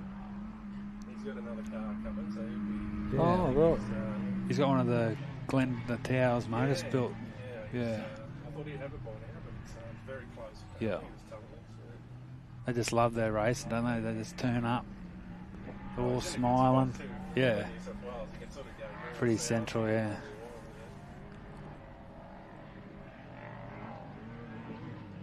Proud Queenslander, obviously down in the Hunter Valley now, but he's Super reliable setup. trying to get a bit of a shoe in with Great Northern there. Shout out to those guys, and still see it there on the car, bit of gold shining through on the Cougar. And here's Bentley. Good to see Hayden back out here, Mick. Obviously he's been sort of away the last couple of years, had that bit of a incident at Rainbow last year, but yeah. Yeah, yeah. Yep.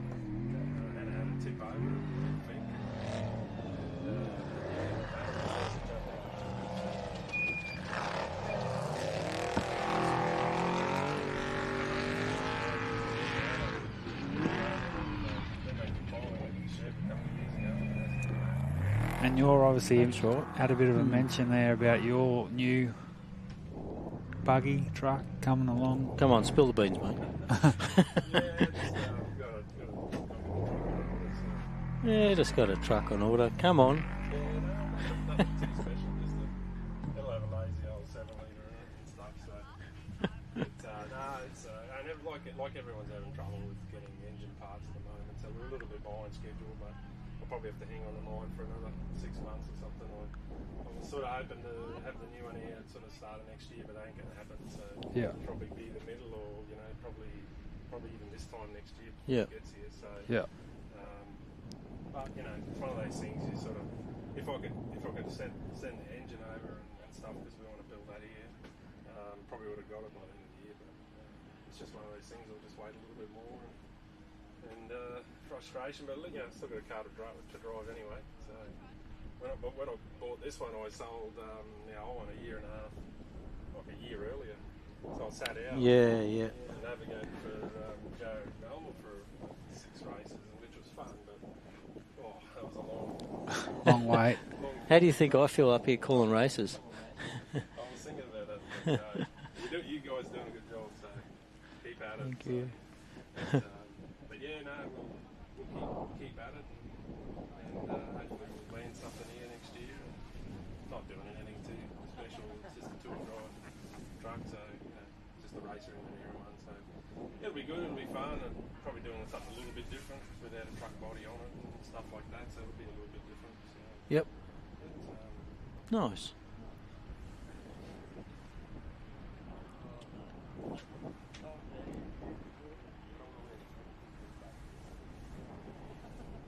But I'll probably, I might get going, boys, and let you call Plato and them in. Right, mate. Thanks for a chat. Thanks for the chat, Michael. Down there and hold Rob Sam because he's probably really nervous. Hold them pants up. Well done, guys. Good call. And we'll have a chat later on. No worries. Thank you, mate. Thanks, Mick. Cheers. Thanks for joining us. Michael Marson.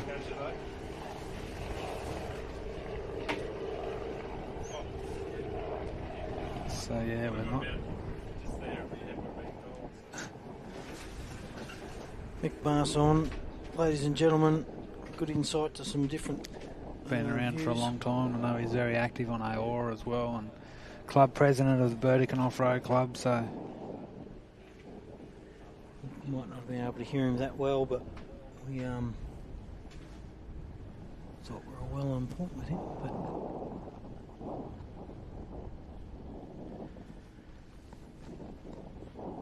But anyway, mate, I'll tell you what. I'm going to tell you what, I reckon that Bo Robinson is really pulling in on Mr. Jason Richards. Obviously all provisional, but I reckon he's, looks like definitely, but it is still Chapman out in front. He's just turned left at the Three Springs Road.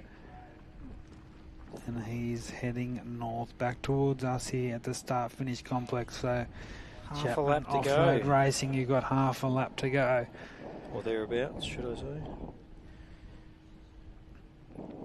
Well, we've got 6:07 on the way back in. That's the Campbell camp. In the Can-Am, Mr. Mott, young Matty Hummer, got Jackson Evans is a little ways back from Matty Hummer, but he might be closing a bit of ground on him because there's no one around him for a while. 1087, that's Dean. And he's at 0 kilometres an hour, mate. Hey, I don't know if yours says anything different. No one has updated 5 minutes ago, so I don't know still if 0, I don't know if mine's lying to me or not. That's Campbell's coming into the arena.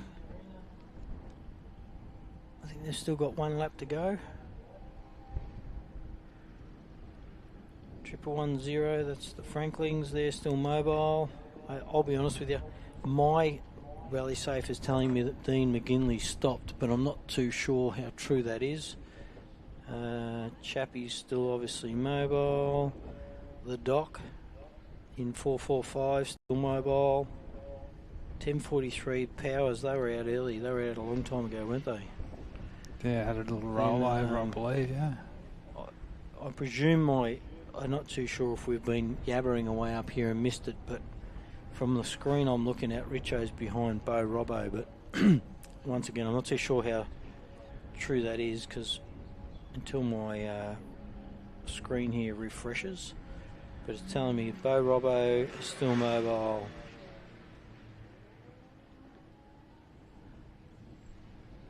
Richo is still mobile right near Bo Robbo, so usually see what's going on there. That's one of those ones in this. Car 80, the ultimate of the Lands, still mobile. Lynch and Lynch, 676 still motoring around. Car 405 still motoring around. I think they've still got an extra lap to go. Heath Whedon, he's still mobile. Car 110, and that's the Tucker Southern Cross. They're still competing. Matty Burrows seems to be reasonably close to the Tuckers. And then there was a big gap from Matty Burrows to the Sant car, wasn't it? And they're still going. Sants are still moving around. And another big gap. I think a couple of 6 cars in there. 637, Evans, that's Eden and Simon. They're back out on track and motoring around. Matty Lavis. Forsman's still going. 6681, that's Ross Newman. Still going. He had a rollover. We had a couple of side-by-sides have a little rollover this weekend, but 1018, that's Sam Bentley and Tom Burrows in the passenger seat, that Racer Engineering car. They're still mobile, which is good to see. Bowie and Ella still mobile. I'll tell you what, we've still got a fair few cars circulating out there. Dustin Ryder in the little side-by-side. He came through in the little black and white one, Rival Link down the side. He was very clean setup and very well presented setup. So also the Gills in their Class 7 Patrol still going around, and Barnett's still motoring. Barnett's, as we said earlier when they came through the start-finish line, super reliable setup in that Barnett car.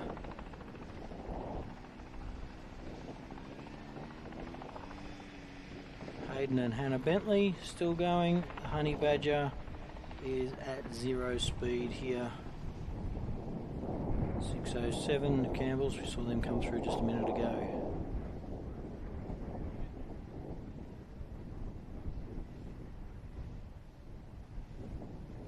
Sorry for those that couldn't hear Michael Marson before, not too sure what happened here, but all of our levels inside what I'm looking at here is showing me that he should have been transmitting out to you guys, so sorry for that one-sided conversation.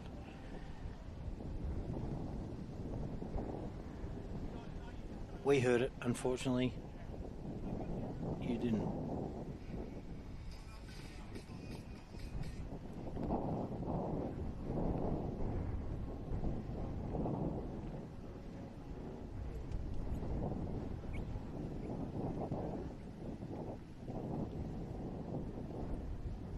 Still quite breezy out here, but I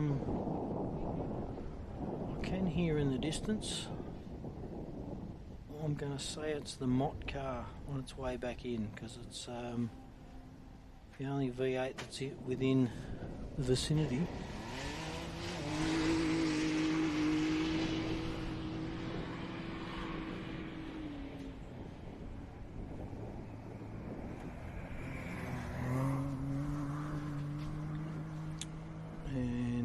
Then Matty Hummer. Oh, I forgot about the sweets that were left in our little kit up here for us. Thank you for the crew putting that on for us. They've given us a lovely commentary box this year.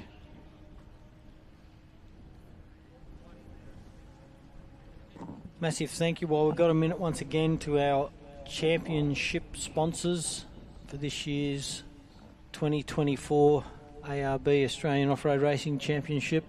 That's ARB 4x4 accessories, which I'm sure nearly every car out there's got a bull bar or something of theirs on. We've got Mickey Thompson Tyres, which the guys out here this weekend that are racing on Mickey T's, they are the same tyre you put on your car and go full driving with or drive to work on. There's nothing special about the tyres these guys are racing on, so you can't tell me they don't take the punishment. I know they do, I run them. And then we've got Raceline Wheels, who's been on board just recently for 12 or 18 months on the championship. very grateful to have those guys on board. Some amazing wheels come out of there. Three great companies backing the championship for us in 2024. We've already had Rainbow down in Victoria, the north over there. Oh, sorry, northwest or west of Victoria, and then up here in Hillston, New South Wales. Next one up in the Queensland border, Gundy 500 up at Goondiwindi in about 4 weeks' time, and I hope to see you all there. There's going to be a cracker event as well. Be interesting to see if they can turn on the weather like they have this weekend. The weather this weekend's been, in my opinion, probably one of the best for an event we've had in a long time. Perfect conditions. There's Motty, Mr. Mott Car 435 coming in. End of his third lap. Be going on to his last lap. And I can hear Matty Hummer, I think, in the background, I reckon. Well, no, I reckon that noise is Jackson Evans, isn't it? That's a Jackson Evans sound. But I'm pretty sure Matty Hummer's in front of him. Yep, looking at the rally safe, I'd say Matt Hummer is not far behind Mr. Mott, and then followed by Jackson Evans. So, we've still got a few out there trying to dial in and see where Chappie is. Chappie's at about... He's halfway up that back straight there. So about a third of the way to go? Yeah, he's got about 20 or 30 Ks to go or something. So Richards and Bo Robinson are right there on each other on our rally safe devices. So Mott and Floyd come through, Sandy, but that's all eyes on our leader, Chapman and Maguire. Unfortunately, yeah, it does look like our 1087 crew of Dean McGinley, Dean DeMarco. Unfortunately out of the running in the 1087.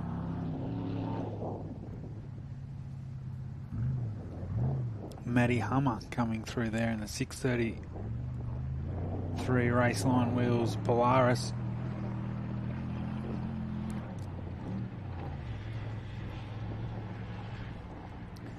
So the progressive standings after the fourth lap, but the Gap 440 commencing their final 83 kilometres. Clayton Chapman, Jason Richards by 2 seconds to Bo Robinson, Simon Tucker, Matty Burrows were your top five.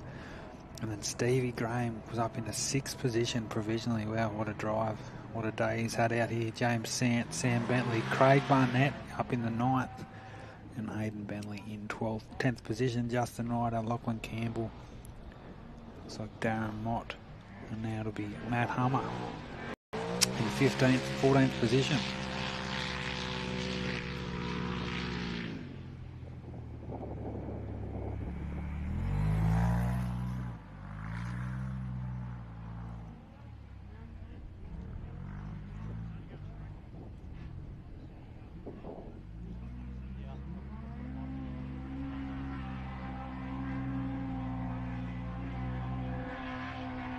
Darren Mott with a progressive time of 4 hours 22:30 minutes, so around 5 and a bit minutes behind Lachlan Campbell in 13th.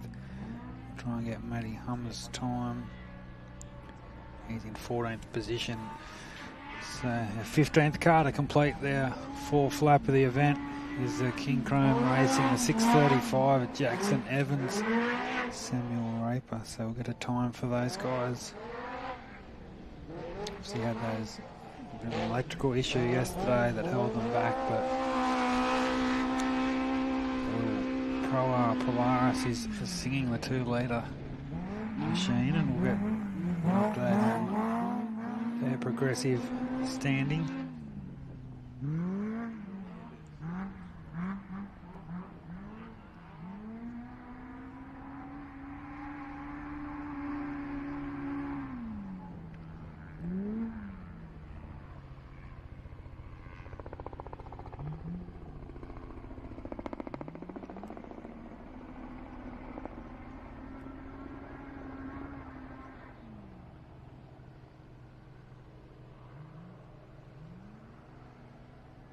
So Jackson Evans looks like they'll be 15th outright heading into the final lap, of course.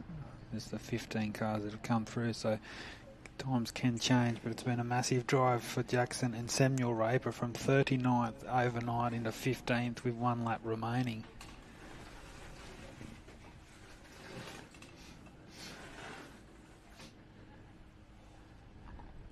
So Sandy, we're really not that far away now. The 15 is just Sandy's made the pass on the 445 of John Smith, who's still on his penultimate lap. But our first car on the road, Clayton Chapman, Adam Maguire, are not too far away, hopefully.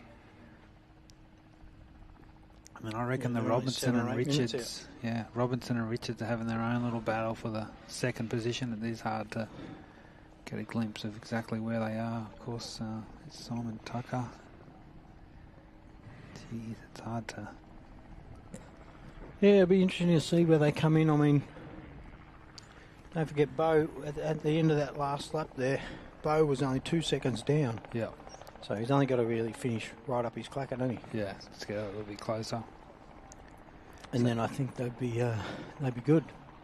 So Tucker and Matty Burrows are still moving there. They're in 4th and 5th. I'm just having a look here. Yeah, so they're on their penultimate lap. So Paul Grant and Chris Land are pretty close together. Likewise, Mal Lynch is still there. Now Dean McGinley, we just said he's had a few issues, obviously, Sandy, so his weekend will be...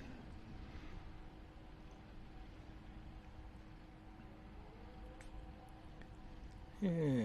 Look at Bowie Graham, he's closing in on young Bentley, so we just had a look at the progressive time, Sandy, after that 4th lap of the event. Bowie Graham's gone from 23rd at the start of the day, he's now 6th outright. You're kidding me. And realistically, he might not get it, but he's not far off 5th. No, he's only, 40-something seconds behind young Matty Burrows, so if they can put in one of those laps, he could find himself in the top 5 after the chaos he had Pretty on the impressive. opening lap yesterday. Pretty impressive. So just alluded to there, Sandy, so far Jackson Evans, I just saw come through, he's a 15th car to complete the lap 3. 3 laps today. Yeah. So we've lost a few cars in this We have. third lap. I'm just trying to look down to see who's still going out there as far as...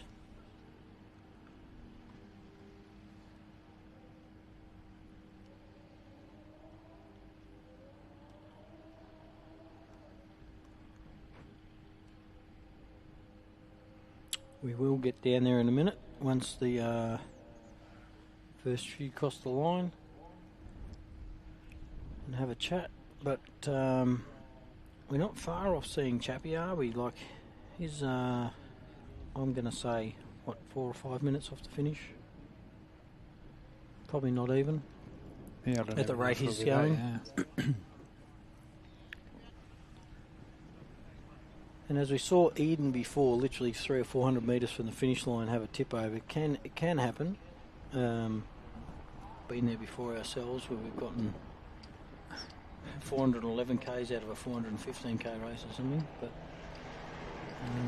So I reckon Chappie's strong and he's smart. So Darren Franklin, I reckon, should be the next one through. I don't know. Darren might have lost a little bit of time here, but then hot on his heels, or if not even past his heels, will be the 15. Bo Robinson, a few people saying maybe he's passed Jason Richards down the track. To me, it looks like that could be the case. So we might see the ABR trophy truck second on the road now. An interesting start to Gundy, won't it? I know. Bo's got another race before that at the end of the month in South Australia Love Day, but Bo Robinson, Shane Hart, looks like they might have made the pass on the Richards crew, but all eyes on our front runner Sandy, and don't want to jump the gun, but he's only got that sort of 5 to 7 kilometres remaining on his weekend here at the Gap. And he's only got one car in front of him, the Franklin entry, the little side-by-side there, 1110, so that won't be any drama for him to pass, obviously. Making a safe pass will be the thing, which can't be too hard.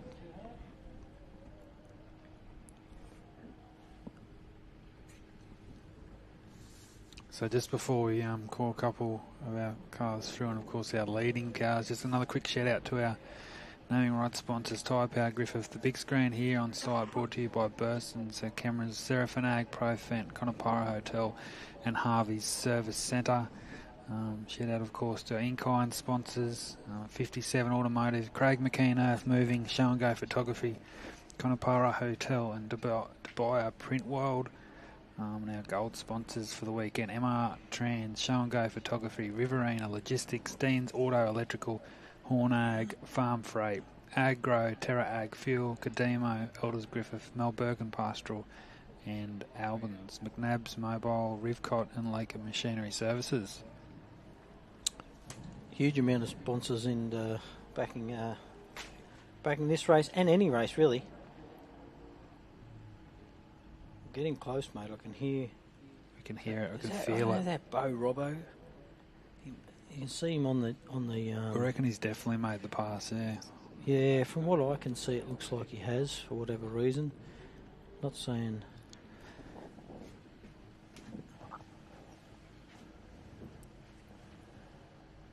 So we're nearly there, Sandy. We're not far away from seeing our first cars come through. We see the ABR crew over on the hay bales. Drew's looking quite cool. Shout out to the OBR guys, and looks like the Bo's definitely made the pass on Richo on this lap, so that'll see him in provisional second place. I think that's all he's got to really do, isn't it? I mean, not all he's got to do. He's done a phenomenal effort to get where he's got. But Chappie's obviously just had a super clean run, hasn't he? Oh, it's been a dream weekend again for Clayton Chapman, but still work to be done. He's not home yet, as we say, Sandy. But currently looking at the rally safe though, look at the gap. Look at the gap between Chappie and Bo. Yeah, he's opened that up. You know, he has. And obviously, Bo's made the move, or provisionally here on Richards, but we'll have to wait and see. And look at then, there's a massive, massive gap back down the field to our fourth car on the track. Yeah, that's Simon Tucker. Still moving along. Matty Burrows as well. So Matty Burrows is currently the furthest most point away from us. They are, and he's half-ish not way. that far behind Tucker by the looks of it. Yeah, so that's interesting. Well, I reckon you've only got a minute or two. You've only got a minute or two to get comfortable till you see your race leader come through the finish gates. Clayton Chapman leading the Gap 440 out here at Hillston. So it looks like we've got the Darren Franklin entry. It'll be our 16th. Yeah, it's been a while since the last car's come through now, Sandy, but Darren Franklin and Rob Hackney in car 1110 will come through to commence their final lap, but we're not too far away, ladies and gentlemen, from seeing our first car on the road. Any time now, Sandy. Time to get excited. Say Coxie, my mate, tells me back home. Time to get excited. And it is, because Chappie has done an absolutely phenomenal job. It's been absolutely phenomenal. Sensational performance. He, as we said, that 3.8 second victory yesterday over Brent Martin and Bo Robinson in the prologue. He won the Gundawindi 500 in August of last year, and our first sight of our race leader. Geez, it's hard not to get overly excited though, because he's still got some work to do, but he can see, he can smell it. The checkered flag is not too far away. So Franklin lines up and heads towards us here in the commentary box. Thankfully, he will be out of the way before Clayton gets here. There'll be some very nervous people down here at the start-finish line.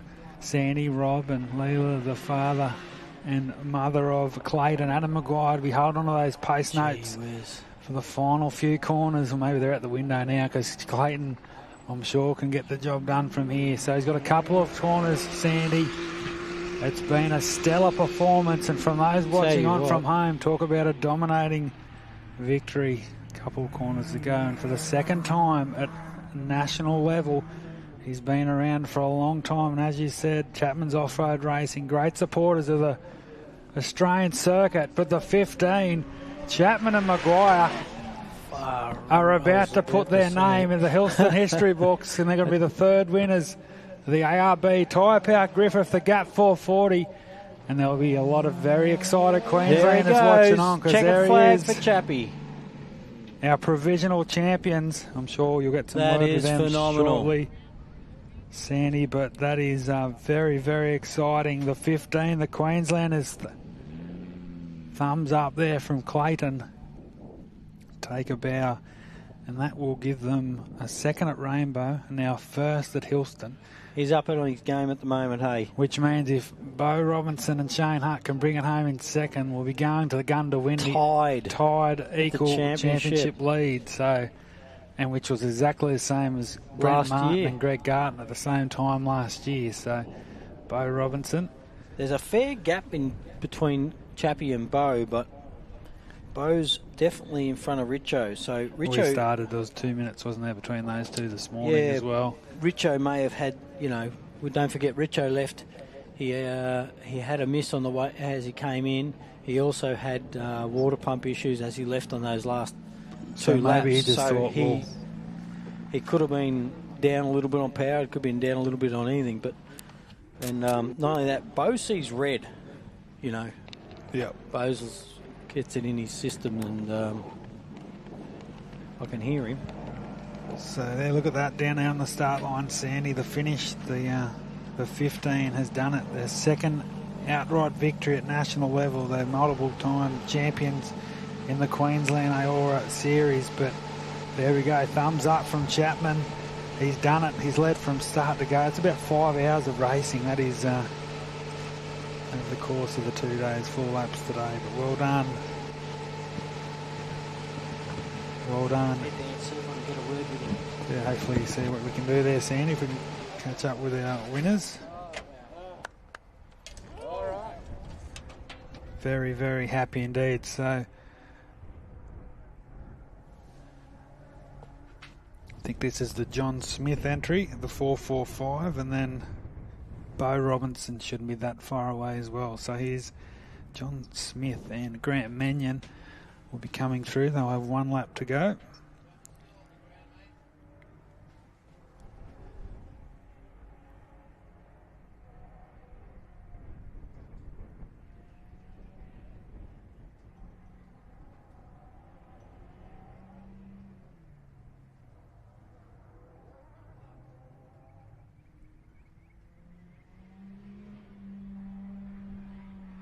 So hopefully Sandy can get a bit of a word there with our provisional champion Clayton Chapman. So John Smith working towards his last lap board, another lap remaining for the 445 crew, but all eyes to the east of the complex, because Bo Robinson, Shane Hutt, Jason Richards, Charlotte Richards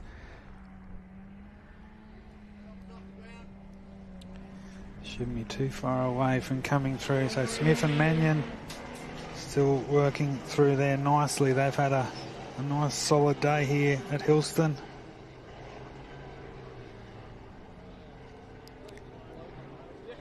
I'll tell you what, we're down here with the provisional winner,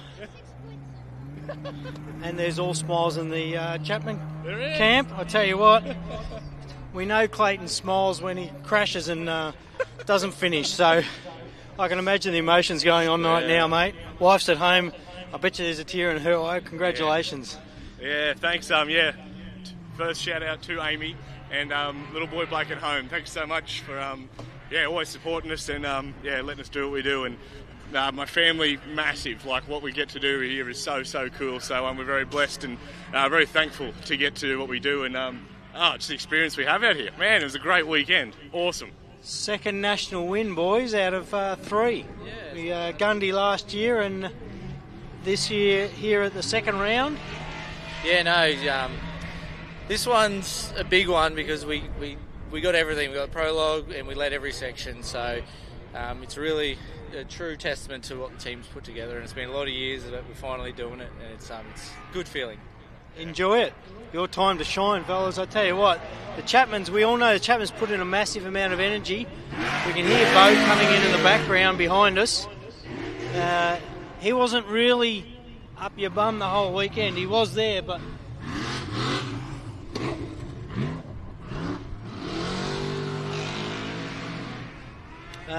there you go, Bo Robbo over the finish line behind us.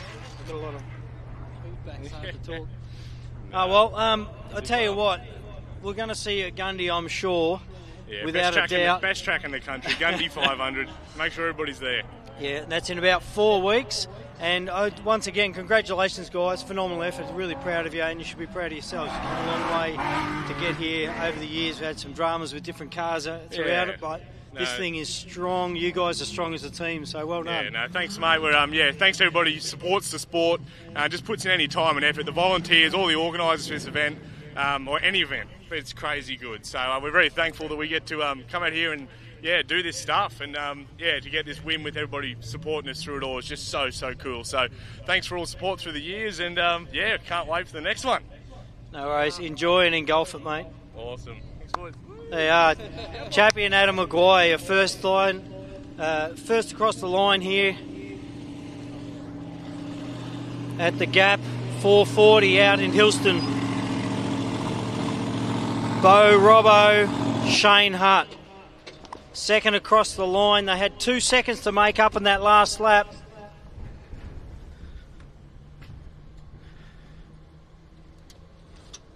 Hello, mate. Buddy, how are you? I'm good. How are you? Yeah, good. Glad that's over. Yeah. 2 seconds. You went in that last lap 2 seconds behind Richo.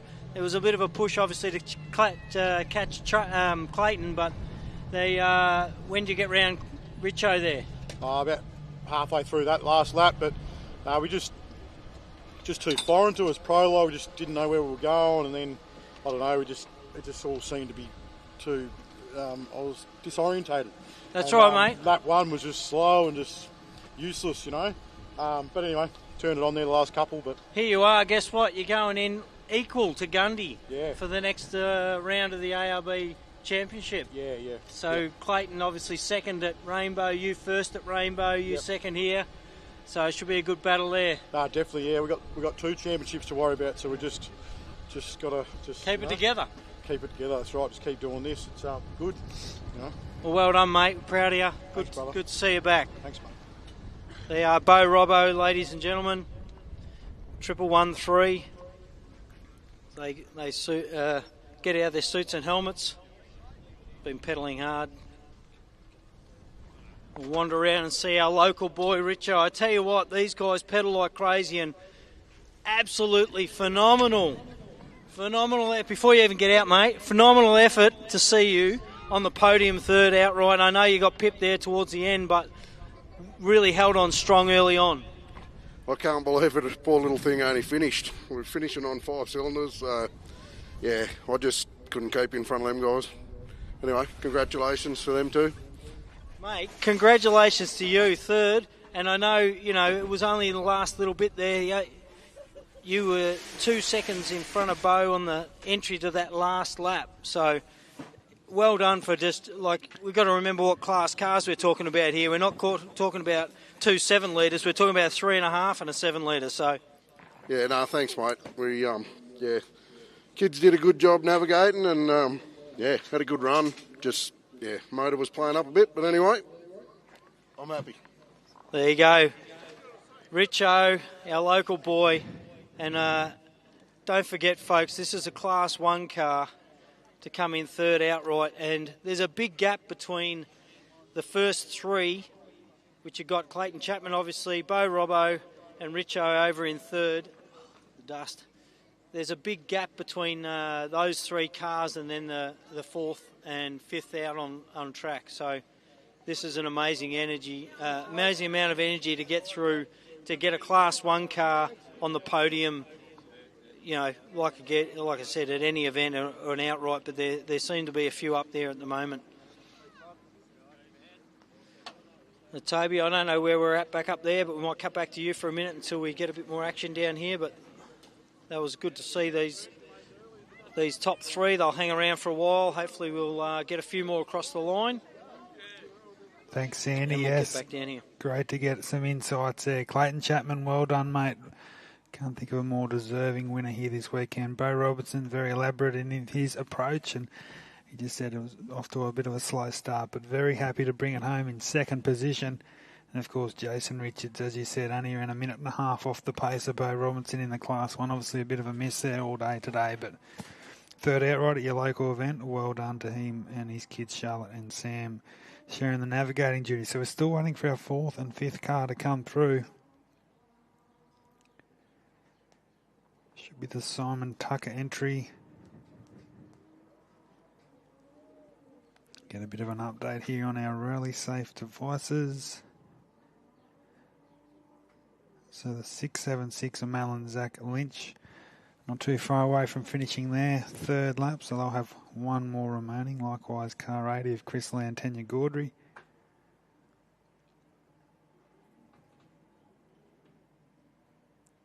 The 701 of Heath and Michelle Whedon is still coming in. But there we go. So there's our fourth car on the road. So Simon and Cole Tucker are still moving along very nicely. Coming towards the concluding stages. Car 3, Matty Burrows, Jay Mitchell likewise not too far away. So the fight for fourth and fifth position is definitely on mark. Paul Grant in the Desert Dynamic Trophy Trucker is coming through as well. James and Lizzie Sant. Currently sixth position outright. They're coming towards a checkered flag, around probably 10 or so kilometres remaining for those guys.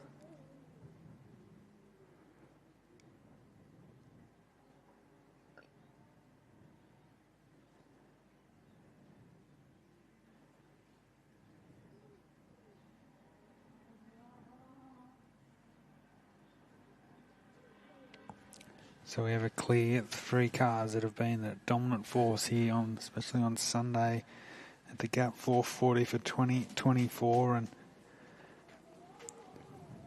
sets up a beautiful championship now between Clayton Chapman and, of course, Bo Robinson. Young Matty Burrows finished 7th at Rainbow, and he's going to hopefully a top 5 finish, so he'll definitely be in contention. Craig Barnett also will be thereabouts.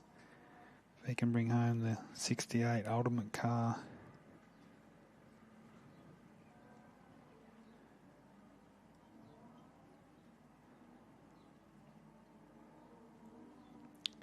Sam Bentley still moving along nicely. Of course, Dean McGinley unfortunately exited the race on that last lap. Bowie Graham is also he could be a dark horse there for that top 5 position. Brennan Forsman, Lee Whitehand in the mix. Matt Lavis is still on his third lap, so still a lap remaining for those guys. Ross Newman, Eden Evans.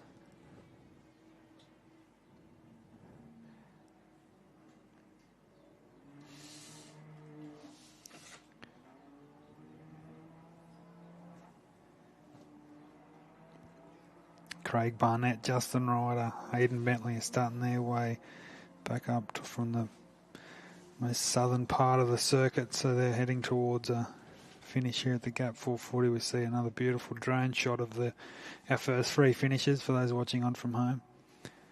It's been quite a very cool morning into the afternoon here at Hillston at Mac Tocton. Of course, thanks to John and Sherry Mitchell, the Irvine family, once again for supplying us this great piece of land here and over in the back of the complex, for allowing us to host the round 2 of the Australian ARB Championship for 2024.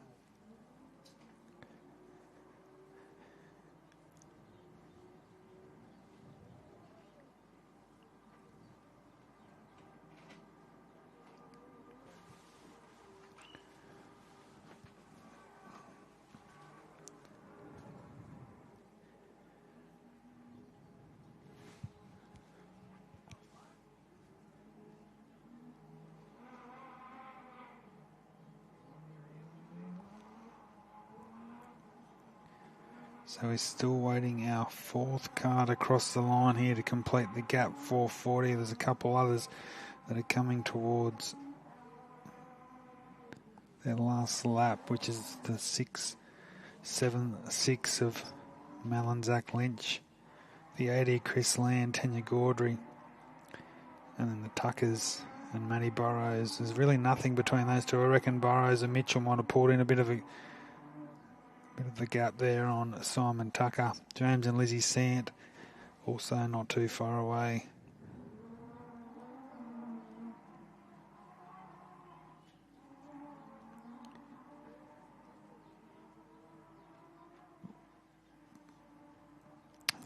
As I said, Heath and Michelle Whedon are still coming in.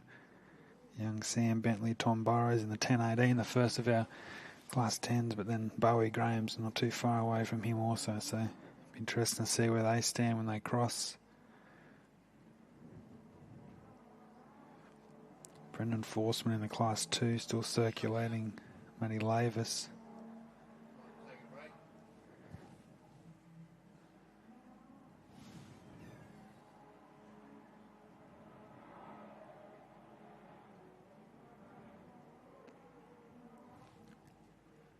But here is the Lynch Racing Classics, Can-Am Mal and Zach Lynch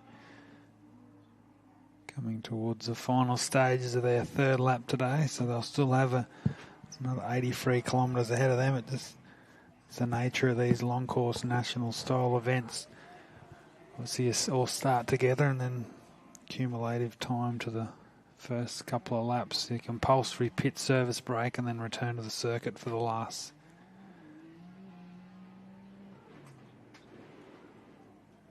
Bit of time, but this is still waiting our first sign.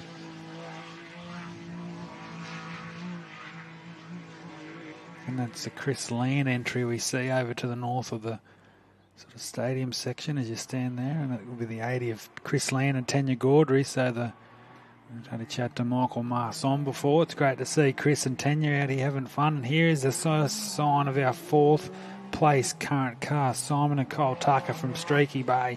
Tucker Motorsport will be pretty proud to see where their lads are here, the father and son combination. So Lynch,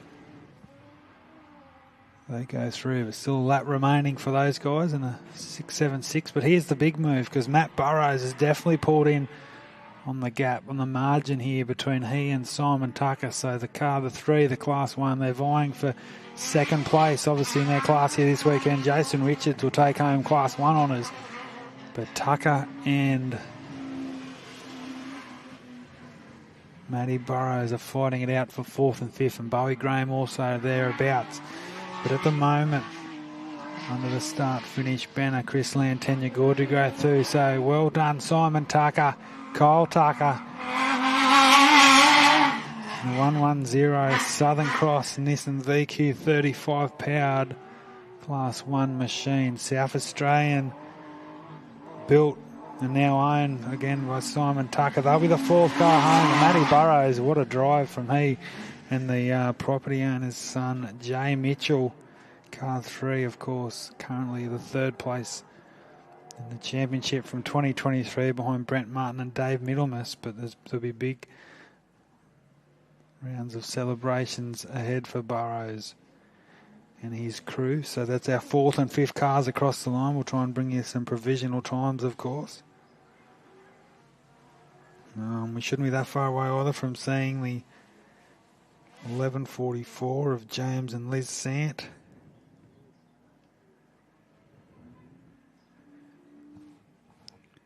And the 4.05 of Paul and Mark Paul Grant. So I'll try and get some times here for you guys watching on home. And there you go. So I just thought that Mark Burrows' son, Matty Burrows, and Jay Mitchell in the MBR Aussie Spec Gymco have gone 5.03. So they've pipped Simon Tucker at the moment for fourth place by about 7 seconds provisionally. 5 hours, 3 minutes, 51 seconds, and Simon Tucker 5 hours, 3 seconds, 58 seconds.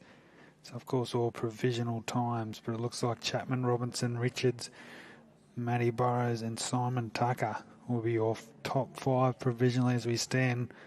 Still waiting for Bowie Graham, James Sant, Sam Bentley, Craig Barnett, Hayden Bentley. A few other competitors to come through, but great to see Tucker and Burrows back in the house, and I'm sure we'll hopefully catch up with those guys very shortly.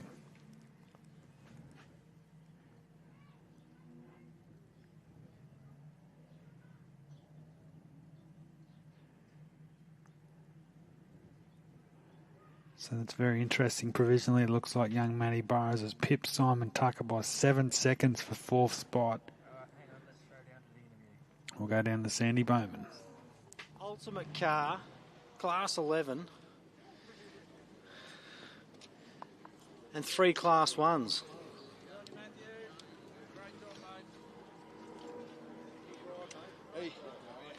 I don't know, mate. I'm great. How are you? Oh, yeah, we know we've driven an event for sure. Yeah. Nah, she's pretty brutal. Yeah, it was good. The last couple of laps, we had to sort of go into preservation mode. We weren't sure where we were, how many.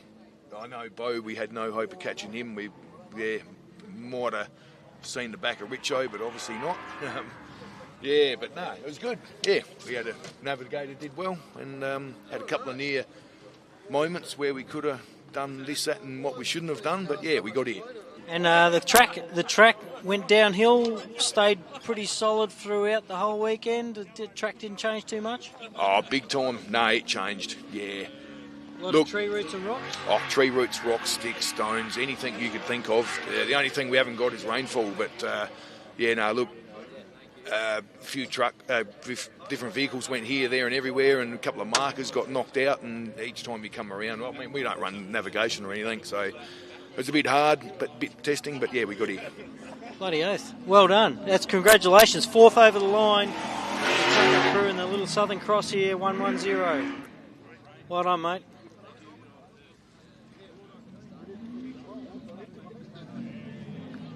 Come around to the Burrows crew. Tell you what, another stellar amount of energy went into this as well, mate. Well done. 5th. Well, 5th over the line. We don't know provisionals. They're provisional, so we don't know outright times yet. We'll see them soon. But how was it? Yeah, really good. We really enjoyed the weekend, actually. Much better than last year. A lot drier, but no, the car handled everything really well. The car sounded amazing the whole weekend. Yeah, really good. We're really happy with it. We broke our flat tyre curse here at Hillston, so we're really happy about that as well. And, you know, everyone in the pits, Mick, Hodgie, Dad, everyone did a really good job there. Dad did an amazing job in the navigator seat, you know. Let's thank everyone that helps it out. And, yeah, awesome. Feel really good. Well done, mate. Off to Gundy next? Yeah, going to be the next one. We really enjoyed that last year, so we'll go back there and see if we can do something there good again, I suppose. So yeah, no, it'll be good. And how did you find the track overall? Like, we know last year was a bit of a rain out as such, not too bad. But I called it this year as pretty much perfect racing conditions. A little bit chilly, but the wind was perfect for dust. There was not one bit of dust. Even the cars that followed each other in were still running in clean air. Yeah, no, we had a lot of fun. That's what I'd call the track, a lot of fun. We just sort of took it as it came, and it didn't get too whooped out like it did the last couple of years, and, you know, it wasn't wet in too many places, so it was good. And, you know, we could follow Simon pretty good. Basically that whole lap we were trying to get on top of him, but couldn't quite get there. But yeah, no, we had a good time, so it was awesome. All right, there you go. 5th across the line, Matty Burrows, car 3 on the podium from last year. What was it? There you go. Just got told he got up by 7 seconds. So he's actually 4th in the line. Beat Tucker by. There you go. That's not much overall when you're considering you've just raced 440 of Australia's toughest. So fantastic.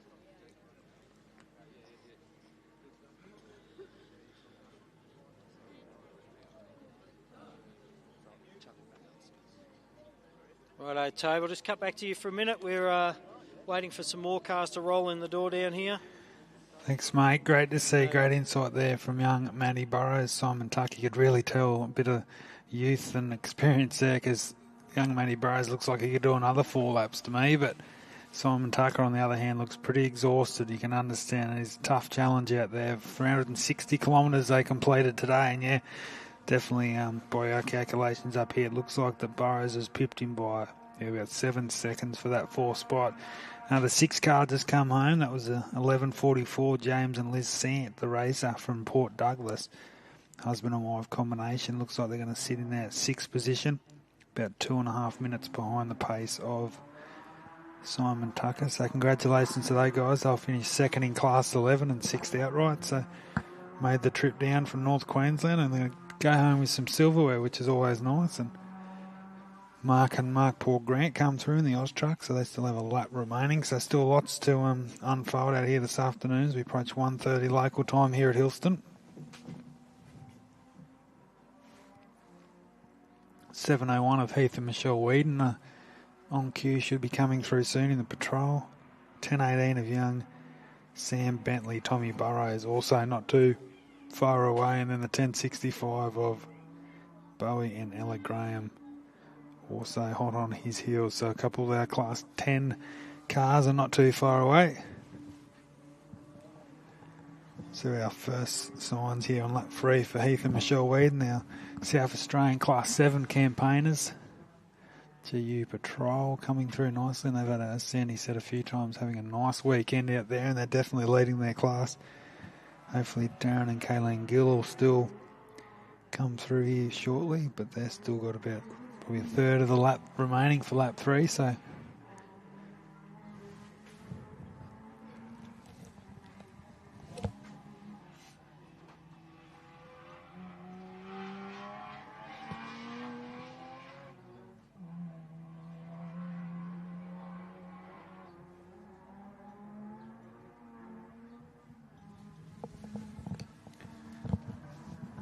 still waiting for our 7th and 8th car respectively to cross the line for a finish. The 10:18 young Sam Bentley and Bowie Graham, one of our local crews, but here are coming past us here at the headquarters, the 7:01 Whedon Racing Patrol, Heath and Michelle.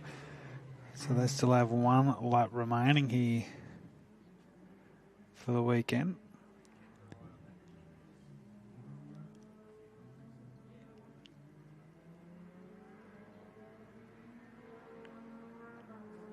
So still a handful of cars still to complete that 3rd lap here today, and hopefully Sandy will catch up with a few more of our finishers as they come across the line. Keep you a few insights to see the 202 of Brendan Forsman still coming nicely, the 684 of Matt Lavis and Andrew Dance, the Yamaha still circulating. And here is the next of our cars, the 10:18 of Sam Bentley and Tommy Burrows. They entered this lap with a couple minutes down on Steve Graham, but they are still the 7th car on the road. What a great weekend it's been for young Sam. He started yesterday's opening lap out of 23rd position. He's up into 7th spot on the road, so one of the drives of the weekend for sure.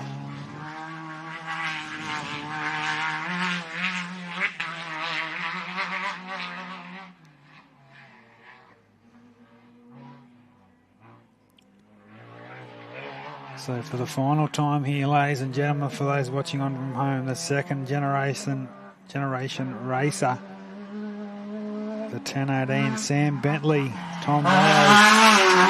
Fantastic weekend for these guys. I know Hayden Bentley is still a few cars away, but he'd be looking forward to giving his son a good round of applause here, because it's been a tremendous performance from young Sam. He's home and hose, so he's our 7th to finish this weekend.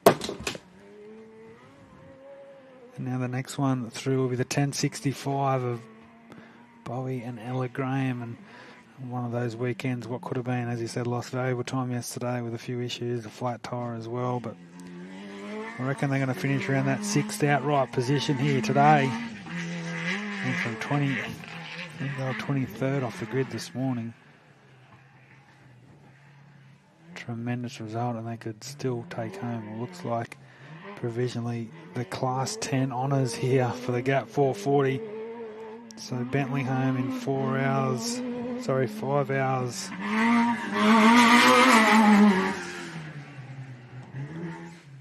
like about 5 hours and 8 minutes provisionally, 7th outright, so stay tuned. Steve and Graham and Ella Graham. Congratulations to the father and daughter combination. Our 8th car to complete the Gap 440 here this weekend, and our 2nd local car home. A few celebrations there tonight. He knew he was up against it today after a disappointing opening lap yesterday. So he's got a few more of our competitors, the San entry, Bentley, and now Steve and Bowie Graham across the line, our 8 cars in the house.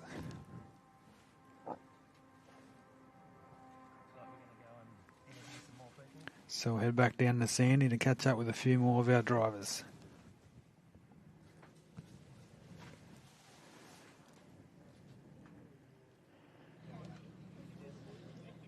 We're down here with the Sants. I tell you what, that's not a bad effort. Yeah, we did it right. How'd you go? We did good. We took a couple of trees out, but we got there in the end. For a surprise, this front wheel's still here. Yeah, no, good fun. We rode up over the job a bit formal. No, it was good. It was good. The car went really, really well. Yeah, really. The car looked fantastic all weekend and it sounded amazing, so no dramas. Hardly put a spanner on it. That's a good weekend. It is. Fantastic weekend. Yeah. Oh, well, congratulations getting to the end. I know it's any off-road race is a tough race. 440 of New South Wales best. And hopefully we'll see you at Gundy. We will do. Yeah, it's not broken, so it will be there. Well, congratulations. Thanks. The team 11:44 in the Sant car. There you go. I know Bentleys have come in over behind us. We'll wander around and see those guys. And then we've got Bowie and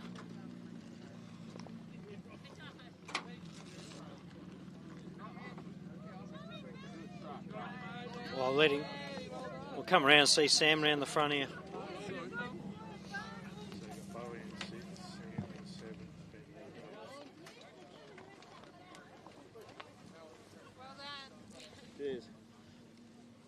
I'll let you take your helmet off, mate, but stellar effort for the weekend. Yeah.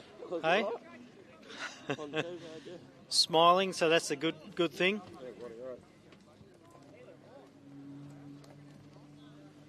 As you can see, a lot of gear goes on. Undergarments under all that stuff as well, balaclavas and neck restraints, all that sort of gear.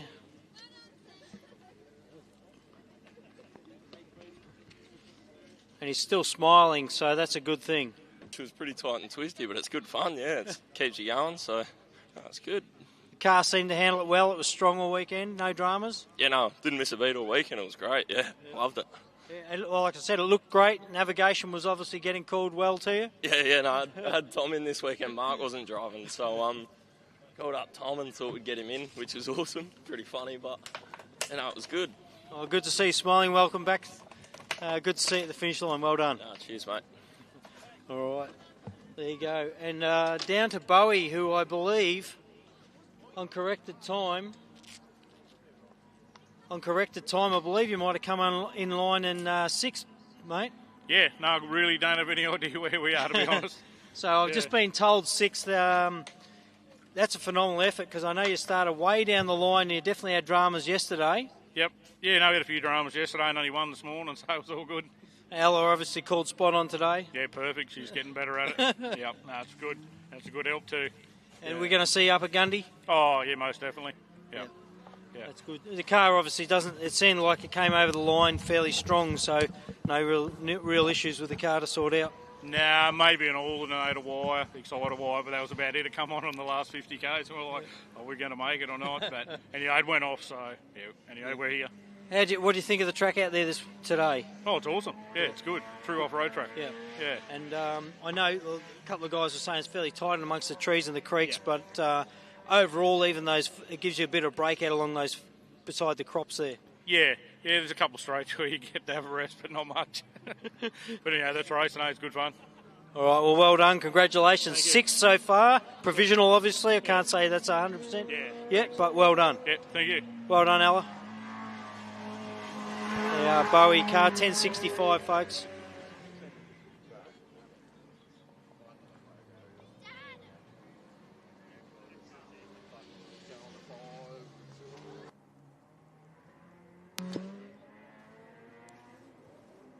Tobes, we might just head back to you for a little while. wait for a few more to come in. They're spread out a little bit further than normal this year. Yep. The first 3 cars we know came in fairly tight together, but then there was a few minutes gap, and I'm tipping the last few as I see a couple going out for their last lap now, so they've probably still got another hour or so left before they come in. Yeah, so the Forceman, the Class 2 entry just going through, Lee Whitehand in the navigator's seat, so that obviously stopped a little bit there in that opening lap this morning, but they're moving along very nicely, so still a lap remaining for the 202, and it looks like our next competitor through the line looks like it's going to be the 684, Matt Lavis and Andrew Dance, so they'll still have an lap remaining also. I reckon our next car through should be the little Class 6 Can-Am of Justin Ryder, Levi Hamilton and Stephen Tees, our Queensland Class 6 competitors. And I'll definitely, hopefully on cue, be our first of our Class 6 cars across the line here. And I think we've had, as Sandy alluded to, we've had our 8 cars home here. Stephen Bowie Graham in the 1065, provisionally 6th outright, pushing James Sant in the 7th, and Sam Bentley a few minutes behind Sant in 8th. So we're still here waiting our 9th vehicle to finish the gap 440, and here is Justin Ryder. So he had a 2nd in class and a 13th outright finish at the ARB Big Desert 480 at Rainbow at the start of the season. He's got his nearby home event, the Gundy 500, coming up in a month or so's time. This is very impressive. I'm looking forward to getting a bit of insight here for Justin Ryder. As Sandy said a couple of times over the weekend, it's always well presented. This little Can-Am Maverick coming in a bit hot there in that final corner. Also the Cougar Racing fans, Craig Barnett, Megan Barnett shouldn't live that far away also in the 68. And then Hayden Bentley and Hannah Bentley, the second of the Bentley Motorsports crews. The 2-wheel drive 7-litre race engineering trophy truck also not too far away. So that little battle between Barnett and Bentley has been happening all day long. So here is the 9th car to head towards the finish. And yeah, very strong performance from Justin Ryder, his navigators Stephen Tees and Levi Hamilton.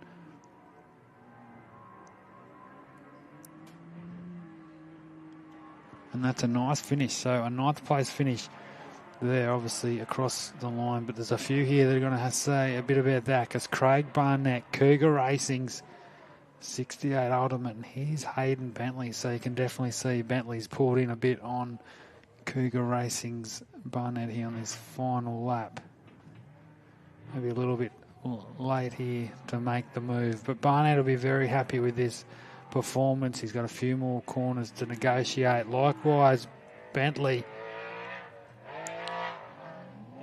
6-litre Chev Ultimate car and the 7-litre of Bentley, but Barnett will just be looking to capitalise on this strong. Another top 10 result, and this will be his finest moment here at the gap 440. Bentley still looking strong as ever, throwing it in there to that big right-hander. Likewise, Bentley. So a couple of fast finishes here, the 68 and the 11-18. Congratulations to the New South Wales team of Cougar Racing and Hayden and Hannah Bentley, the father and daughter combination. You can tell from the opening lap yesterday to where how he sort of come through there into our visions. Hayden Bentley, the confidence has sort of grown over the last couple of hours, and yeah, a strong finish for Hayden and Hannah Bentley. You'll be pretty happy with that, I'm sure. And first race back in 18 months or so, and maybe see those guys at the Gundawindi 500 in a month's time.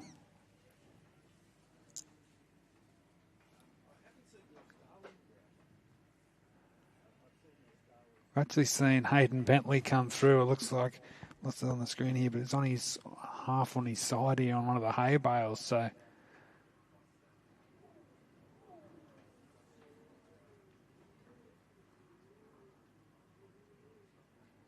hasn't completely put it on its side, but we'll keep an eye on that. Bit hard to get a vision from up here, but the 11-18 right on the finish line has Coming a little bit hot there, and Bentley's finished in style.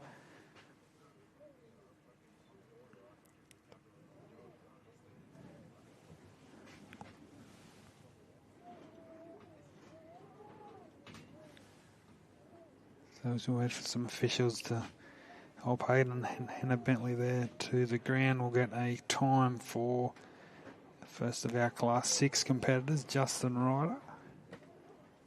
Craig Barnett, there you go. So Craig Barnett goes 9th quickest, 5 hours 17:07. Justin Ryder 10th with 5 hours 18:56.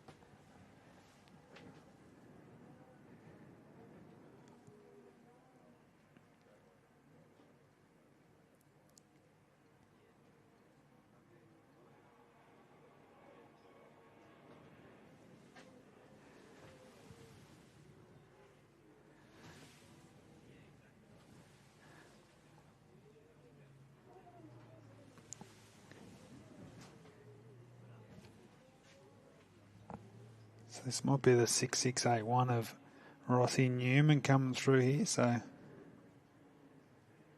think that'll be still a lap remaining for those guys. Lachlan and Greg Campbell. You see some of the crews down there. You see the Burrows family. Looks like the ABR guys are down there also giving Hayden Bentley a little hand there. He's submerged onto one of the hay bales on the finish line. Ross Newman, Chris Leonard, 6681. Yamaha coming through, naturally aspirated. Class 6-6, the only one here this weekend, so they'll still have a lap remaining here on Sunday. But it's going to be another strong performance from Lachlan and Greg Campbell in the 6:07.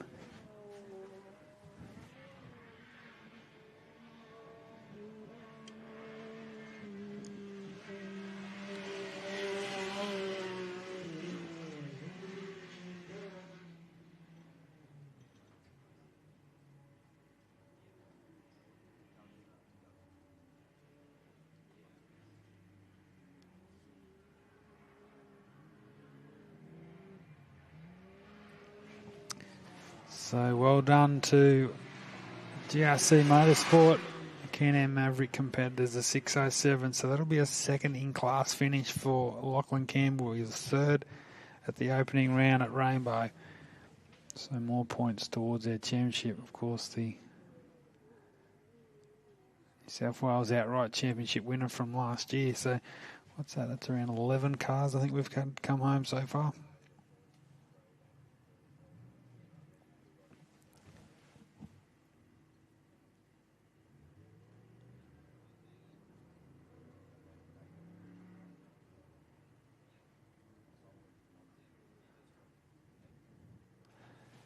So unfortunately, a climatic finish for Hayden and a Bentley. So they've just finished their fourth and final lap of today. Lachlan Campbell was our 12th car to finish full 5 laps of the gap 440. Justin Ryde went, as I said, 10th quickest, 5 hours 18:56 seconds. Lachlan Campbell 6 hours 5 minutes and 2 seconds. We're just waiting for Hayden Bentley's time to come up for us here.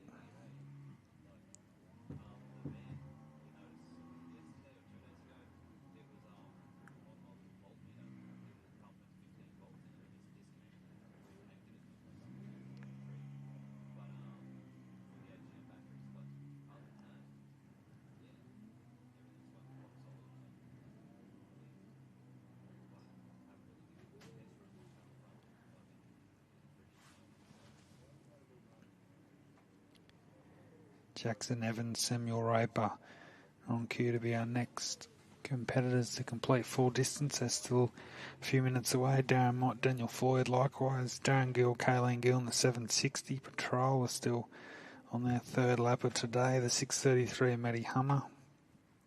Closing in on a finish, the 609 of Jeremy Horn. Also got some work to do with another lap and a bit remaining.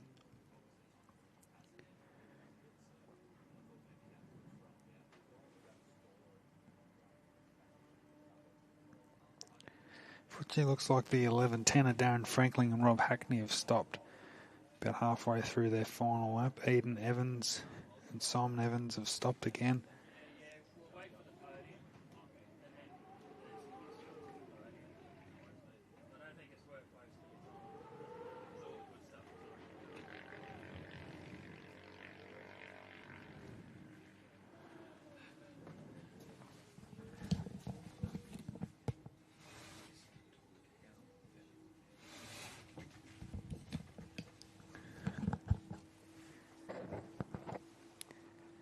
So we still have a few cars on their penultimate lap here.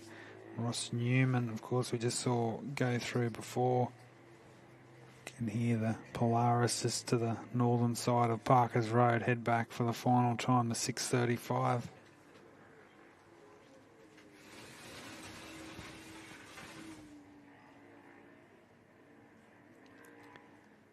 Chris Land and Mal Lynch having a nice little battle about mid-lap of their final 83 kilometres. The 701, Heath and Michelle Whedon, Forceman entry, also moving along nicely. Doc Smith. Fortunately, the couple of the local Griffith members and main honchos of this event, the 1087 of Dean McGinley and the 1043 of Carl Power, unfortunately retired on that third lap here this afternoon.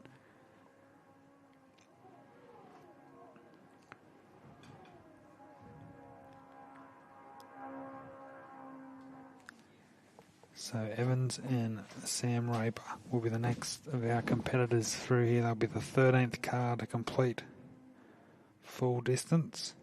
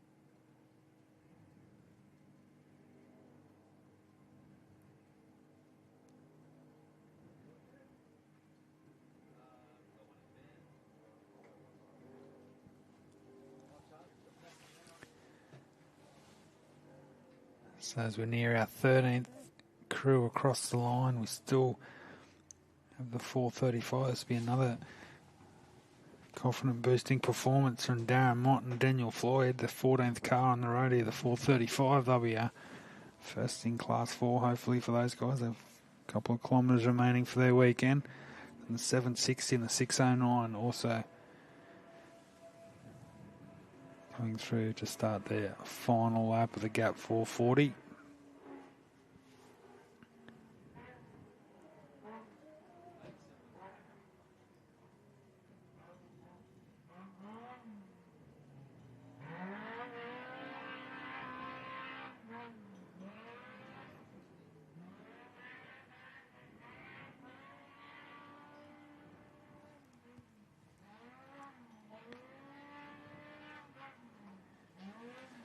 Started off very confidently there yesterday. Had a few electrical issues halfway through the lap yesterday afternoon, but Jackson Evans in the 635 King Chrome Racing Polaris Pro R going ahead remarkably looks like a possible podium finish here this weekend in Class 6, which was exceptional considering they lost nearly half an hour of time there yesterday afternoon. But the 6:35 will be our 13th car to complete full distance. Always holding it down to the finish line. These guys love their racing like we all do, but the King Chrome guys, fortunately Eden and Simon Evans out there, Jackson's younger sister, looks like they've suffered some issues.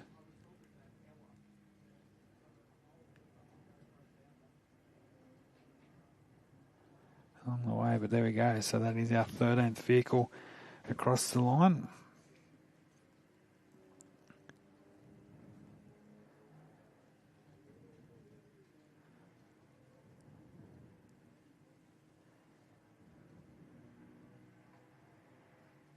So there you go, Hayden Bentley, even though that little bit of a last lap mishap, has finished 10th outright, 5 hours, 18-14 seconds. So provisionally our top 10 here at the Gap 440 for those that have just joined us. Clayton Chapman takes his second outright national round victory in the ARB Championship since Gundawindi last year. Bo Robinson, Jason Richards round out your outright podium. Matty Burrows, Simon Tucker, your top 5. Stephen Graham, what a performance from him, 22nd to 6th position here today. James Sant, Sam Bentley, Craig Barnett and Hayden Bentley, your top 10. Justin Ryder, Lachlan Campbell, Jackson Evans, your 11th to 13th position. And now Darren Mott is the next contender to bring it towards a finish here for the weekend.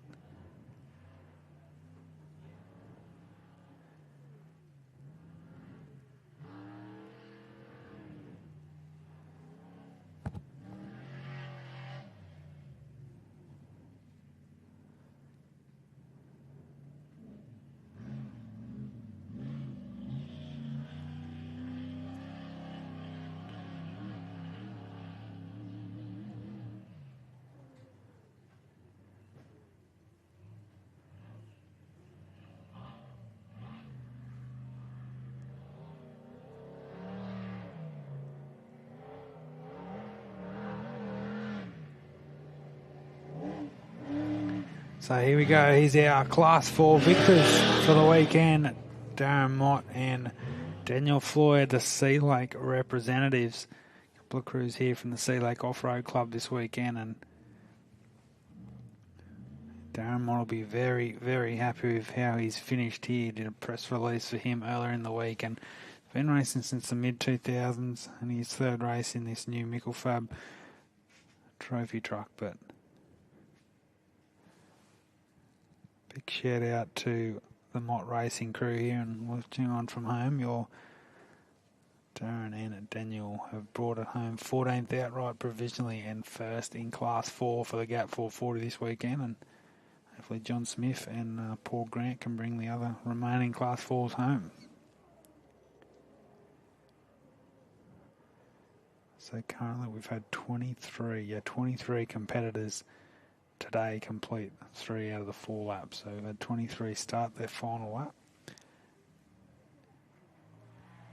I think we've still got a couple to commence their final lap. One of those will be Jeremy Horn and Darren Gill. I think Darren Gill's just come into our picture, but I reckon this is our next of our finishing cars. It looks like it's definitely the 633 Raceline Wheels Polaris of Matty Hummer and Aaron Luxandel.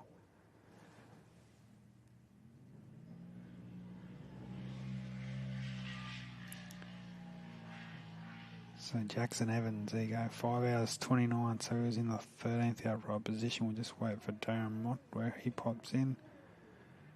So this will be our 15th car to complete full competitive distance here for 2024. They won the class here last year. They won't take the top honours this weekend, but Matt Hummer, well done to you, one of our Victorian crews, and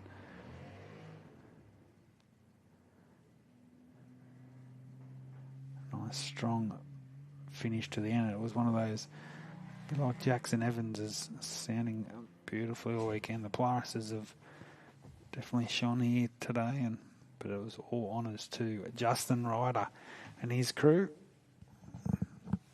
who took the Class 6 honours. And now Darren and Kayleen Gill, another one of our Geelong-based family crews in the 760 GU Patrol. We heard Sandy talk a lot about these guys this weekend.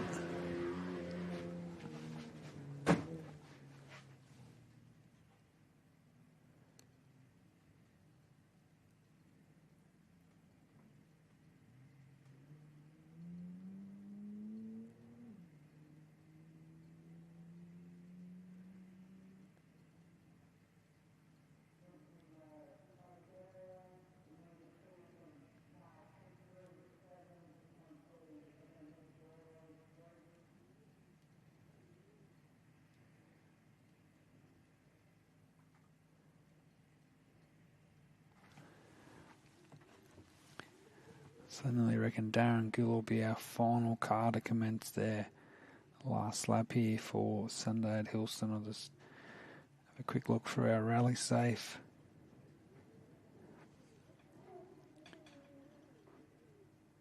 The 609 still looks like they're moving. The Jeremy Horn, the local Can-Am Class 6 competitors are still heading towards their last lap board, and they should nearly be the next car through. And then there's a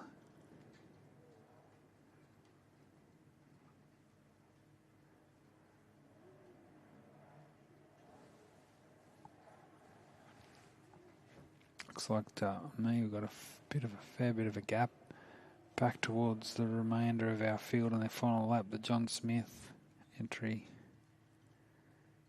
Good news for Darren Franklin fans. He and Rob Hackney are still circulating in the 11:10 again. Car 80. Chris Land, Tanya Gaudry still working their way towards the finish. Likewise, the Whedons in the Patrol, the 676. Lynch Racing have actually stopped 3 minutes ago, 676. So that's another one of our cars to have possibly succumbed to the Hillston terrain. Brennan Forsman still going all right.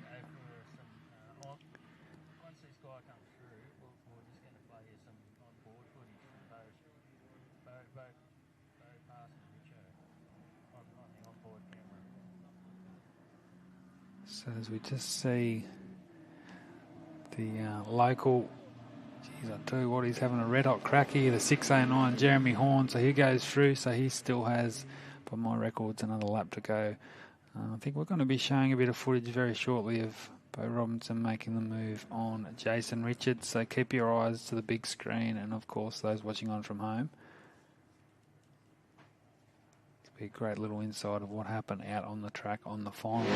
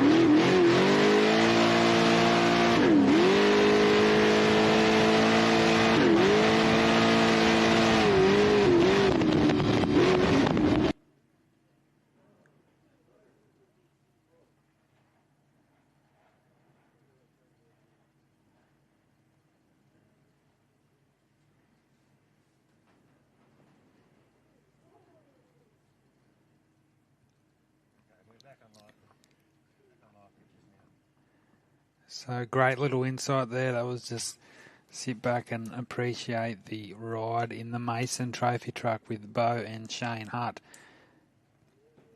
So we're still waiting for our final sort of 8 to 12 cars to finish the gap 440 as we approach 2:30 local time here at Hillston. We saw the last car across the line was the 6:33 of Matt Hummer, Aaron Alexander, with a race time of 5 hours 30:56. So Jackson Evans has held off Matt Hummer for that final spot on the Class 6 podium. So congratulations to Jackson Evans, who's come from the clouds to finish 14th outright, 3rd in class. Great performance from Darren Mott and Daniel Floyd, 13th outright and the class victory. So still 15 cars that have only 15 cars that have successfully completed full distance, and we shouldn't be too far away now from seeing the 445 of John Smith, Grant Mannion, Darren Franklin. We did see stop Rob Hackney in the 11:10 also, not too far away. Chris Land, Tanya Gaudry. And so they're really spread out now, the competitors we have lost. Fortunately, it looks like Mark Paul Grant in the Oz truck have stopped on the circuit. Early stages of their final lap, so not great news there for those guys. Their first race back for some time. The 760 still moving along, heading towards sort of that halfway mark of their final lap. Likewise, Jeremy Horn in the 609 at Can-Am.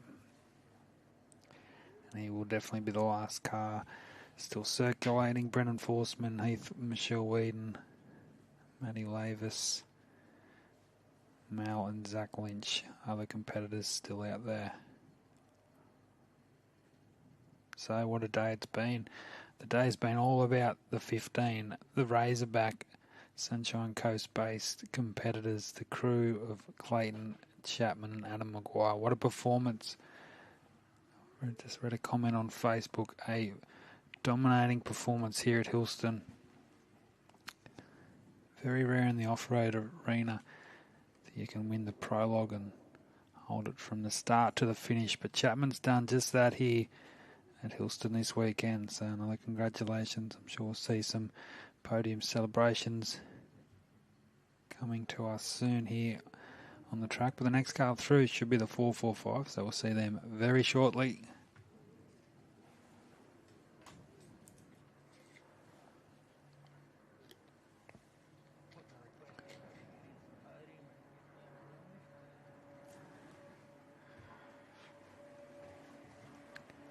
So the podium celebration, I don't think will be that far away, but we'll stay tuned for some more details. But while we wait, the next car is coming in to our left of the complex. It's the 445 of John Smith, Grant Mannion.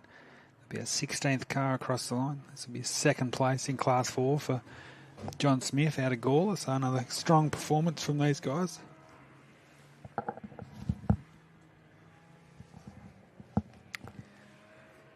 On one of those crews like Sandy has alluded to, that just turn up to these races, smiles on the dials, and just get out there and have a lot of fun. So the 445 will finish second in Class 4 behind that of Darren Mott. Paul Green will take home third. Unfortunately, stopped on the track at the moment, so won't be full completion. But yeah, thanks again to the Griffith Off-Road Club for hosting us here this weekend.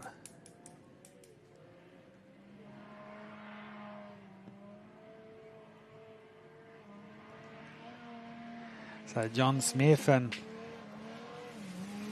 Grant Mannion coming through.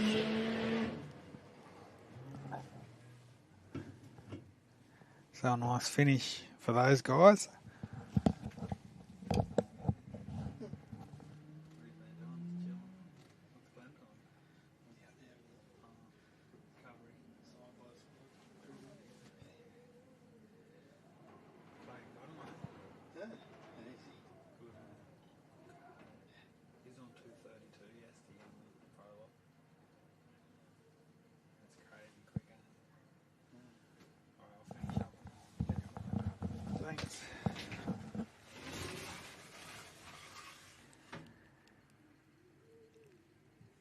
So there we go. So 17th quickest, 17th outright.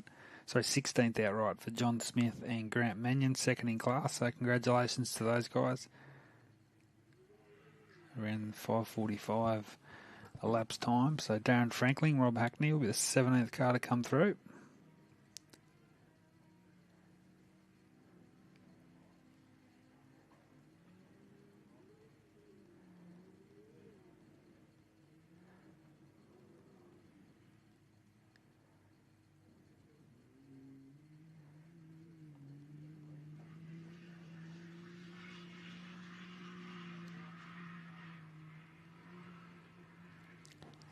So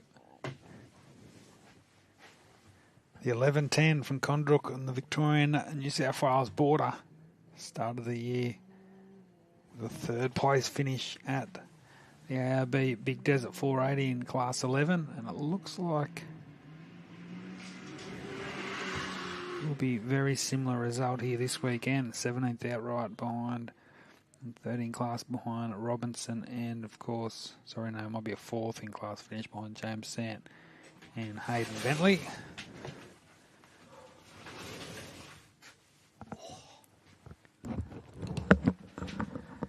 Join back up here with Sandy Bowman, mate. How'd you go down there? How's the conditions? I haven't been doing nothing, mate. I know what I have been doing is freezing. Still cool down there? Yeah, a little bit fresh. So there's a bit of good insight there with some of the drivers and some of our next-gen stars, Sam Bentley, Matty Burrows. Indeed. I made the call. It was very... it was cool to appreciate. Simon Tucker looked absolutely exhausted. And then Matty Burrows, young Matty, I said he looked like he could have done another 4 laps. He looked pretty... Yeah. Pretty calm. Unbelievable, hey. Even young Sam Bentley came out of the car looking pretty fresh, didn't he? So we've had 17 cars finished now. We just saw... Yeah, there's a bit of a gap between the last guys. Still a few I cars. presume we've got to go for a little bit yet. They'll keep us going for a little bit longer here before we get presentations underway. I think we've still got an hour and a bit of actual race time before people start timing out. So we saw Darren Franklin was definitely stopped out on the circuit on that last lap, but he managed to bring it home. 17th car on the road. We'll just try and get a confirmation of his outright position.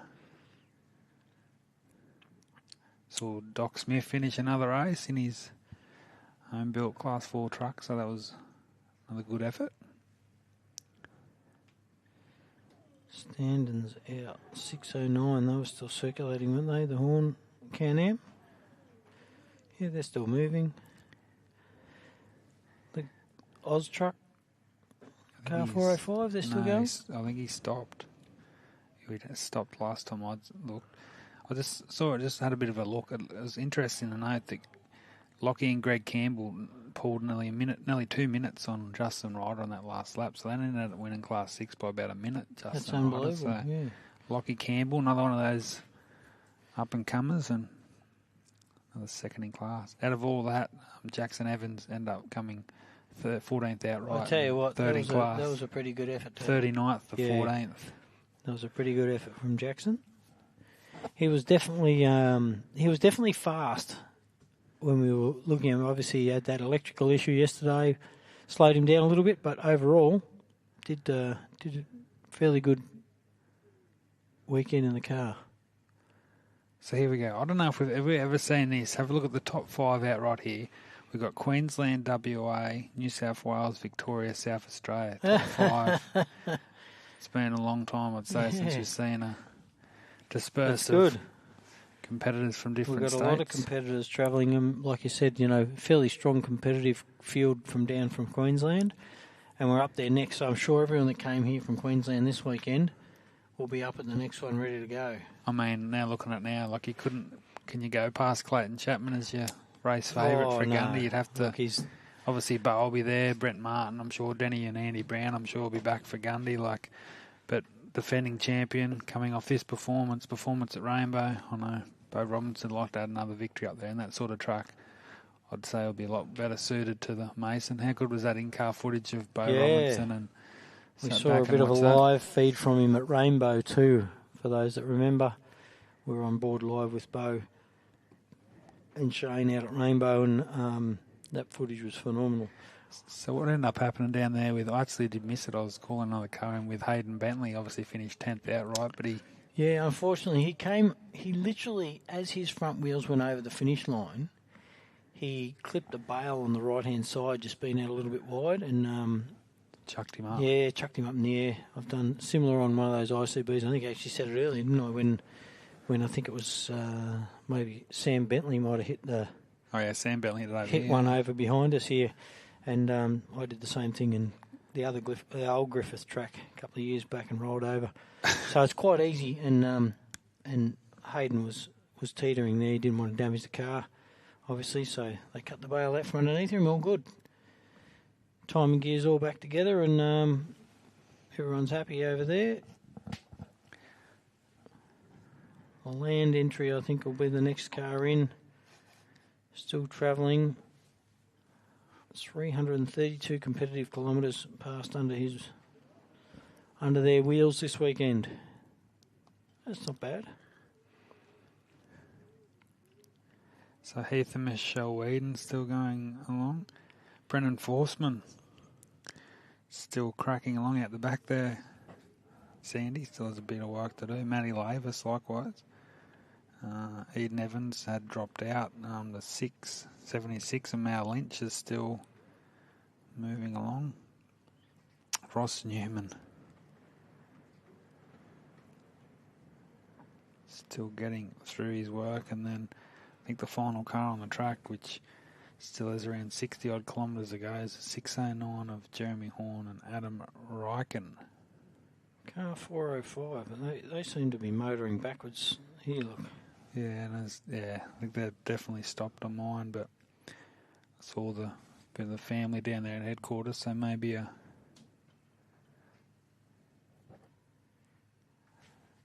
last lap. So a little bit of attrition this weekend, isn't there?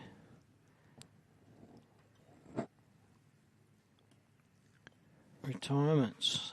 Dale Standen, car 23, Mick Masson. We saw out with an engine, 32. Adrian Coatsworth was out, 265. He was also out with an engine. Eden Evans, I haven't seen, it says rejoined here, but that might not have been refreshed. I didn't see her. She's not back out there now, Eden?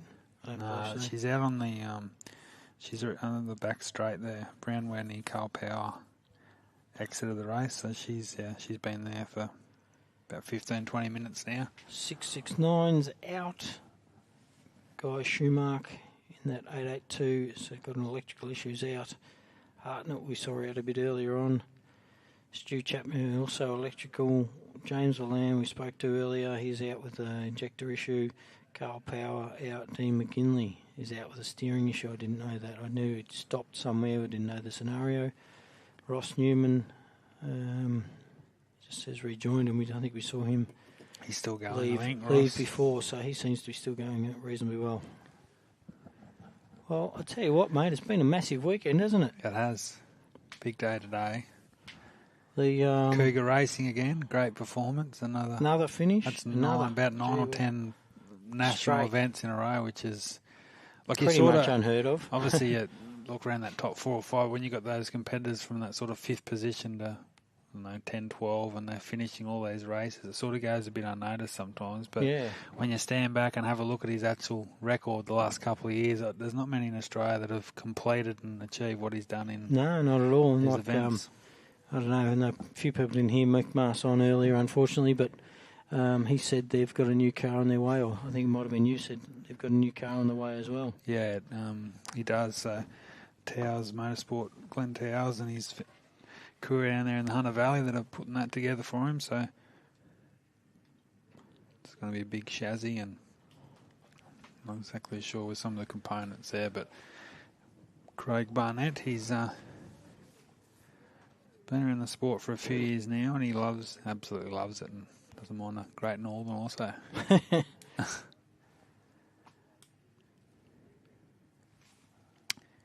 So car 80, as you said, should be the next one through. Unfortunately, we didn't see Aaron Nickel today, did we? He didn't come up to the... No, I can hear him in the distance, so... Because it's so close, isn't it? So you see this little bit here, but literally the track's just on the other side of the... They come in Parker towards the Road. trees behind us, or beside us. Disappear again for a little minute.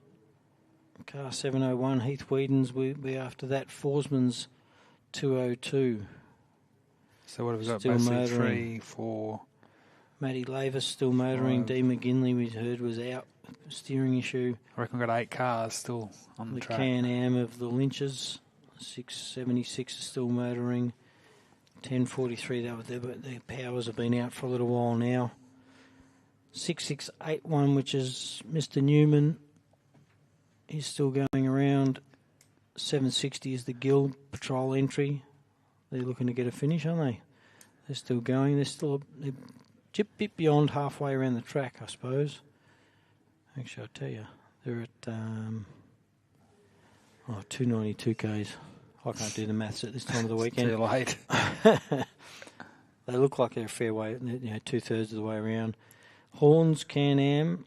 That should be the final card, so 609. Yeah, that's what I can tell too, because we've got 23 was stand-ins there are definitely out, and so we've just sort of worked out that the... Poor Grant's out as well, Yeah, the Grant's 405 trucks out, which unfortunate they were looking reasonably good this weekend as well. So, we've probably got, what would you say, 5 or 6 left? I reckon 8. 8's still 7, moving. 8, yeah. We're about to get Chris and Lan and Tanya Gaudry coming through here, so that's pretty impressive for Chris. They finished, I think, 22nd or 23rd at Rainbow, and they're going to finish, provisionally about 18th out right here, so... That'll mean, where do we have start? We had about 44 start. I think it was 44 yesterday. On Friday night. And we'll have about around about 23 so about or half 4. the field. That's pretty not too bad. I'm actually surprised. Look, this morning, even after the second lap, it was kind of looking a bit more promising than that for finishing numbers. I knew we had a few bigger issues. This last lap and a half's been a little bit more testing. brutal, hasn't it?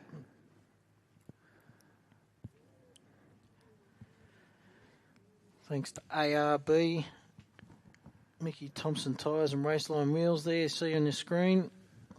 They are the major championship sponsors for this year's 24 ARB Australian Off-Road Racing Championship. Out here at Hillston. The ARB Tyrepower Griffith, The Gap 440. Clayton Chapman.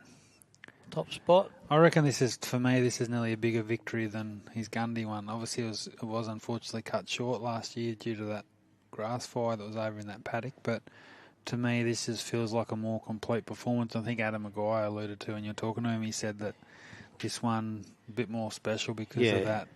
Led it from the start to the finish, and they were dominating the whole way. Hey? Yeah, so it does make a little difference. So. And they're at the top of their game. They've been, when I say they're at the top of the game, they've pretty much been at the top of the game for a long time, but they've had a few letdowns here and there, which we all do. But so Chris Land coming over, Sandy, our next car coming through. I'll be very He's out there on his own, isn't he? When you look at how long's it been the gap between him and the last car? Oh, Darren Franklin come through? A good 15 minutes, I'd say. And he's still. He's probably still got another 10 or so minutes off his as well. Yeah, so.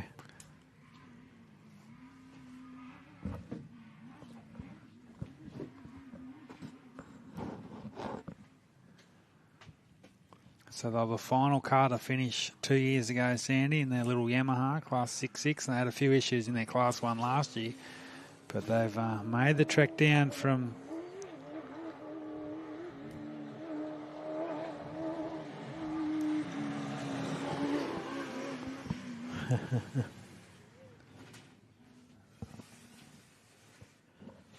There you go. Crossing the lands, Chris Land, car 80, crossing the finish line. That'll be 18th outright. It's always... So what are they getting class there? That'd be 1,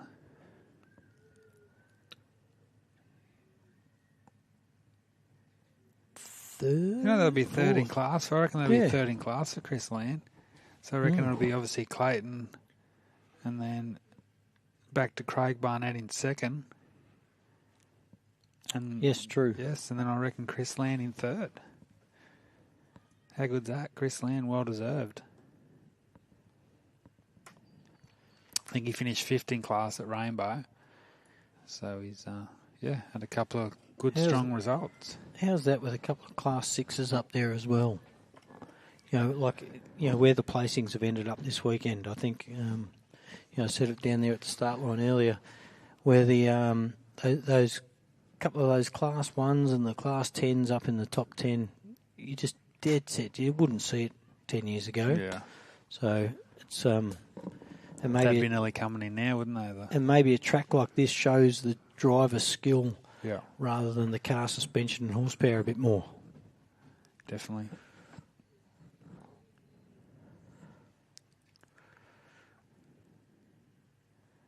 What do you think about Bo Robinson's performance? It was first class again, a solid second. Well, I'll tell you what, he worked hard, obviously, in that You second could just see bit. it. You need to watch 10 minutes, and you could tell the. And he said it was super tight out there for him. Yeah. So even getting around, when you're following the crops, I think I said that yesterday morning about following the crops around even on the pre-run. I'm like, oh, this is tight just doing 60k an hour, and when they're doing 150. Yeah. It's that's going to be super tight in a bigger car to get around it and follow the crops. And I think from what I've been told, the crops were well looked after this weekend by the races. Thank you very That's much. good.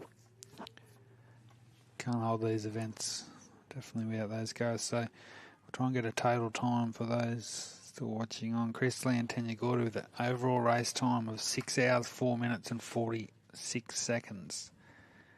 So just over 6 hours. 6 hours driving. It's a tough weekend, isn't it? 6 hours over 5 laps.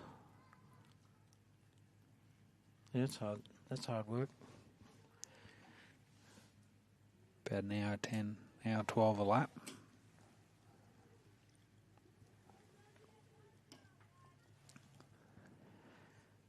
Well, we've got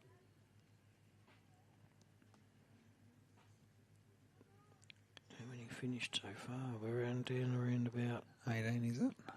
18, 19. Chris Land's at 18. It's 6 hours. Shout out to all our stewards and rally safe officials here this weekend that have done a great job, Sandy. Obviously, Yeah. Once again, it comes from every angle, doesn't it? There's a lot of moving our helicopters parts. been out here this weekend, taking people up in the air to follow cars around.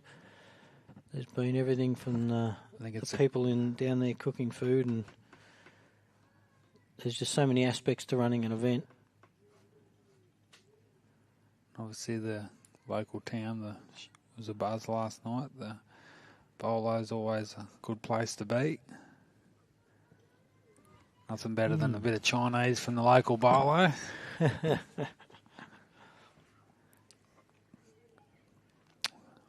could have got a massage in there from Janice. I saw Janice was advertising massages in there, mate. You could have had a bit of a relax. But 6 cars left. I tell you what, we've still got half an hour solid of racing, haven't we? We've got car 760. Is that what you said was last on the track? I reckon it's 609, the locals. Oh, 609, yeah, you're right. They're right up in the centre again, about to... It doesn't looks tight and technical on this from our little approach here, doesn't it, where they are? So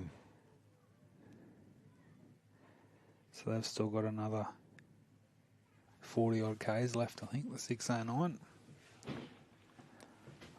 I'm not too sure what time out is. Not too sure when they max out on time.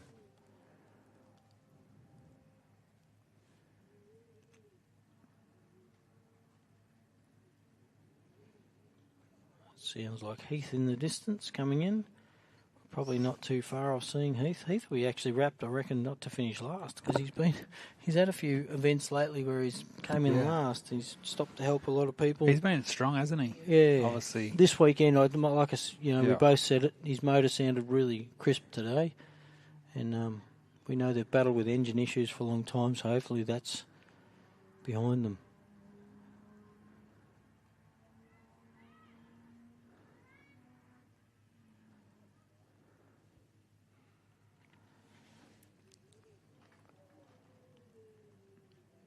Yeah, he's literally a minute or two away off coming back into our view. So this will be... I don't think he finished it. He had issues at Rainbow, didn't he, Heath? Yeah. I don't think he finished. I don't think he finished full distance. He was the only Class 7 there this year, so... I'm sure we might see Heath and Michelle up at Gundy. He's got a lot to do with that little... He's got a lot to do with that little race out of Barongal. Oh, yeah. Yeah. What's that, just north of Mount Gambier? That was only last year, first race. Yeah. Which they hope to do again this year, by the sound of it. Still looks quite cold out there, Sandy. Yeah, well, look, I had both hoodies on. The bald spot, the bald head doesn't stay warm too easily. So... Much emotion down there with the Chapmans. They look. I tell you, the Chapmans were ecstatic, Yeah. mate, ecstatic, and there was a few teams there wrapped to see their finish and their positions. So, some that are even Richo, he seemed to be pretty happy. Richo looked he was a little, didn't he? He was a little disappointed on the engine Yeah. issues, on that last lap because. He sort of had that all day, didn't he? Come past. He said Bo overtook him. As soon as Bo overtook him, the car came good again. Yeah. And off he went. It did drop out again, but he's like, I just gave up that spot, and you're sort of just waiting for that to turn worse in some parts as well. He came over the line with 5 cylinders, but anyway. I tell you what, if you give him third spot, first in class behind Chapman and Robinson at the start of the weekend, you'd. Yeah, that wasn't a pick for me, not even one little bit. No, I liked him all week. I just thought maybe if a couple of those top guys did fall out, I thought he'd be right there, and he sort of was. Chapman and Robinson just a bit too good this weekend, but as you said, it's a big difference driving a car like Clayton's to Richo's, but the track does suit it and a bit of local knowledge, and it was a bit of shame about Carl Power and Dean McGinley because they were right up there as well. Yeah, Dean was fairly fast all weekend too, wasn't he? Here comes Heath in over on our left, mate. There he is. 165k an hour I just spotted him at. So still pushing along nicely. First of our Class 7, Sandy. That's good. I think our Class 7 was doing about 180 top speed, and I'm tipping Heath would be very close to that with the same. Yeah. We had a 4.8 as well. Same setup. We were running a wholesale automatics transmission, but Heath's running a 5-speed. I reckon Heath will be pretty happy with this. Yeah, finishing solid, so... It's a long haul up to Gundawindi, but I'm sure they're planning to defend the 701, so they'll head up there. He's got the window down. Gee whiz. Oh, crikey. You still miss it? Better give me a wave out of the window here, mate. So our 19th car to complete full distance as he hops his way towards his final couple of corners. Congratulations to Heath and Michelle Whedon. Gee whiz, isn't that an effort? The car still looks pretty crisp, Looks doesn't it? nice, doesn't it? It still doesn't look like it's got many suspension issues, and obviously sounds strong still. The engine was sounding sweet as it came past us just then. After 440 kilometres, folks. Geez, that's a sensational effort. I was puffing after the pre-run, so these guys must be worn out, that's for sure.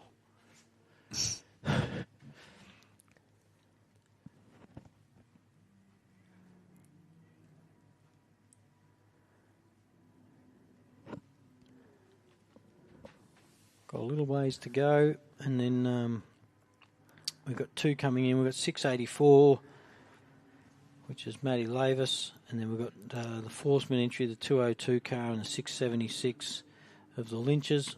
They're all on their way in, probably in the next 5 or 10 minutes. And then I reckon we've got a fair gap for the last handful. And I'm not too sure what time cut-off is, but I've got a feeling it would have been, surely it would have been 3 o'clock. So there you go. So Heath Whedon, total time is 6 hours, 14 minutes and 15 seconds. So about 10 minutes off the pace of Chris Land. So it's a nice 19th outright and first in class. Yeah. You would have took that at the start of the weekend. Yeah, they're up here. Yeah.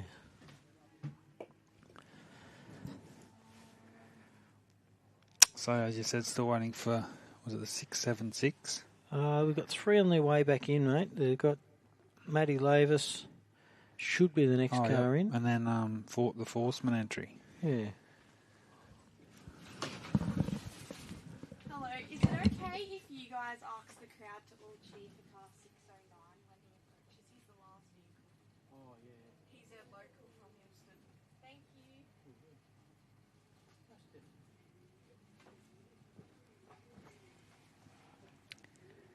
So we've got the 202 hunting in here. The 684 is just ahead of him. So as you said, a couple of cars coming in here sanding, and there will be a bit of a... Tell you what else we've got here, mate. Oh, cakes. Beers. Bit parched up here. Well, yeah, we've still got, I'm going to say, half hour racing left, realistically. Minutes, yeah. And before 609 comes over the line. So,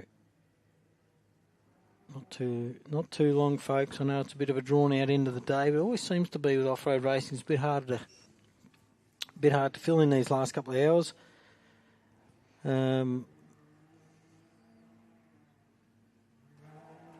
But we've had a fairly quality field, haven't we?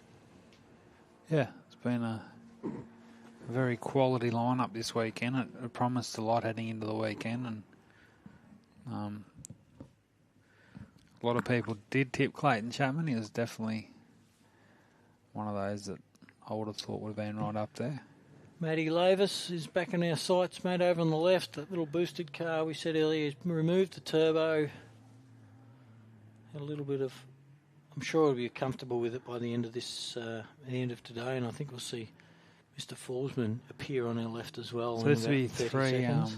So when Brendan Forsman, so this is the ex-Simon Tucker car. So Simon Tucker, Forsman's? yeah. Oh yeah, He bought that off Tickner, and then he's bought that off Tucker. So I think he first 4, 5, 6 races he had some big dramas and gearbox issues and so forth. But so it's great to see him out here. I think it's his 3rd ARB round finish win in a row, Sandy. So the 202 Brendan Forsman and Matt Lavis here, and one of our South Coast New South Wales competitors. Matty Lavis loves it, doesn't he? Loves it, yeah. He always looks one of the quickest through here, like he's just flat to the board, like through this little part of the circuit. But so he'll be the 20th car to finish, and then Forsman and Whitehand will be not far away either.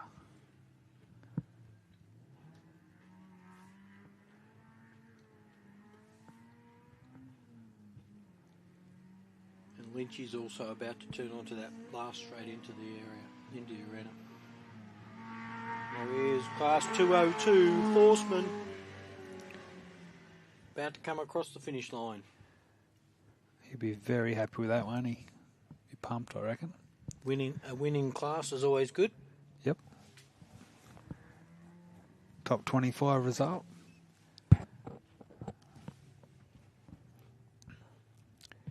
So we'll try and get an overall time for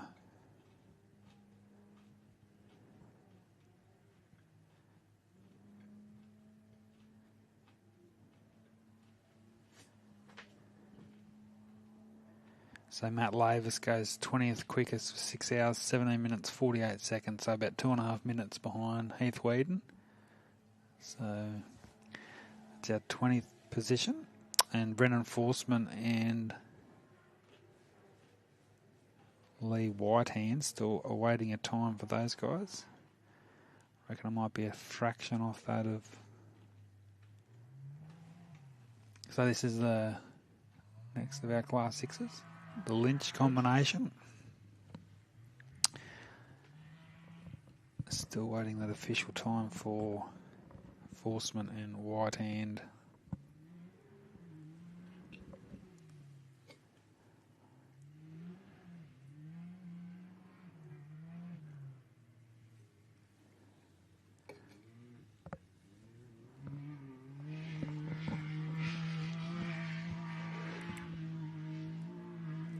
He's another one of those guys that look pretty slick this weekend as well. Stanley, obviously, don't know what's happened out back at the complex also, but... No, they seem to be a bit further down than I would have presumed. I think they took the same class win at Nandaly a few weeks ago. And like you said, even Matty Lavis seemed fairly quick in through this area. So maybe these guys just don't have that top-end power out on the straights. I don't know, but it can't be in amongst the trees and the rough stuff because these little things are pretty good in the rough. And there you go. So Brendan Forsman was a few minutes slower than Lavis, so he went 21st quickest, 6 hours 20:34. And we've got about 10 minutes, I reckon, till Ross Newman comes in. The next car on field. So Ross Newman, and there's a long way back to the Gills and then the local competitor, Jeremy Horn. So I reckon we've only got the 3 cars left. All right, mate. I've got to go over and do some presentations for the 3 top cars over there while this happens, and then we're going to do some presentations overall shortly.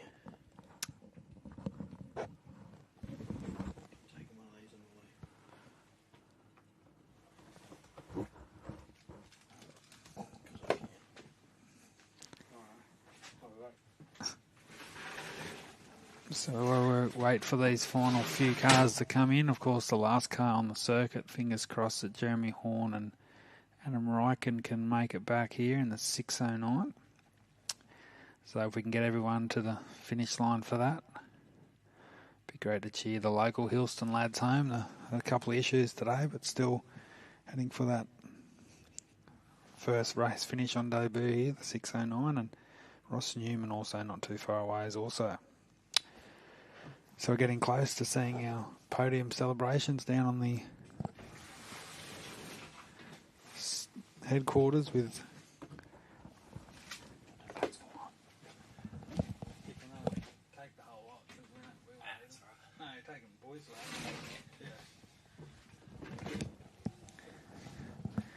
so of course another memorable weekend for the 15 of Clayton Chapman and Adam Maguire, and I mean, everyone thought the Gunda Windy was a moment. I think this could be take the cake for Clayton and Adam in terms of career highlights, but we'll have to ask that the man himself. But congratulations once again. Bo Robson, Shane Hunt will be on the die, and then of course 3rd position is the locals, Jason Richards and Charlotte and Sam sharing the navigating duties.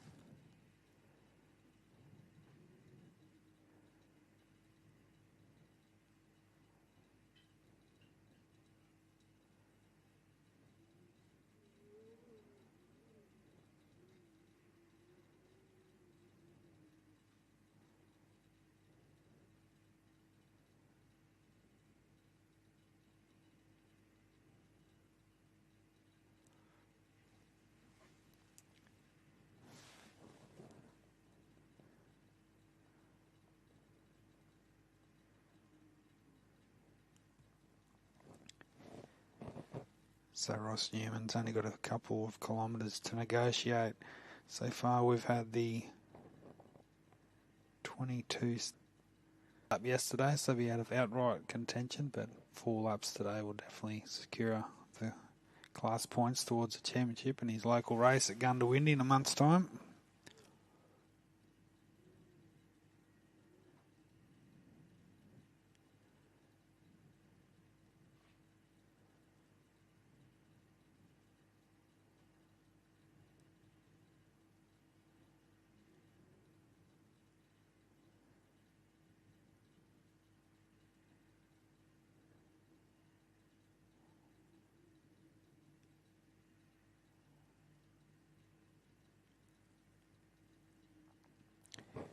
Once again, a big shout out to our Griffith Offroad Club, of course, Tyrepower Griffith as well, ARB, Raceline Wheels, and of course Mickey Thompson Tyres for all they do for this ARB Australian Championship that's at its halfway mark.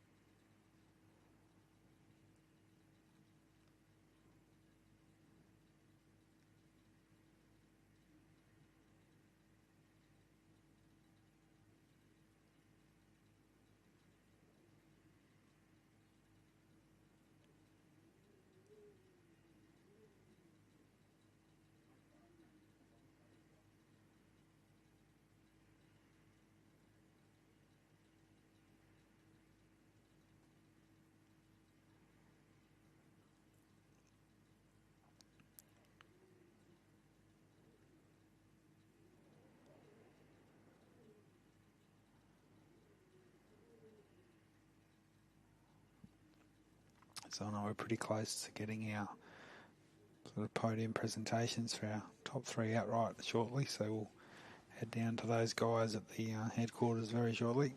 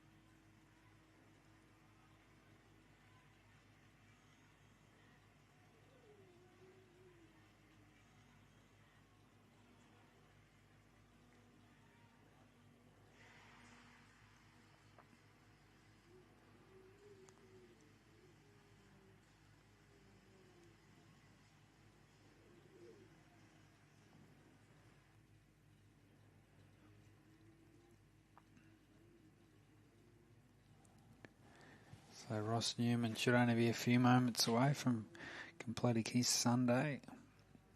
Massive shout, of course, to Burson's for sponsoring the big screen here this weekend. To our great friends led by Shane Hart to bring our production, our live stream, which I'm sure will be at the Gundawindi 400, of course, Millicent, to round out the championship. So head on to AORRA and check out all the latest news info. Of course, the merchandise store as well. You can get all your ARB Australian Championship merchandise, shirts, caps, all the way down to children's sizes, so check that out. All the latest point scores for the Queensland and Australian ARB Championship as well.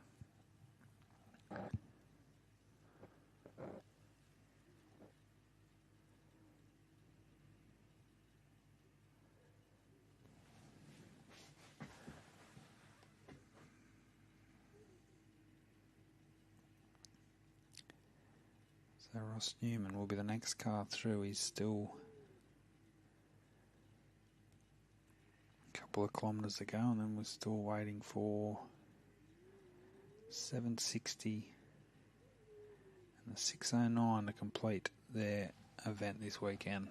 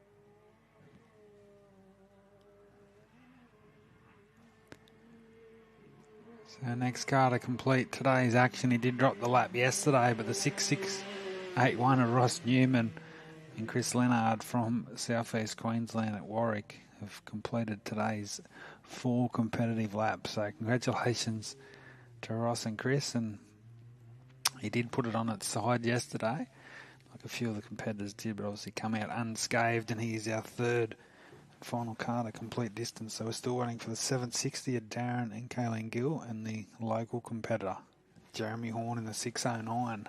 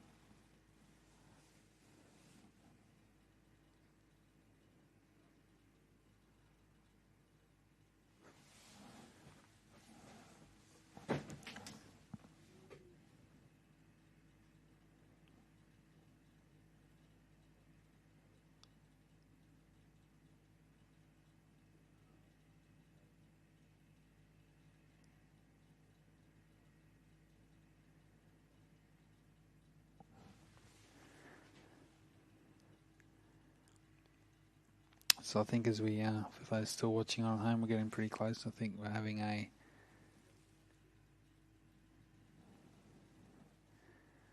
top 3 podium celebrations.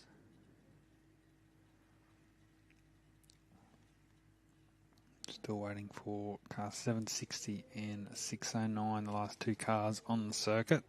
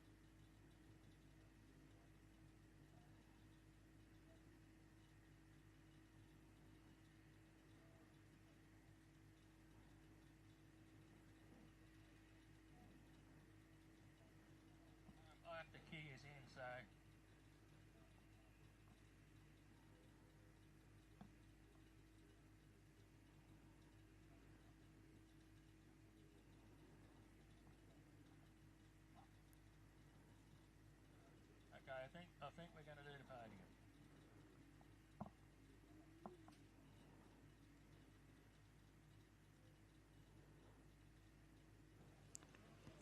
Righto, folks.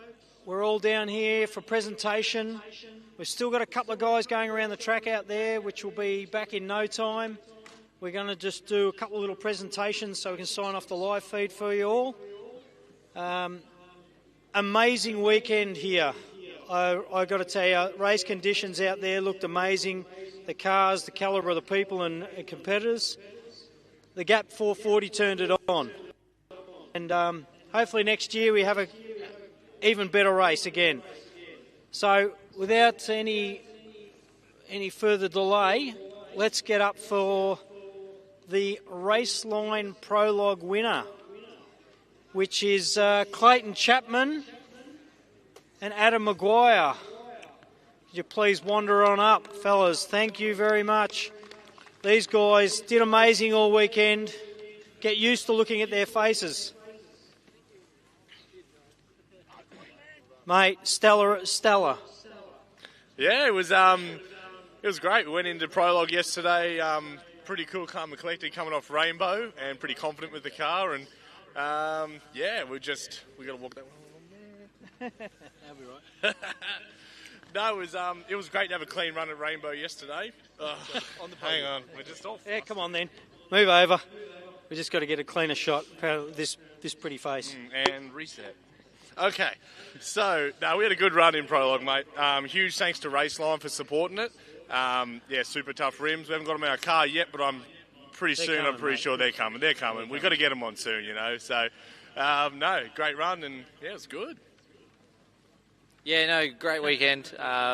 Clayton really turned it on all weekend, and it's a good win from the start to where we got to. It's an achievement for the team. All right, we're going to get these fellas back in a minute, I'm sure. They were your winners for this year's race at the Gap 440. Well done, fellas. And we're going to get up. They're going to hang around just to the side because we know they took out the top spot. But we're going to get up next, please, Richo and his crew. Jason Richards, we've got Charlotte and Sam. Car 119, that yellow car that is currently brown over to our right here. Or my right, your left. So,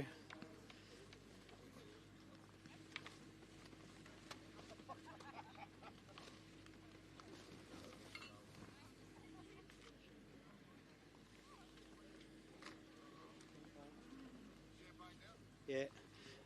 Righto, the Richo team, I tell you what, you all did fantastic. You can all stand around here somewhere. How was it? Rough and wet. That's about it. Mate, third outright. That's fantastic effort, isn't it? Yeah, probably only the race I finished with Dad so far. That's good. Well done, mate. I know you struggled on that last half of that last lap. So without that, you probably would have pipped Bo. But I know you struggled with a little bit of engine issues. Yeah, we had a few engine issues, but yeah. Anyway, it was we had a great run. Really, we were down on 5 cylinders for a while, but yeah, Bo was sort of hunting me down. I sort of knew he was coming, so yeah. Anyway, I'm happy with third. The Richos, the three of the Richos, third outright this year at the Gap 440. In second place, Bo Robbo, who's done a runner already, unfortunately, but Shane Hutt. Come on, mate. Shane actually does a lot to do with the production here. Huddy can have a few words, but Shane in second. You had a few little electrical dramas just with you, not really with the car, but it was more with the production side of things in the car. But well done, mate, for you and Bo. Off a first at the last round of the championship there, round one at Rainbow, and second this time. You got to going in even to Gundy with Clayton. Yeah, no pressure, but thanks for putting on the event, everybody here, and the landowners letting us scratch the place up. We had fun, and I had fun. Bo's taken off. I'm sure he had fun too. We'll ask him later. All right, they are Shane Hutt and Bo Robbo. They came second outright. And for this year's ARB Tyrepower Griffith the Gap 440, your winners this year, Clayton Chapman and Adam Maguire. They dominated all weekend here, folks. 2JZ powered car. Thanks, mate. Folks, I'm going to...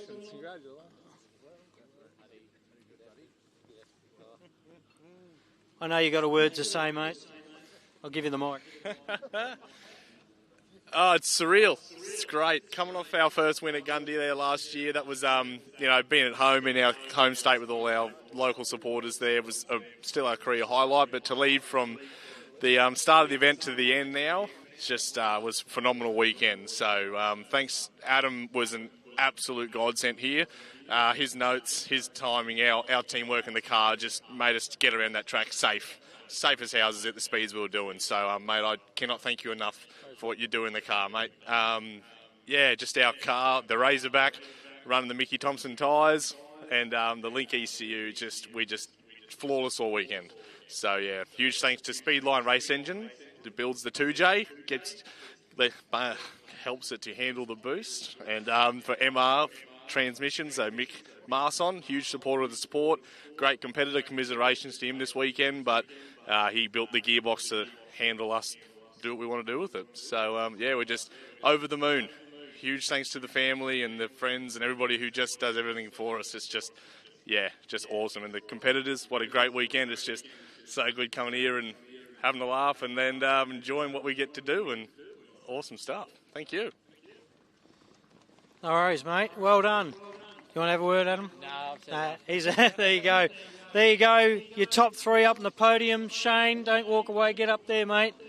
While they're up there, I'd like to put a massive thanks to John and Sheree Mitchell and Brant and Kelly Irvine, the landowners that gave us the privilege of racing on their land this weekend out at Hillston. An amazing amount of effort and energy goes into all this. This is what it's all about. These teams worked tirelessly, obviously before and during the race. So, well done. Congratulations, everybody. It's great to see. So what we're going to do, we're going to sign off the live feed. We know we've got a handful of cars still going out there. Thank you, everybody, for coming. We're going to do presentations, all classes, etc., in about 5 or 10 minutes, I believe. Maybe a little bit longer once the last couple finish. But for everybody that attended the second round of the ARB Australian Off-Road Racing Championship, thank you. We'll see you up at the Gundy 500 in about 4 weeks. And thank you very much for your support. Thank you, Toby, for being on the microphone with us. And thank you all. We'll see you next year. Next month. Thank you.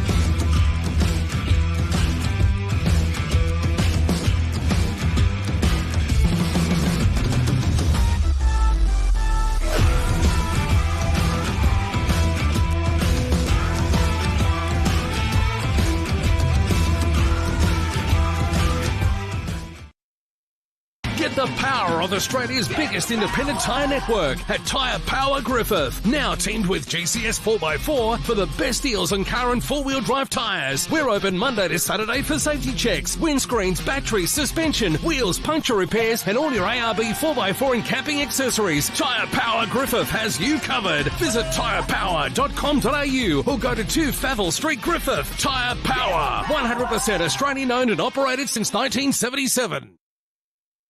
When you're out in the sticks, you want top gear for the job.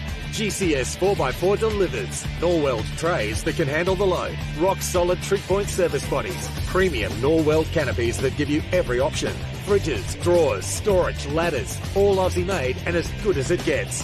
GCS 4x4 can build the vehicle you need, all set up to take the rough stuff. For on the job or just for fun.